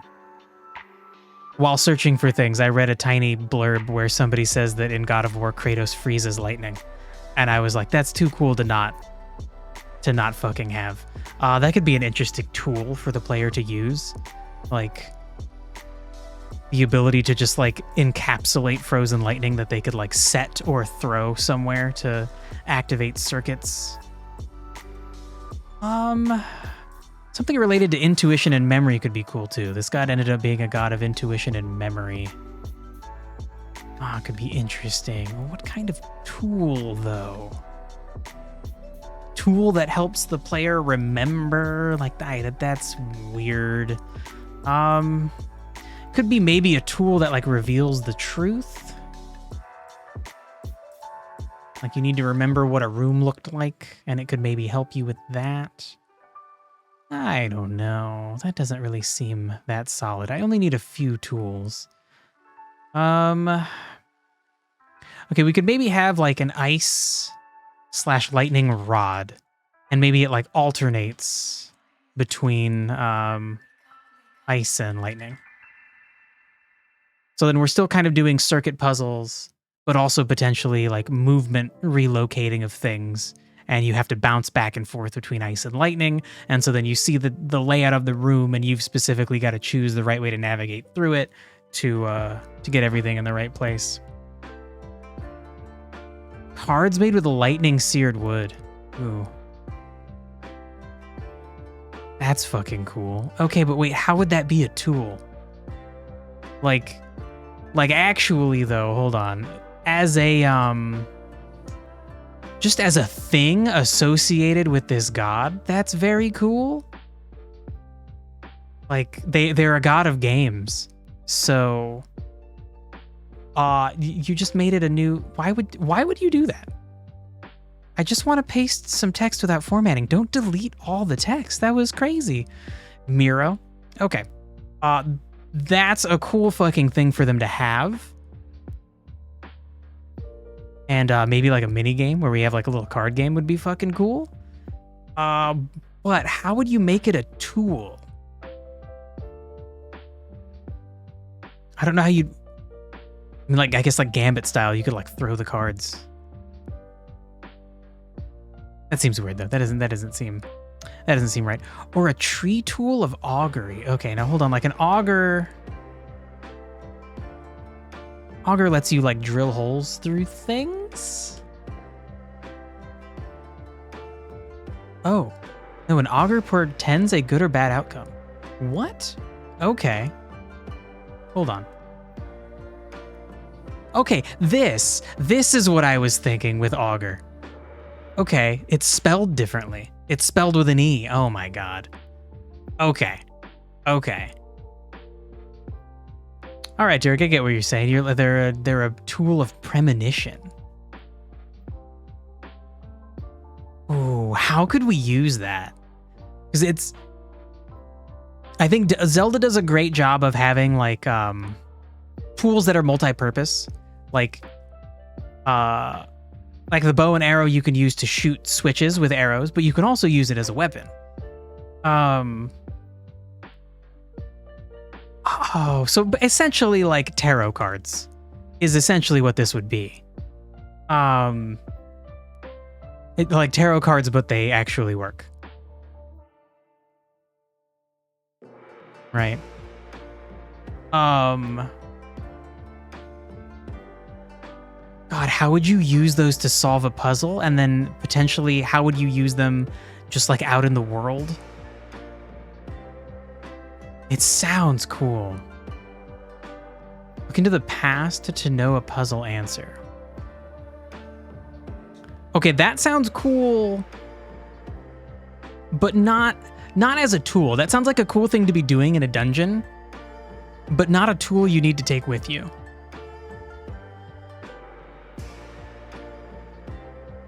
Damn, this seems so cool. This seems like when you have like the name of someone on the tip of your tongue and you just like can't remember it and it's like driving you insane. This seems like it could be something really cool to use. Okay, what if you use them and they cause an effect? Like when someone reads your future, they'll be like, "Uh-oh, this card means like someone in your life is going to die."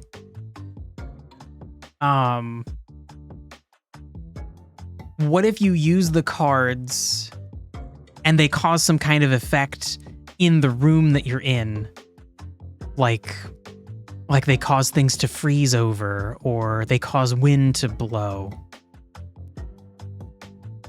Imagine a Mahjong style game where you uncover truth like archaeology. Whoa. Okay, Mahjong is like poker. I guess the only thing you don't know in Mahjong is like what pieces other people have.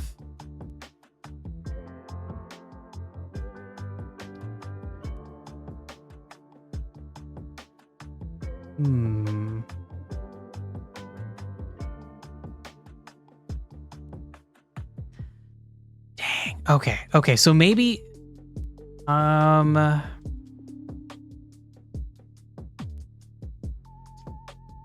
okay. Maybe this wouldn't be a tool that you take with you, but it would be a tool you use in a dungeon. And maybe that's okay. Maybe the idea is they get dealt to you in like a certain order, and then you have to figure out what order to use them in. Or you have to figure out what else to do in the room. Like, okay, I do these things, then I use the first card that's going to freeze everything over. Okay, then I do some other things, and then I use this card that melts everything. Then I do some other things, and then I use this wind card that moves things. It's an interesting idea. Ooh, it sounds fun, but I don't know how to extend it to be something like worldwide, something global that you'd be using in other places, which is definitely the point of these tools, is for them to be useful again in many areas, both for traversing the world and solving puzzles. And then during that same thing, like that Mahjong style game where you're uncovering truth, like that just sounds like a puzzle in a dungeon. Ooh, an ever ice knife. You put into water but must retrieve. It's like an ice Pikmin. That's a cool idea. Freeze water. Must retrieve.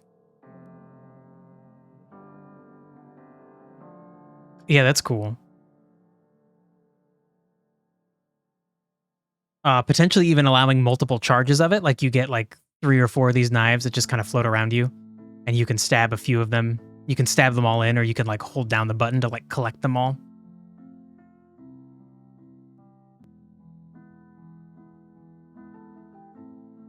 Maybe not. Maybe I'd make you manually collect them.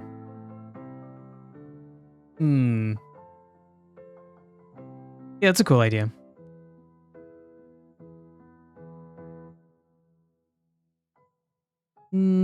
Okay, so what else is cool about like ice and electricity? Like cold wind.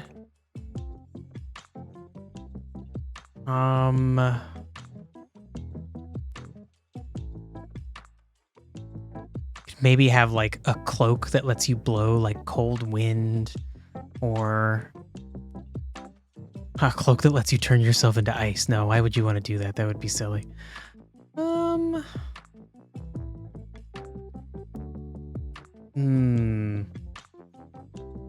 I feel like there's still other things here for sure. What do a lot of typical ice dungeons have? You shatter things, you slide across ice. So maybe like spikes or something to be able to not fully slide. Although then that kind of ruins every sliding puzzle. If you can just not slide on the slidey surfaces. Frozen sniffers. Okay, that sounds adorable. Ancient monsters who can guide you to an item source or a Pokemon location, but it's consumable. That's cute. Okay. Not what I'm thinking for tools, because these would be reusable. But that is an adorable idea. Okay, hold on. Let's put it in the cool idea zone.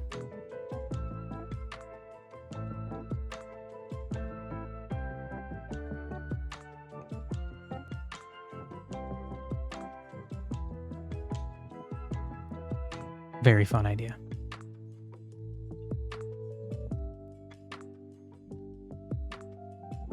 Okay, so I feel like sliding puzzles are such an integral thing to ice dungeons I want some extra twist on them, but maybe not a tool. I don't know.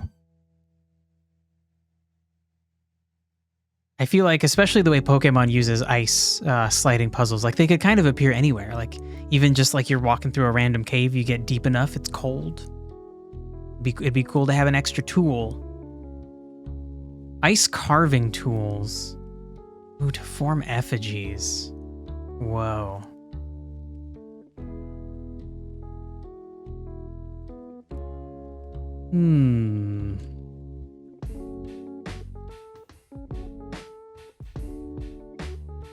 So maybe it's like a little, like almost like a little mini game where you like have to form a certain shape or something.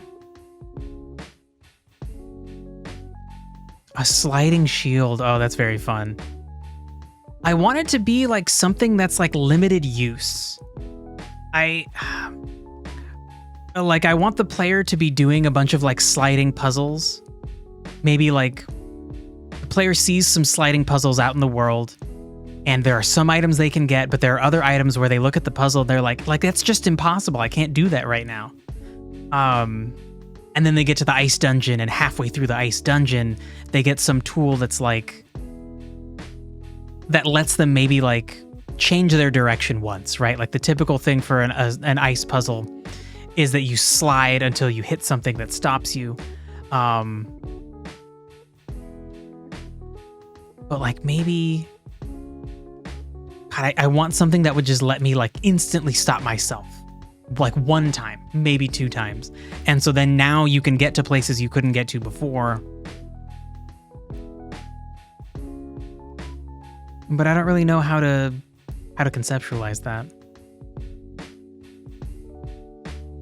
Also, the sliding shield could be interesting. It could allow you to slide on like much more dangerous patches of ice potentially. But then I would have to like stop the player from going on the more dangerous patches of ice until they had the shield. Yeah, it doesn't work that well.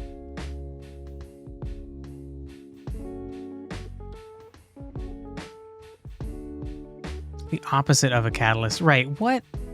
Like an inhibitor? That was the term.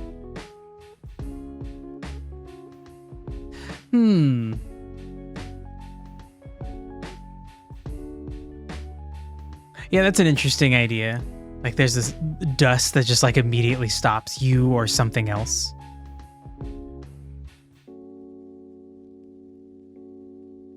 And then maybe you'd have to refill it. Like at the entrance to a room or something, there would be a little like source where you could refill it. Or maybe it's just like you stand on stable ground and you like then you can hold it above your head and refill it or something. So if you use it on stable ground, you refill it.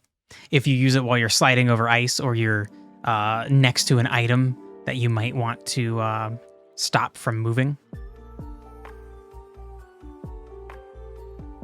Of self or item. Yeah, that's a cool idea. Also could potentially be used on wild symbiotes you're trying to catch. Could maybe throw it at them. You know what we forgot? What did we forget? Ooh, auroras. Yeah, that's an interesting thing. That's like definitely associated with really it's like associated with the poles, but like the poles are cold, so sure, yeah, you get ice gods associated with auroras. And then that also kind of goes along with illusions, like you could show things in the auroras. Oh, and it's electromagnetic related. Oh shit, Dirg. Oh my god, bro. Oh. Yeah, that's a real big miss on our part. Dang. Dang. Dang. All right. Should tell that to Prosto, who's saying like there's just no combinations of ice and electric. Shit. Okay. Okay. All right. Well, we still got some time. I'm willing to give this at like 20 more minutes. So let's make them their domain auroras. Why does it have an apostrophe? Why'd you give it an apostrophe? Don't do that. Okay. Okay, so fucking auroras, and that should be bolded.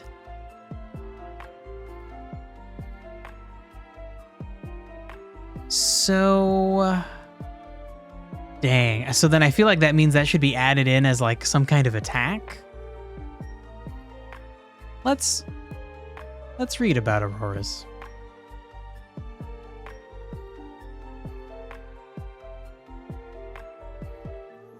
Once you had a D&D artifact for your players, the campaign died, but you still have a sword in your head. So that, okay, the artifact was a sword. And also, do you mean you have the idea of it in your head, or like your character literally got stabbed with it?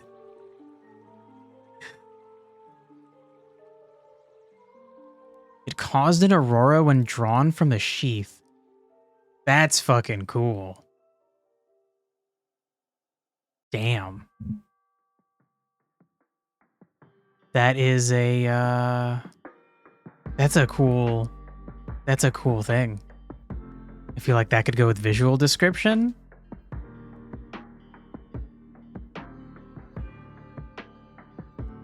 That's a fucking sweet idea.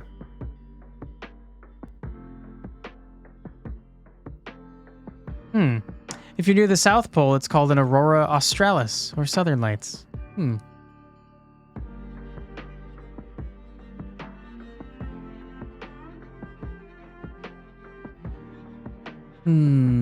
A natural light display that shimmers in the sky.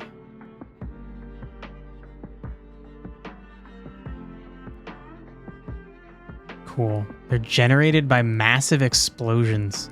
Generated following massive explosions on the sun. I think the thing is that those coronal mass ejections cause some kind of electromagnetic effect. We have Wikipedia? Aurora. Okay. Hit me with... the result of disturbances in the Earth's magnetosphere caused by solar wind. There we go. Oh, so cool. Major disturbances result from enhancements in the speed of the solar wind, from coronal holes and coronal mass ejections. These disturbances alter the trajectory of charged particles in the magnetospheric plasma. Cool. Yeah, I was, shoot. Yeah, Dirk, I was thinking about Elden Ring having those weird, like, spirit, like, phantasmal flags. That would definitely be a cool thing.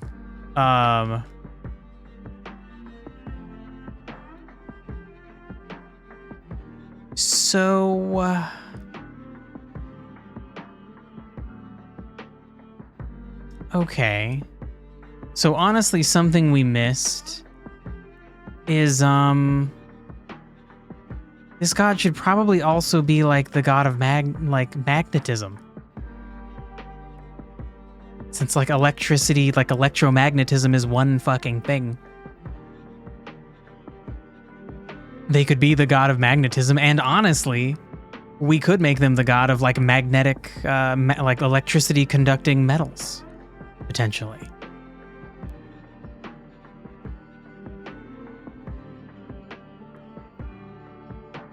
Maybe not. But that does lead to like a whole new set of spells. So I feel like we should flavor their illusions. Where are their powers, right? You haven't moved the powers back. Let's move the powers back. I like the idea of like theming the illusions that this god creates after,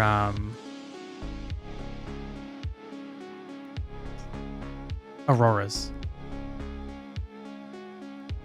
Let's say like aurora illusion / deceptions.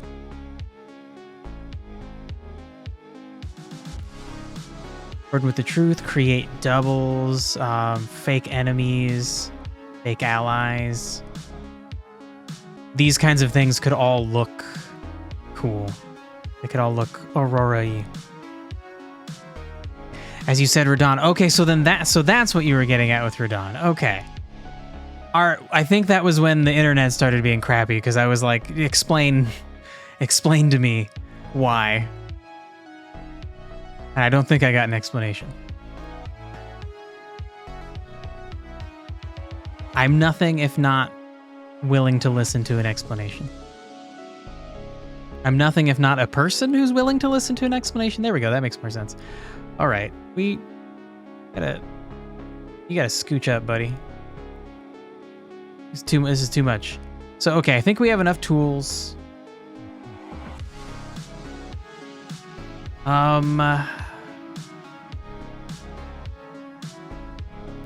Okay, so do we want any specific like aurora powers other than the illusions?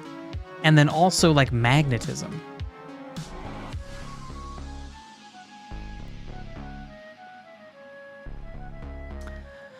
You see his powers as being electromagnetic. Yeah, that's an interesting point. That might actually be it. I kind of just thought he's like throwing big chunks of stuff at me, but yeah, like they have like kind of a glow to them. Oh God, you're right. We need a magnetic tool. Oh, bro. All right, this is why I'm not a professional at this. This is some amateur shit, man. Oh my God.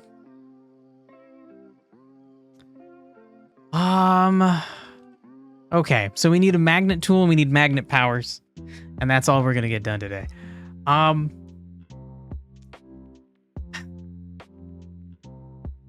His sigil could be a magnetic field. Whoa. That's kind of cool. Yeah, it could look like a field of, I guess not of Earth, but... Or wait, are you saying that's Radan's sigil is that? Okay, you're saying Radan's sigil is that. That's fucking cool. Let's steal that. I'm stealing that.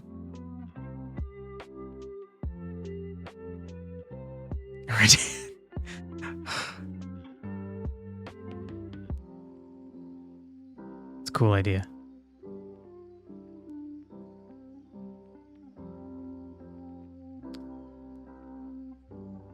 Okay, so we were talking about like magnetic powers. That leads itself to like, I don't know, like basically telekinesis, like Magneto, and from the X-Men, like he can manipulate and like pull metal objects or throw them.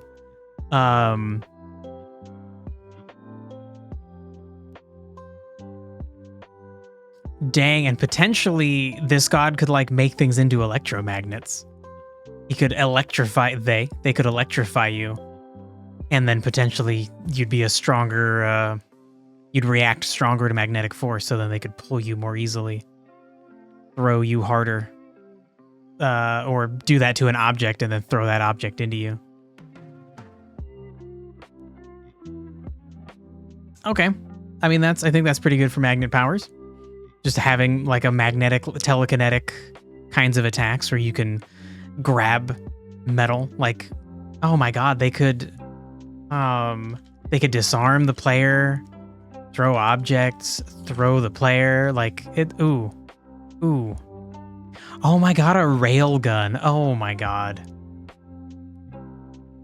Okay, that might be getting too sci-fi for the beginning of the game, but like that's what I kind of want is I want the story to end up in a very like sci-fi region where we have taken all these fantasy ideas and like pushed them forward in time.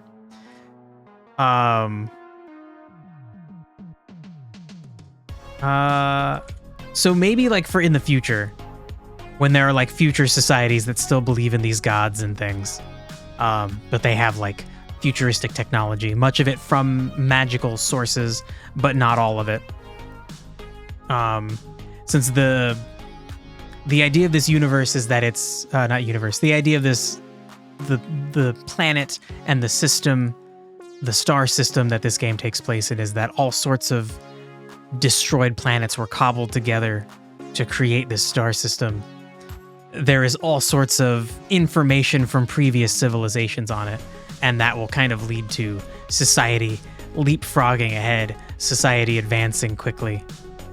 And so yeah, I kind of want to have this like, there's like the past setting story going on, and then like in other games, maybe like the card game or potentially sequels to this game, we'll eventually get to like a far future sci-fi thing going on. And yeah, railgun for sure is cool. That's a cool idea. I don't know about uranium rods. Jesus, that's like brutal. But some kind of railgun for sure. For sure. Okay, we need a cool magnet tool. Not a railgun. A railgun's too far ahead. I don't want it to just be like fucking like there's like horseshoe magnets. Like this could just be the item, right? That's lame. I don't want that.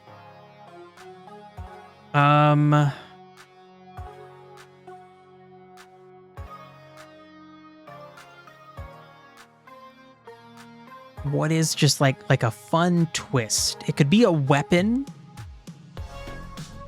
It could be something like kind of like we could repurpose this idea I had for the ice and lightning rod that switches between using ice and lightning. Like you don't really get a choice. Ooh.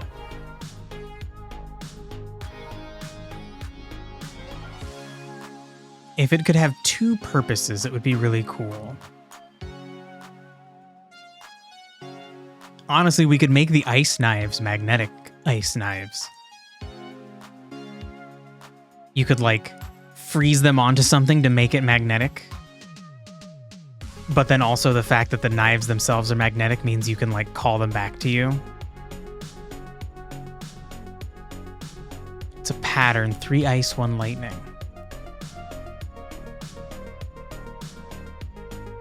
I think something like that is an interesting idea. I think I was even thinking it could change depending on the room you're in or something. Like by default, it's 1 and 1 back and forth, but maybe you go in a certain room and it changes. And I think it would be better if it was 3 ice and 1 lightning. It should be like tap, tap, tap, and then hold or something, rather than hold, release. That seems hard to, I don't know, just 3 taps and 1 hold. It seems a little bit more intuitive from my point of view. Dang. So, okay, yeah, maybe magnetic ice knives. That doesn't need to be capital. And then I like that because then we're combining magnetism and ice. And then same with the lightning rod.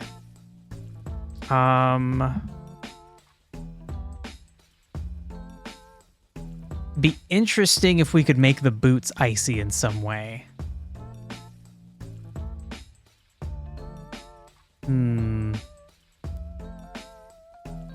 Fractal lizard? Damn, that's a cool name. What was the name for the axolotl? Isolotl was very cute. Well, if it has multiple forms, we will need we'll need multiple names. And I think that's what we're gonna do next time is come up with kind of like a sketch of the first area and the beasts involved, or we work on the backstory more. 'Cause now we have the gods.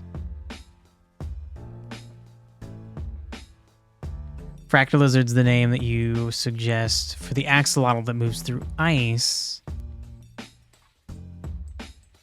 And that's why feed the fractal, because the fractal is the fractal lizard.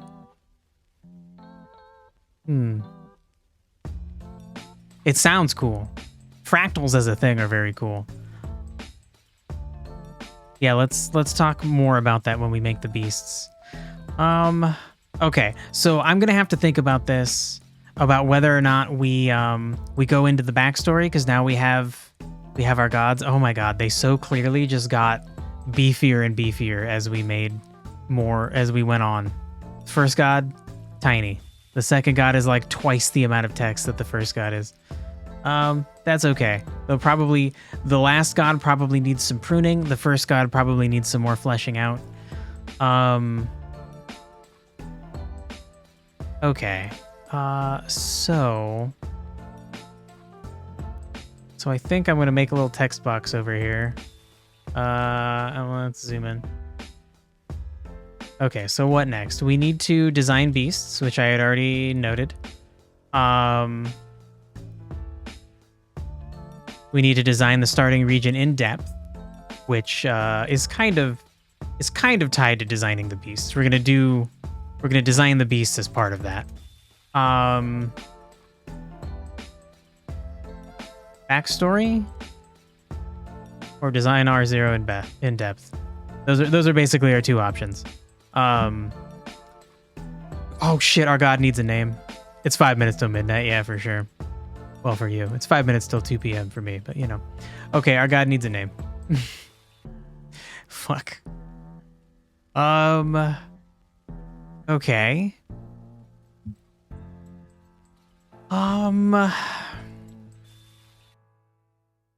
I feel like we want their name to get at what they are. And they're a bit of a contradiction. They are like the stillness of ice, but the speed of thunder.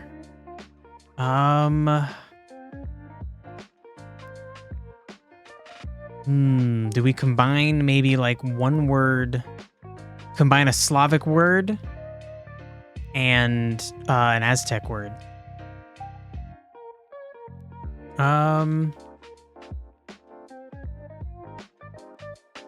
Okay. Listly is thunder. Oh, it's two thunder specifically. That's a really big word.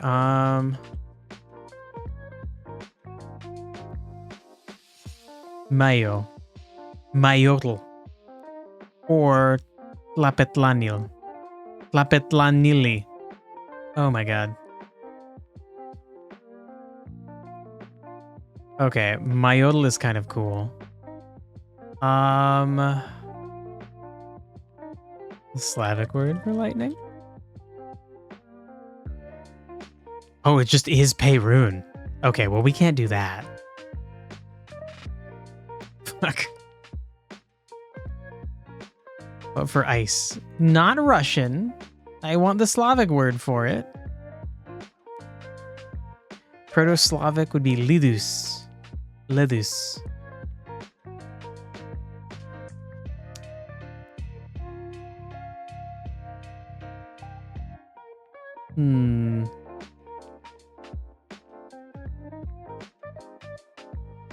Bliskavica? That sounds like it would be like Blizzard or something.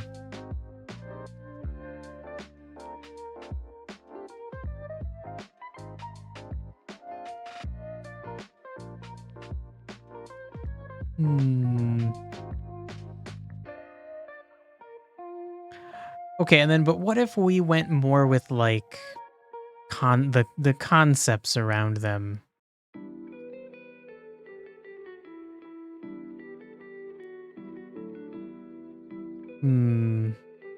Oh, that's one of the names for lightning.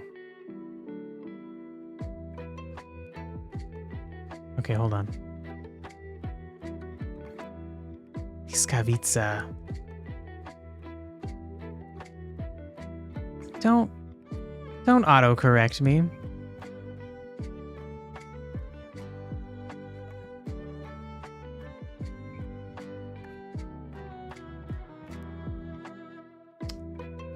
Google's like, oh, you want to know what Bliskavica mean? The Bliskavica meaning in Ukrainian? Yeah, I'm going to define Ukrainian for you.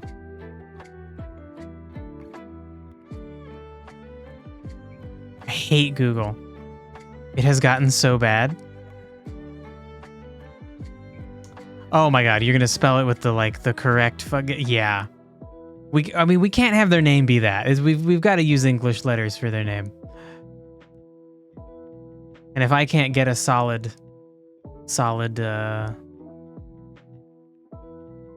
Fuck.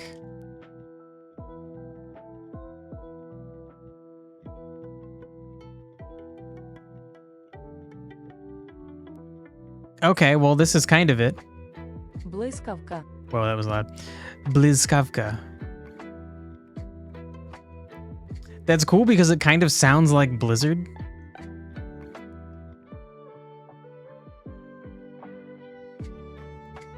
We could take like part of that.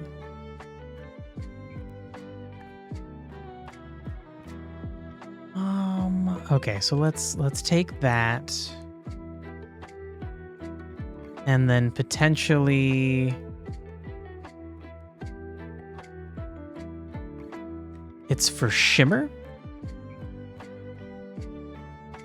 Blisk means shimmer. Ooh. Okay, I like that.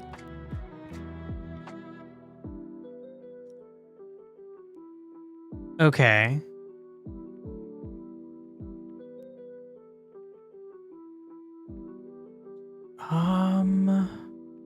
Okay, what is the Aztec word for ice?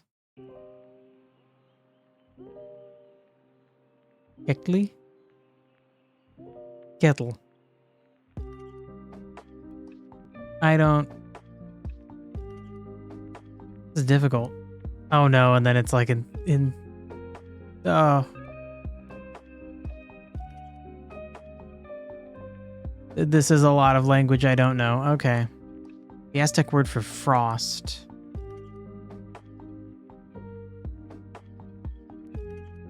So it might be pronounced settle. I don't know. That looks like settle for sure, but... And brain fry, yeah, bro. That was just like a bunch of words that I... Like half of the words I knew, but it was just like a bunch of like words, I guess, in Nahuatl. Nahuatl? Is that their language? Is that what fucking... the Aztec language is called? I need rest. Yeah, I'm still probably behind on sleep.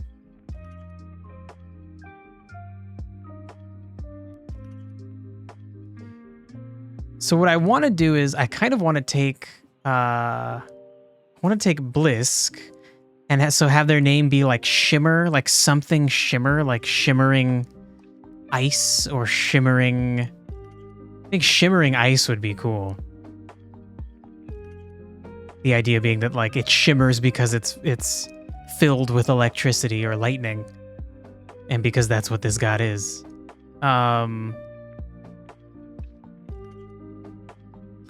Kekli is so hard to say.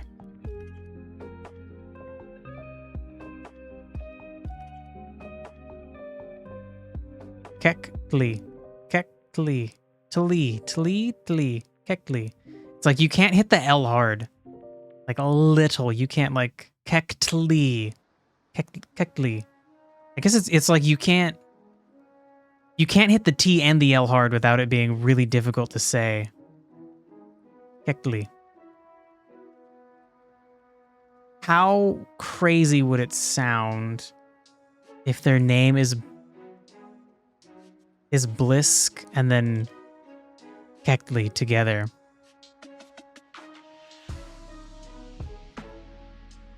There's anything I want to talk about that bothers me or prevents sleep? Honestly, I like after going through a few years of therapy, I feel like mentally I'm okay. It's always just like shit with my body.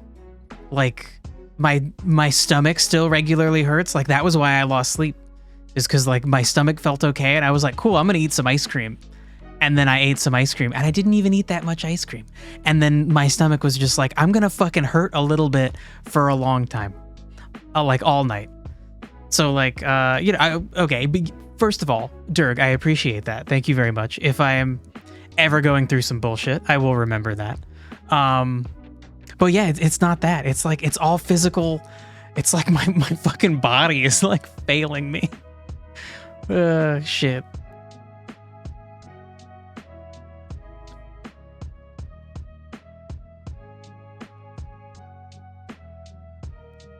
Okay, so we're gonna do the Ukrainian word for lightning, plus The Aztec word. Oh my god, I'm like off the screen. Let's zoom out. Let's go over here. Word or ice. And I need to actually write what those are. So that's Kekli. And then shit, it was Bliskavka. Say it again? Блискавка. Bliskavka. I was putting the emphasis in the wrong spot. Bliskavka. All right. It's probably not great. Okay, so then I think what we'll do is, because the blisk part ends with a K and the Kekli starts with a K noise, we'll just kind of make this person's name Bliskekli. Bliskekli.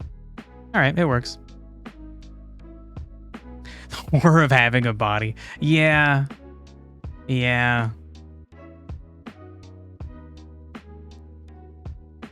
It sucks. It's like I don't even get to appreciate the horror of having a body. It's like I'm just in the middle of dealing with it, you know? Like when your stomach hurts, you're not just like, God, it's crazy to have a stomach. You're just like, ow, stop hurting, bro. What do you want from me? Sorry I had like half a scoop of ice cream. Maybe next time fucking warn me this is gonna happen. I don't know. And also it's really annoying because like other nights I'll have more ice cream and I feel totally fine.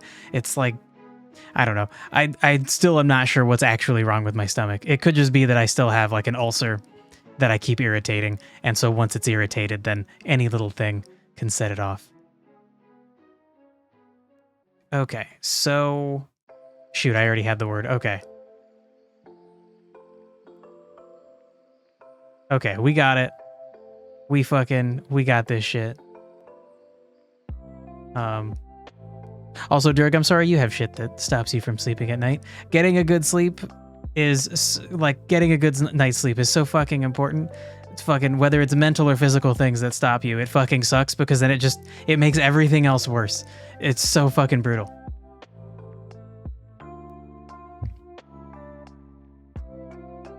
Shoot, that reminds me. I used to take melatonin, but we ran out, and for a while I wasn't having any trouble sleeping, so I didn't think about replacing it. A low dose of melatonin is a sweet way to just like get some good sleep. It's mostly retaliation activity.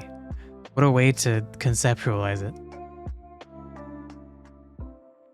Sure.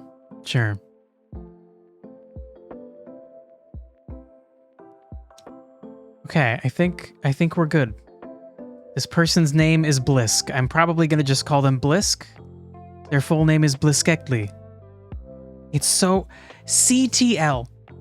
It's like the Mayans got together and they were like, we're gonna fucking make a thing that everybody can't fucking say, and it's gonna be hilarious. We're gonna be dead for thousands of years and we're still gonna be chuckling about the fact that fuckers can't say our words. Oof. Neurodivergent activity you do instead of sleep.